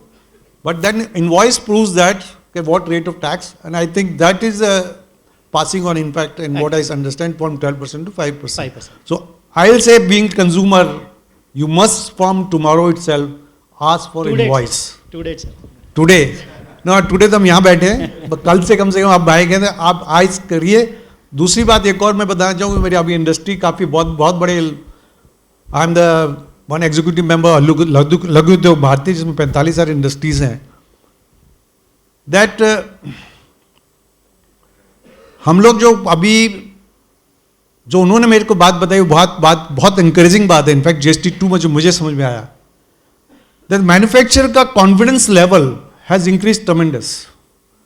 उसा अब हमें डरने की बात नहीं. पहले हम लोग डरते थे कि वो बंदा चोरी से GST में बेच रहा है, मैं चोरी से नहीं बेच रहा हूँ तो मेरे को बहुत प्रॉब्लम हो रही है, मैं वाइट में बेचता हूँ तो प्रॉब्लम हो रही है. अब मेरे ख्याल से अभी तो एश्योर नहीं कर सकते, बट जो पहले 60% जो 40% ब्लैक मार्केटिंग में थे, I think they will convert into the white market, and अब 90% हो जाना चाहिए उसका. So I think you will get more in the white market than the black market. Thank you, sir. Thank you for your. Sorry, Sandeep. No, sir. Please. Thank you so much. Let's move further. जो अभी तक हम discuss कर रहे थे कि how the consumer will get benefit, मैं आपको एक उसका लाइव एग्जांपल देता हूँ. Yesterday one of my relative has called, they are in a cake business. Cake के बिजनेस में है वो, उनके 2 मॉडल रन करते हैं. वन मॉडल जो जोमेटो स्विगी पे चलता है, एक मॉडल जो ऑफलाइन कंज्यूमर आपकी शॉप पे आता है, बाय आउट करता है. उनका प्राइस फिक्स केक का 600 रुपीज़ है. जब आप जोमेटो स्विगी पे जाते हो आपको 600 दिखाता है, बट उसके बाद GST का इफेक्ट ले लेता है. 600 पे आप क्लिक करोगे, 600, उसके बाद GST ऐड हो जाएगा. पहले वो 12% ऐड हो रहा था, अब वो 5% ऐड हो रहा है कल से. तो दैट इज़ ईजी, उसके लिए उनको कुछ नहीं करना था. बट अब उनका जो ऑफलाइन मॉडल था, उसमें वो जो 600 प्राइस जोमेटो स्विगी को देते थे, उन्होंने ऑफलाइन में 600 इंक्लूसिव ऑफ ऑल 600 में बेच रहे हैं, और लास्ट 1-2 साल से सेम रेट पर बेच रहे हैं. नाउ ये कॉल्ड मी की जो ऑनलाइन है वो तो ऑटोमेटिक हो गया, मुझे कुछ नहीं करना. GST का इफेक्ट जो है, प्राइस कम हो गया. जो कल 700 रुपये का केक विद GST जा रहा था, आज 630 रुपये में जा रहा है. कस्टमर को 70 रुपये बच गए हैं. नथिंग टू वरी, मैंने पास ऑन कर दिया. बट ऑफलाइन में मैं 600 ही चलाता हूँ. यानी आप बैक में तो उसकी GST की कैलकुलेशन कर रहे हो. पहले 600 में आप 12% रिवर्स कैलकुलेट करके 70 रुपये GST दे रहे थे, बट आज आप 30 रुपये दोगे. इसका मतलब आपने बाकी सारा जो GST का बेनिफिट था खुद खा लिया. तो ही साइड की किसको पता चलेगा. मैंने कल कोई ऑफिसर आके खरीद गया हो और आज फिर आ जाएगा तो सबको पता चल जाएगा.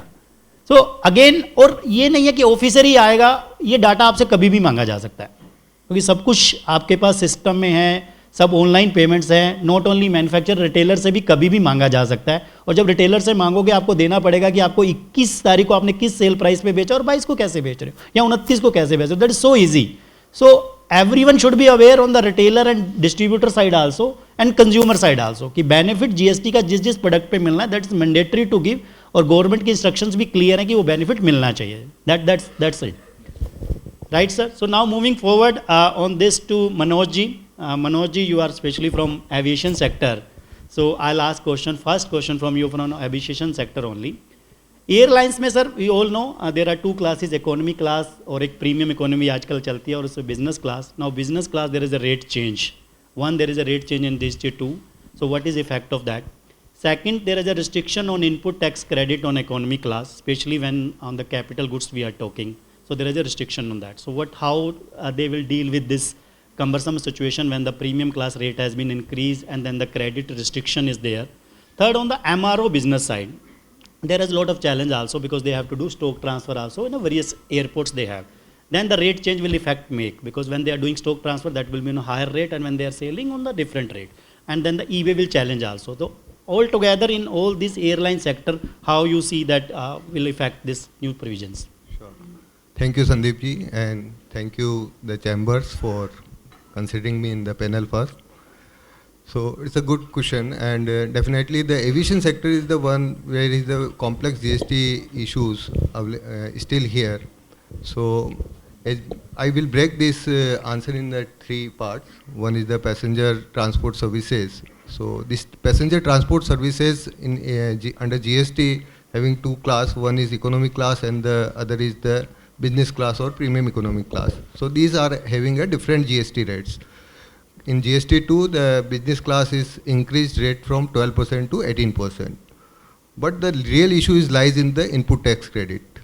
So under economic class, there is a restriction in availing the GST credit on capital goods. And that is the fundamental anomaly in the GST because when we say that GST is the seamless credit flow, and if you are restricting someone from taking the credit on the capital goods, so that's the benefit is not passed on to the customers. So this is the one thing which is due to credit restriction, and in aviation the major cost is one is ATF on which that is out of the purview of GST. So that cost is completely loaded to the customers or the cost side. The other is the restriction of capital goods credit, so which is also become a cost for the aviation. So this is the basic main cost factors included in the aviation. So this is something which is required to be looked into by the government and revisit now. So hopefully in GST 3 this aviation and ATF might be considered, but this is the problem in the aviation. The second point I will take the in-flight services. Yes. So in-flight services also basically onboard services, whatever you are getting food or beverage, whether it is a service or it's a sale of food and beverage. So this classification is still not clear and industry is still facing the challenges. Because if you see in aviation, means in flight, if you are getting the foods and other things, neither it is a pure restaurant kind of service and nor it is just a sale of product, because they are opening, they are giving to you. So there is the interpretational issue whether it should be considered as a service or it's sale of goods. So this leads to a litigations a lot in the aviation sector, and different airline adopted different practices, and still there is no standardized thing. So I think government should bring out some clear notification or classifications of these services to resolve this problem. But as on today, this problem is there. So that is the second. And on the third side, MRO. MRO is basically the maintenance, repair and overhauls. So in aviation sector, it's a capital intensive sector, and for repair and other things, they have to keep spare parts at every airports. And these aircraft, means the turnaround time for the repair things are very, very high. Means if someone is required some parts in some place, it's required very urgently, and your aircraft is standing at the stand, and if it's flying in a 5-10 minute and some requirements come from the other airport, it should be loaded to the aircraft in an immediate basis. But there is a compliance that before transferring any goods from one branch to another, one state to another, you have to comply with delivery challan, you have to issue an invoice, you have to issue an e-way bill and other things. So practically it is very difficult to comply this provision. And at the same time, the bigger problem which airline majorly face, that you are sending some product or some parts to the another airport. It's going to be fixed in some aircraft, and that aircraft is moving everywhere. Now, anytime the authority comes and says this aircraft, this parts is transferred to this location where this parts is, you have solved. And this is not, it cannot be verified at any point of time, considering the operations of the airlines. So all three issues is the very major issues in the aviation sector. So for that purpose, government should consider this practical complexity of the compliances as well as the classifications of the in-flight services and the GST rates. Because the aviation is the something which is provide the connectivity and boost to the economy, and simplification and reducing litigation to the sector may definitely give help the aviation to fly better. That's all. Thank you Manoj ji. Manoj ji ने airline में food supply का बड़ा interesting topic discuss किया। I just want to add one line on that. ये जो issue है food का कि इस पे टैक्स रेट कौन सा लगेगा जो हम एयरलाइंस में फूड लेते हैं, सर्व करते हैं, तो ये वैट रीजन से चल रहा है। मेरे को अच्छे से याद है कि इंडिगो का एक स्पेशल केस था। सो केरला में एक स्पेशल प्रोविज़न था वैट में कि अगर आपने किसी लग्जरी रेस्टोरेंट में अगर आप फूड सप्लाई करते हो तो वैट का रेट 26% था, अदरवाइज 12% था। लग्जरी में it is a 26%। I ask them, उन्होंने उस पर शोकोज नोटिस बना के इंडिगो को सर्व किया। Show cause notice is around 100 crore rupees. I ask them कि इंडिगो ने एयरलाइन में कौन सा लग्जरी रेस्टोरेंट में आपको सर्विस ले ली जो आपने इस पर 26 लगाया। दे सेड कि इससे अच्छी लग्जरी क्या होगी कि आप 30,000 फीट पे आपको खाना सप्लाई हो रहा है, तो आई अप्लाई 26% ओनली। वो चैलेंज तब भी था, आज भी है। आज चैलेंज रेट का नहीं है, देन अगेन गुड्स और सर्विसेज का है। अभी भी अगर रेस्टोरेंट पे डिफरेंट रेट्स हैं, 5 है, 12 है एंड 18 का रेट है, तो then if it is a goods then it is a different rate, if it is a service it's a different rate. So still issue is there which Manoj is saying the clarification is needed on that. So now moving forward, Ashutosh ji, especially to you, you are from a telecom sector, telecommunication. So especially in a tower business, I want to ask that what benefit you are looking on from this GST 2.0 on this rate change, either on the output side or input side, cost side. What benefit you are looking on this? So I think you are a young audience and you are using your cell phones, you do your banking transactions, your investment decisions on the phone. So 4G, 5G and everything else is there in our life. I remember when I joined this company by the name Elevor, which is a Altius group, we had only 67 towers in India. Today we have 220,000 towers pan-India basis. So on the input tax credit basis, there is a mockery of GST 1.0. Let's appreciate that part of the coin as well. Because in the GST 1, cement is considered to be a sin product. Give me a break. We do not have roads. Our infrastructure is pathetic. We are nowhere on the world class basis.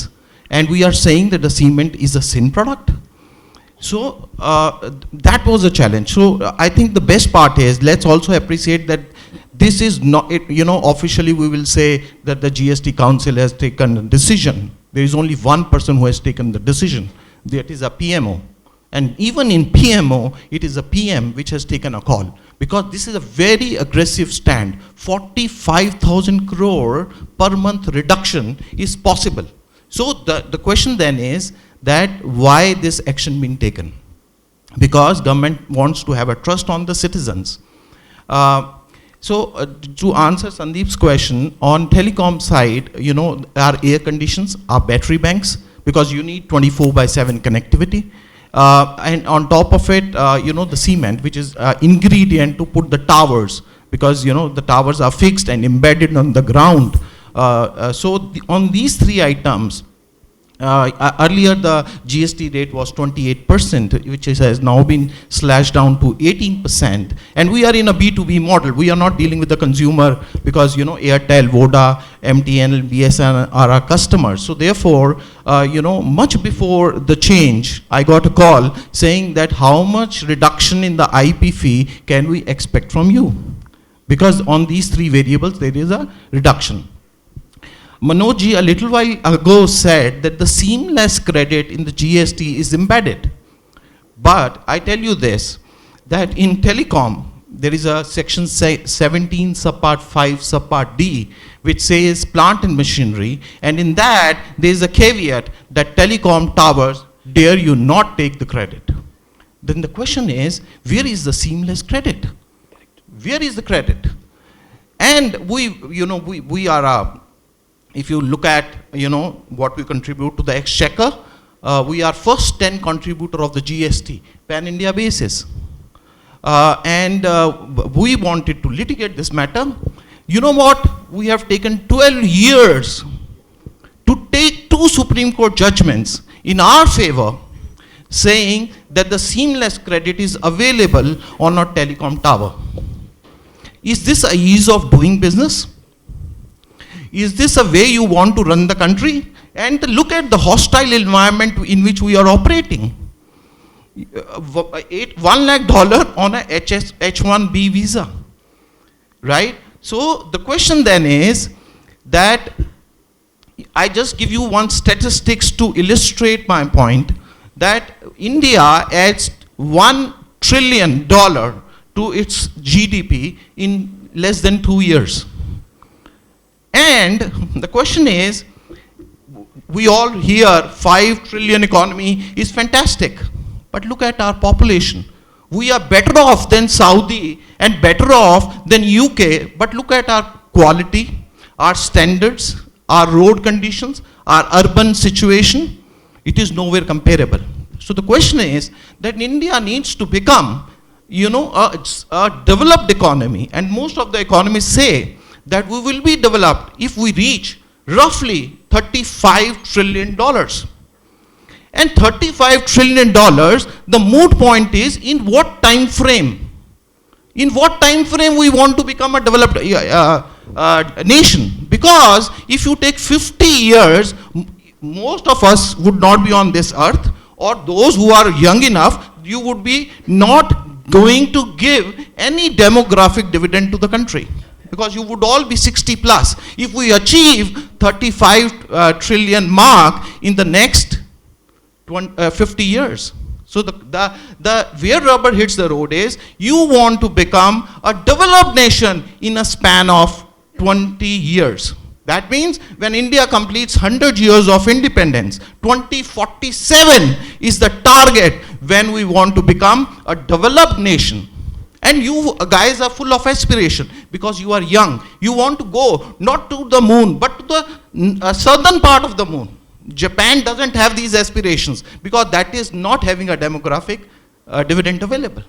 So the question is, government got these red flags. Government get this red flag because our trade deal with US was not flawless. We know there are stumbling blocks and India will not win this game. So what the government has done, it is not, by aspiration they have given you. First, they have relaxed the income tax norms, 12 lakhs exemption, and then GST, because they have seen that this tragic movement is hitting India in a very fast pace. So the question then is, we have to boost our demand, right? So coming back on telecom, 3 elements, input tax credit reduced, we will pass on that benefit on day 1 to our customers. And just to give you an example, which I quoted a little while ago, that I spent 12 years in fighting the case. I won 2 cases in Delhi High Court that input tax credit is seamlessly available to you. I won 2 in Supreme Court, but even today the act has not been amended. Where there is a bureaucracy in the system, we are pathetically bad. We are not comparable. Don't call yourself as a world-class country in terms of bureaucracy, because we are taking hell lot of our time in taking decisions. But why GST? So beauty of this GST too is the scalability. The items it covers in its orbit, and the extent by which the benefit has been given. I think that is the key. And second, as I said, digitization is enormously good. You are best in class. You know, there is a published document which says Indian economy is going to contribute 8% to the world trade in terms of purchase parity. That means you are already in purchase price parity, you are already 50% of USA. Because you have servants at home, you have comforts of home, your price of buying goods and services are much lower than USA, right? So that is the beauty. So I think it's a fantastic time. You audience, the young audience have lot of aspirations, and you can contribute a lot to the country, and we will be self-dependent. Why we have to look at China for rare earth? Why we have to see our pharma is best in the class? You know, the digitization, when I go to the market, I feel bad because जिससे मैं 10 रुपए की चीज़ खरीदता हूँ, कहता हूँ online payment करो, I am acceptable. जिसे हम बोलते थे गरीब है, समझ नहीं पाएगा, he knows everything. They don't have an MBA degree, but they know how the ground reality works and what are the benefits in the digitization are available. So I think that is the message from telecom. I'm sorry, answer is little longish this time. No, sir. Thank you so much, sir. Thank you so for this valuable answer. Sir, we all understand कि आपको 12 साल लगे इस journey में to win the Supreme Court and High Court judgments. And really, I'll say that 2025 is lucky for the telecom industry. One, you won in the Supreme Court. Second, you won in the High Court. Third good thing which you can thank you to the Modi government, there was 2 judgment came. One is the Safari retreat and the second for the telecommunication. For Safari retreat, which is related to immovable property, they made a change in budget act, which is retrospective, but they leave you. That's right. If they don't make good thing, they also not made a bad thing. And you are taking benefit of that. Right, so this is a good thing that this good lucky 2025 for you. So just to add on this point, Sandeep, when the Supreme Court hearing was happening, you know, judges are not vocal in India because you can't do their face reading. They are not, you know, going to tell you what they are going to write. They will say all the great things you know, while you are in the court. But after 1 month or 2 months or 3 months, God knows how many months they will take to write the order, and that is upside down. But here, I must appreciate that the lady, Justice Nagratna, was so vocal. She said, what are you talking? I mean, seamless credit is embedded in the law, so why there is a denial? And why after 10 years you are coming back with the litigation? And you know what? All the investigations of the world did a thorough search on us. And I had 6,000 crore liability to the government if I lose this case. But look at the beauty. Judiciary is so independent, and we have also used the best judges, advocates of the world. There was a galaxy of advocates in the room, and Justice Nagratna said that what happened, why the courtroom is so full. There are advocates logged in from London, and then 7 or 8 best lawyers standing in the queue, because we said we will take a head on with the government, and that is the beauty of democracy. That in spite of the fact that I am fighting with the government, I won the case. So the impact is almost for the industry, not just Eliver, but put together all companies, it is around 30,000 crores, right? So you are in a great shape, you are in a great democracy, and we have a great government right now who looks at you, and they have a trust on you that yes, give a benefit. And I know it will, many people said 40,000 crores revenue loss, nothing will happen to you. In the next 2-3 months, there would be a sudden dip in the collections, obviously, but after that, it would be crazy. I tell you, we are already covering 2 lakh crore GST collection. It would be much more going forward because government has reposed confidence in you. They know that you are going to pay back and that impact would be multiple. Thank you, sir. Thank you. I think message to all the young audience here is clear that you have to fight some time for your own right for the 12 years even or more. Then only you will be able to get your rights. Sir, I'll not leave you here on this question. telecommunication tower में just to clear everyone, there are 2-3 things. One is a tower, जो उसके ऊपर structure होता है tower, उसके equipments and then civil foundation. Sir ने जो अभी तक बात की कि 12 साल उनको फाइट में लगे, that is related to towers. Towers का credit now by way of virtue of Supreme Court judgment and High Court allowed है. Sir, just take 30 seconds on the civil structure part also, whether that is also seamlessly available or still it is in a doubt or dark. So on the index of compliance, Sandeep, we are highest. We have decided consciously that on civil structure, because there is a Supreme Court judgment in Vandana, and we have agreed to that, we will not take the credit. And shuttering is part of civil structure. That is a debate, because that is portable, and we said it is movable, and therefore credit is available. So we have taken that conscious call. Thank you, sir. Thank you. Now my next question to Pankaj. Pankaj because हमारे पास काफ़ी audience economy class है, economic के students हैं, उनसे related है. You all know, आप लोगों ने न्यूज़पेपर में भी देखा होगा और आपका टॉपिक भी है, there is a lot of sanctions from one country. Which country? Sorry, America, USA. And that tariff is not from USA, that tariff from mister Trump. That's the Trump tariff. So we all know that 50% something is a tariff has been imposed by USA on our export which we are doing to the USA. This is critical thing. Now combining two things. One is the US tariff 50% which is coming on the exporter side. Second, this GST2. If we knock out both the things, whether this will be somehow we will be able to reduce the burden of US tariff or through this GST2, or what is your thought, Pankaj, on this? So a valid question. You know, basically we have been hearing now and then about Trump tariff. So you know, earlier we are not very much aware about कि अगर हम export करते हैं US में, so what is the tariff, which was earlier also it is 10% some product it was 25%. But after this, you know, so I was giving a consulting to somebody. उसको मैंने बोला कि मैं आपको समझाता हूँ कि क्या प्रोडक्ट पे आपके इम्पैक्ट आया है, और जिस तरह से ट्रम्प टैरिफ चेंज हो रहा था, as we generally call it Trump tariff instead of tariff been imposed by US government. So बोला कि ट्रम्प टैरिफ अगर तुम्हें समझ आ गया तो इसका मतलब you are an alien, because India में, दुनिया में तो किसी को समझ आया नहीं है. So you know, I want to connect one thing more in this.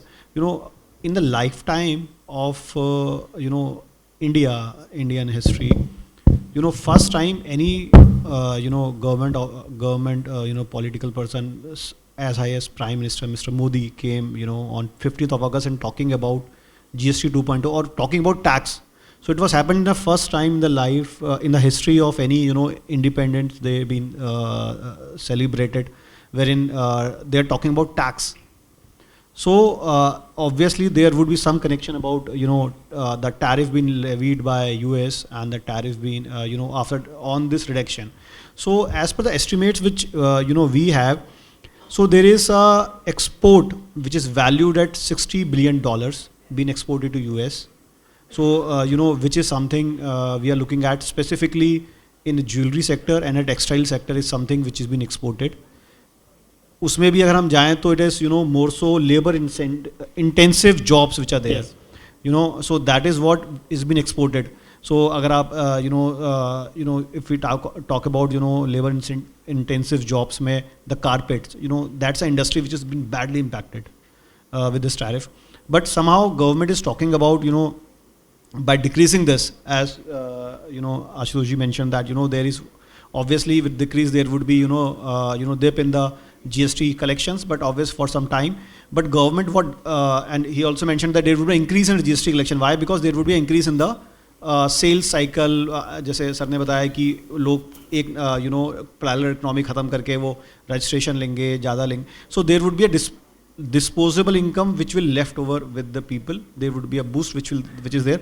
And there is a SBI research report which talks about that there would be an increase in, you know, incremental increase in the next quarter, which will see somewhere around $24 billion increase in the you know which will contribute somewhere around 0.6% in the GDP. You know, so that is what the figures talks about. So while you know we are still struggling, you know, recently day before yesterday I heard about Mr. Piyush Goyal traveling to US because of, you know, the visa issue and all that. So we're still India is in talks with the US. How the things will settle down is something which you have to see. But you know, there would be an impact, though this impact is going to get diluted by, you know, to an extent with respect to GDP growth, it will be going to be diluted, but yes, there would be an impact. Thank you, Pankaj. My next question, moving forward to Manoj ji. Manoj ji, while you are having a lot of experience working with commodity market, online exchange, which is MCDX and NSDX, so in the GST there is a requirement because a lot of companies had declared their goods there and then they are trading online on that. As per GST provision, there is a requirement to declare that particular place as an additional place of business. Otherwise, if we are not declaring and doing business from there, even though it's a virtual platform, that will be ITC input tax credit will be denied. So how to deal with this particular situation? So this is again very compliance oriented question from the MCX and NCDX perspective.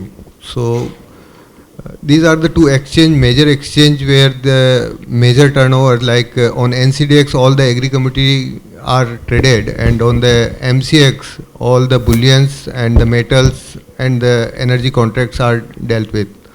So on daily basis in India, more or less means on MCX side 5 lakh crore of turnover executed at the MCX level and around 350 crore turnover at the NCDX level. So this is the kind of volume we are handling at a exchange level, and industries are buying and selling through the exchanges. And under GST law, there is a concept under section 285 with rule 8 that every person has to have a principal place of business, and apart from that, if they are keeping the goods at any additional place of business, then it's required to be updated in his GST registration.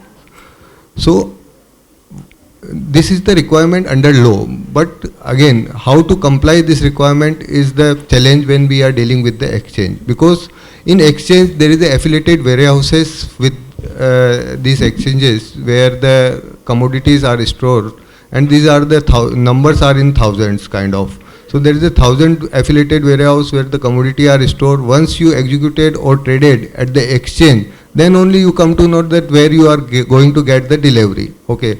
So this is the way exchange traded and trades happen in the exchange.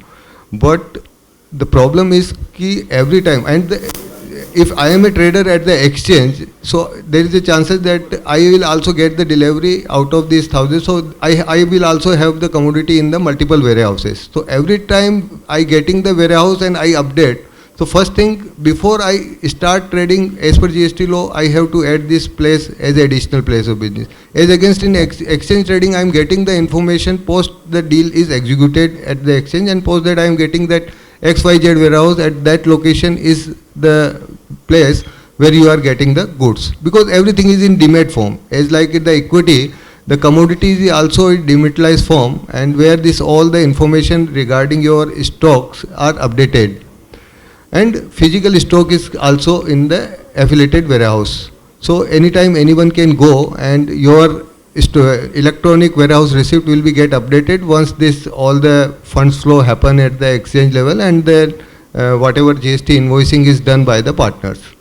So this is the way exchange entirely trade. But again, the major problem is during the department scrutiny and audit. When they comes to the this audit part, they ask us that where is the additional place of business is added, and if the same is not added under GST, there is no option to get the GST credit. So this is the major concerns while we dealing with the major exchange of the India, and this should be means notice or inform multiple times the organization, but still there is no clear notifications around it. So for my suggestion on this regard is that since these all are the affiliated warehouse to the exchange, so and the list of the warehouses is already with the exchange, so this all warehouse can be centralized upload by the exchange itself that these are the affiliated warehouse, and whoever is dealing with the exchange, if they are getting the commodity in that places, it should deem to be considered as the additional place of business, rather than, because it is quietly practically impossible to add multiple times you amend your GST registration by adding the additional place of business as each and every warehouse. So this is the practical challenge which required solution from the government side. And one more point I would like to add, because this is the discussion on MCX trades. So generally the public is also deal with the exchange because they want to mitigate the counterparty risk. And at the moment when you deal with the exchange, you will come to know that who supply to goods you only once you executed the trade at the exchange. First, your fund settlement will be done, and once the fund settlement is okay, then only the exchange will inform you that he is the buyer, so you raise the invoice in his name. In this scenario also, there is a chances that the supplier you get through exchange, there is a commodity in place and you are getting the GST invoice, the filing is also done. But again, in earlier sessions also, the GST credit 16(2)(c) is the critical issue under GST. The supplier has not utilized the valid credit, and that's the reason the credit pass on to the person who traded through exchange is liable to pay the GST, because the person prior to you is not used valid credit and they are unable to recover from that. So this is also another challenge which should be sorted out, because here there is a bona fide trade and the only object to deal with the exchange is to mitigate the counterparty risk. So I think, Sandeepji, these are the issues in that. Thank you, sir. Thank you. Now we are moving forward.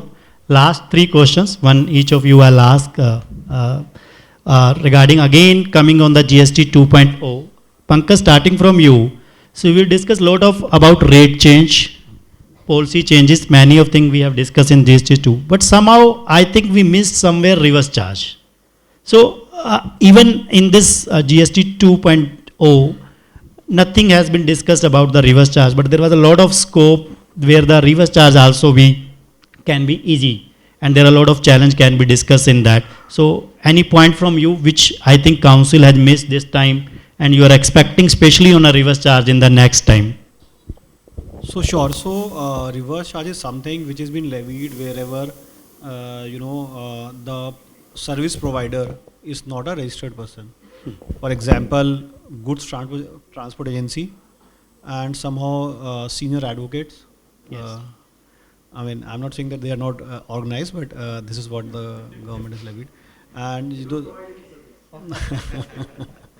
the third point is so basically, so we know all the list of reverse charge thing. There is one demand which was there, and we have seen some litigation in last 2-3 years, basically with respect to real estate industry, wherein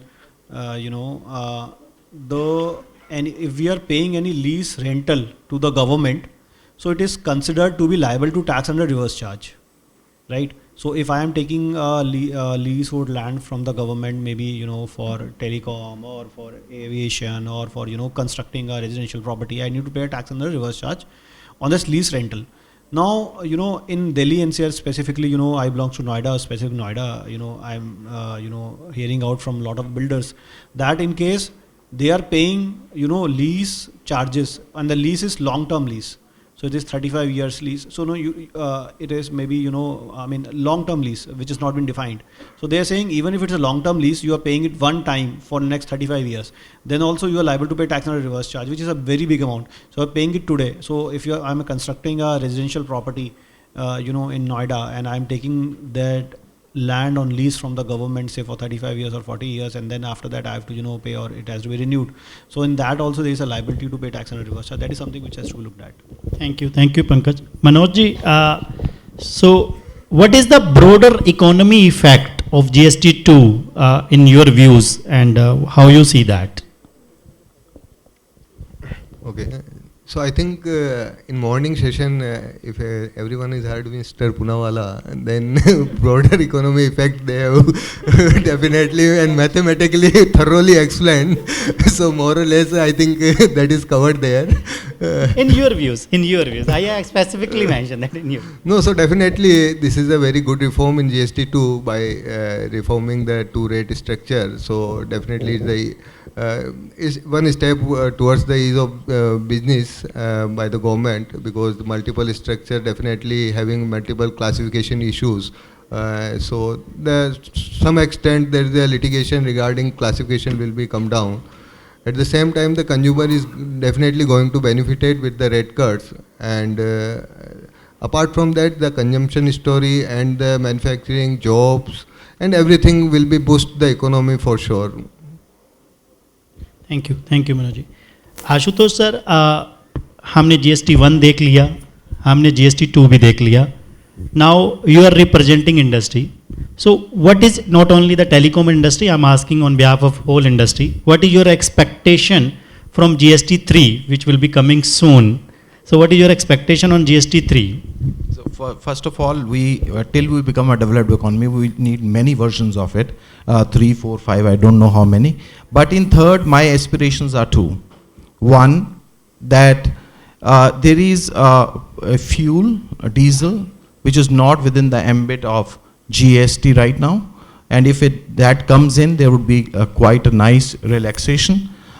In the upcoming budget presentation, Ministry of Finance through our nodal agency, Department of Telecom, DOT, has agreed that they will make, they have asked us to submit a paper as a pre-budget memorandum.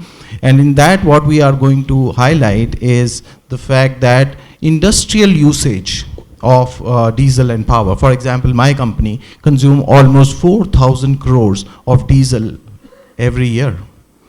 And when I pay taxes and when I do power and fuel reimbursement from my customer, again GST is charged.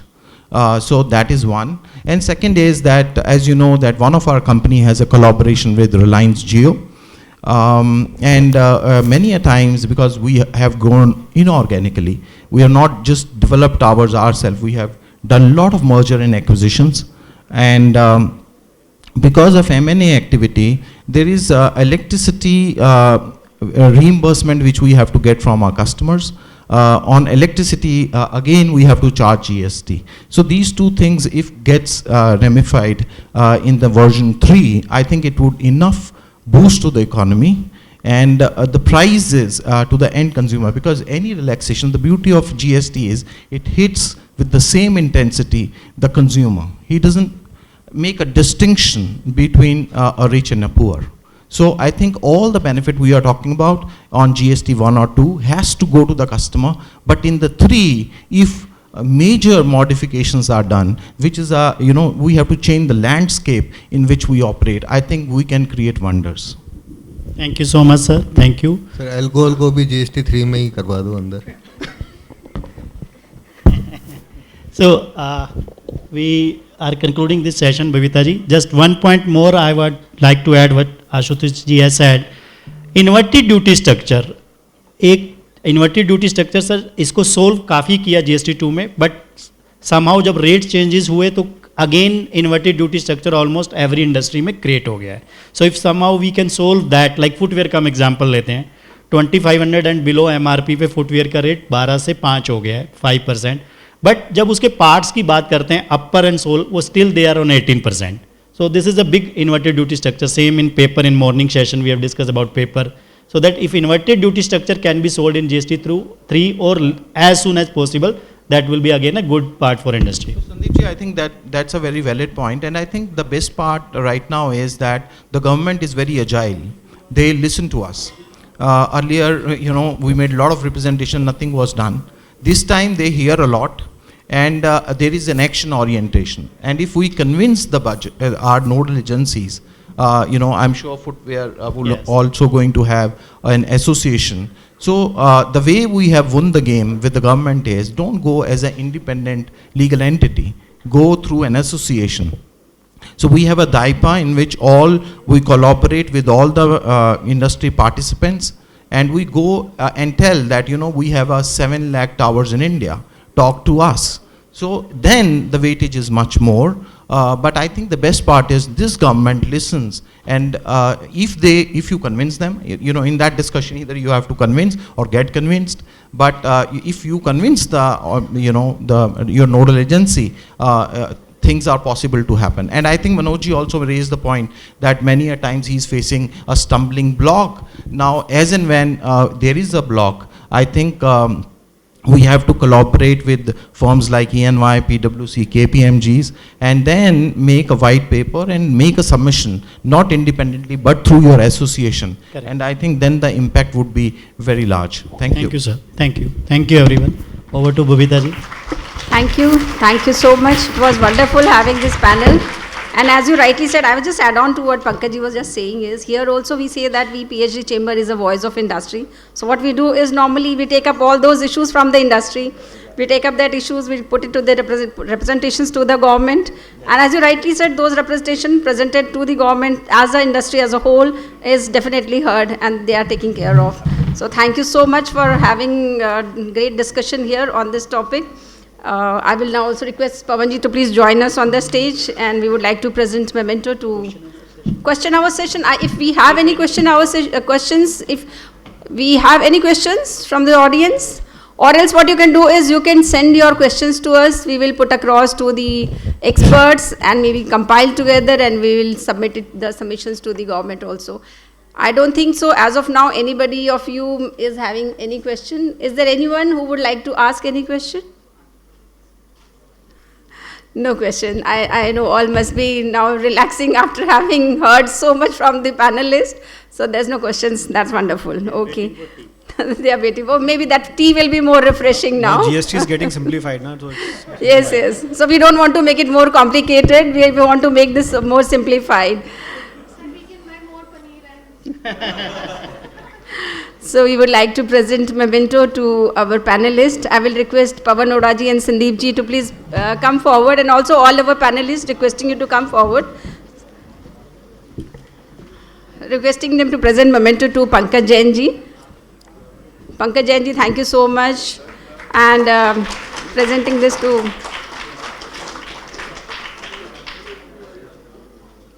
requesting to present memento to Ashutosh ji.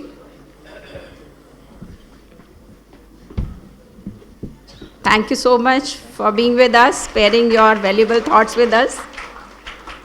And again, presenting memento to Manoj Jaju ji. Thank you so much. Our gratitude for being with us and sharing your thoughts. It was a wonderful panel with all the experts. We'll just request all to join for the group photograph. Please come. I'll also request Gupta ji, please join us. We can have a group photograph.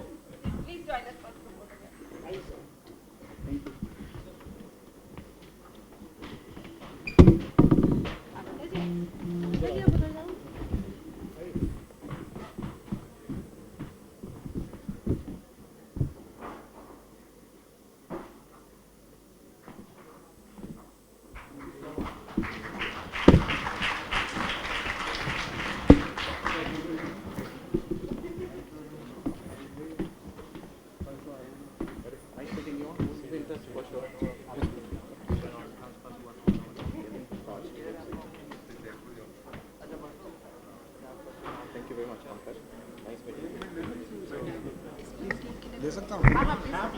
Friends 1 minute ले सकता हूं आपका, इजाजत हो तो? Just 1 minute. In last 2 months you have seen that Trump tariff, then H1Y1 visa, in the globalization these things will happen now. Ukraine US war, and then Hamas and Israel war, this will continue and continue. What is the solution for this? The solution is only one, that we have to make India number one. That's all. Thank you.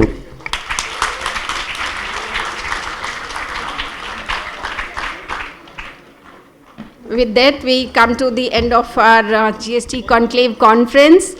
I wish to thank each and every one of you present here, all those who have been here. I'm sure you must have got a lot more things to learn today. And we look forward to have many more such sessions on GST, on taxes, or all the topics. And we would love to have you here with us and share your thoughts. Thank you so much. I request all of you to please join us for high tea just outside this auditorium. Let's have tea so that we all can be refreshed. Please join us, and thank you so much. Thanks all of you.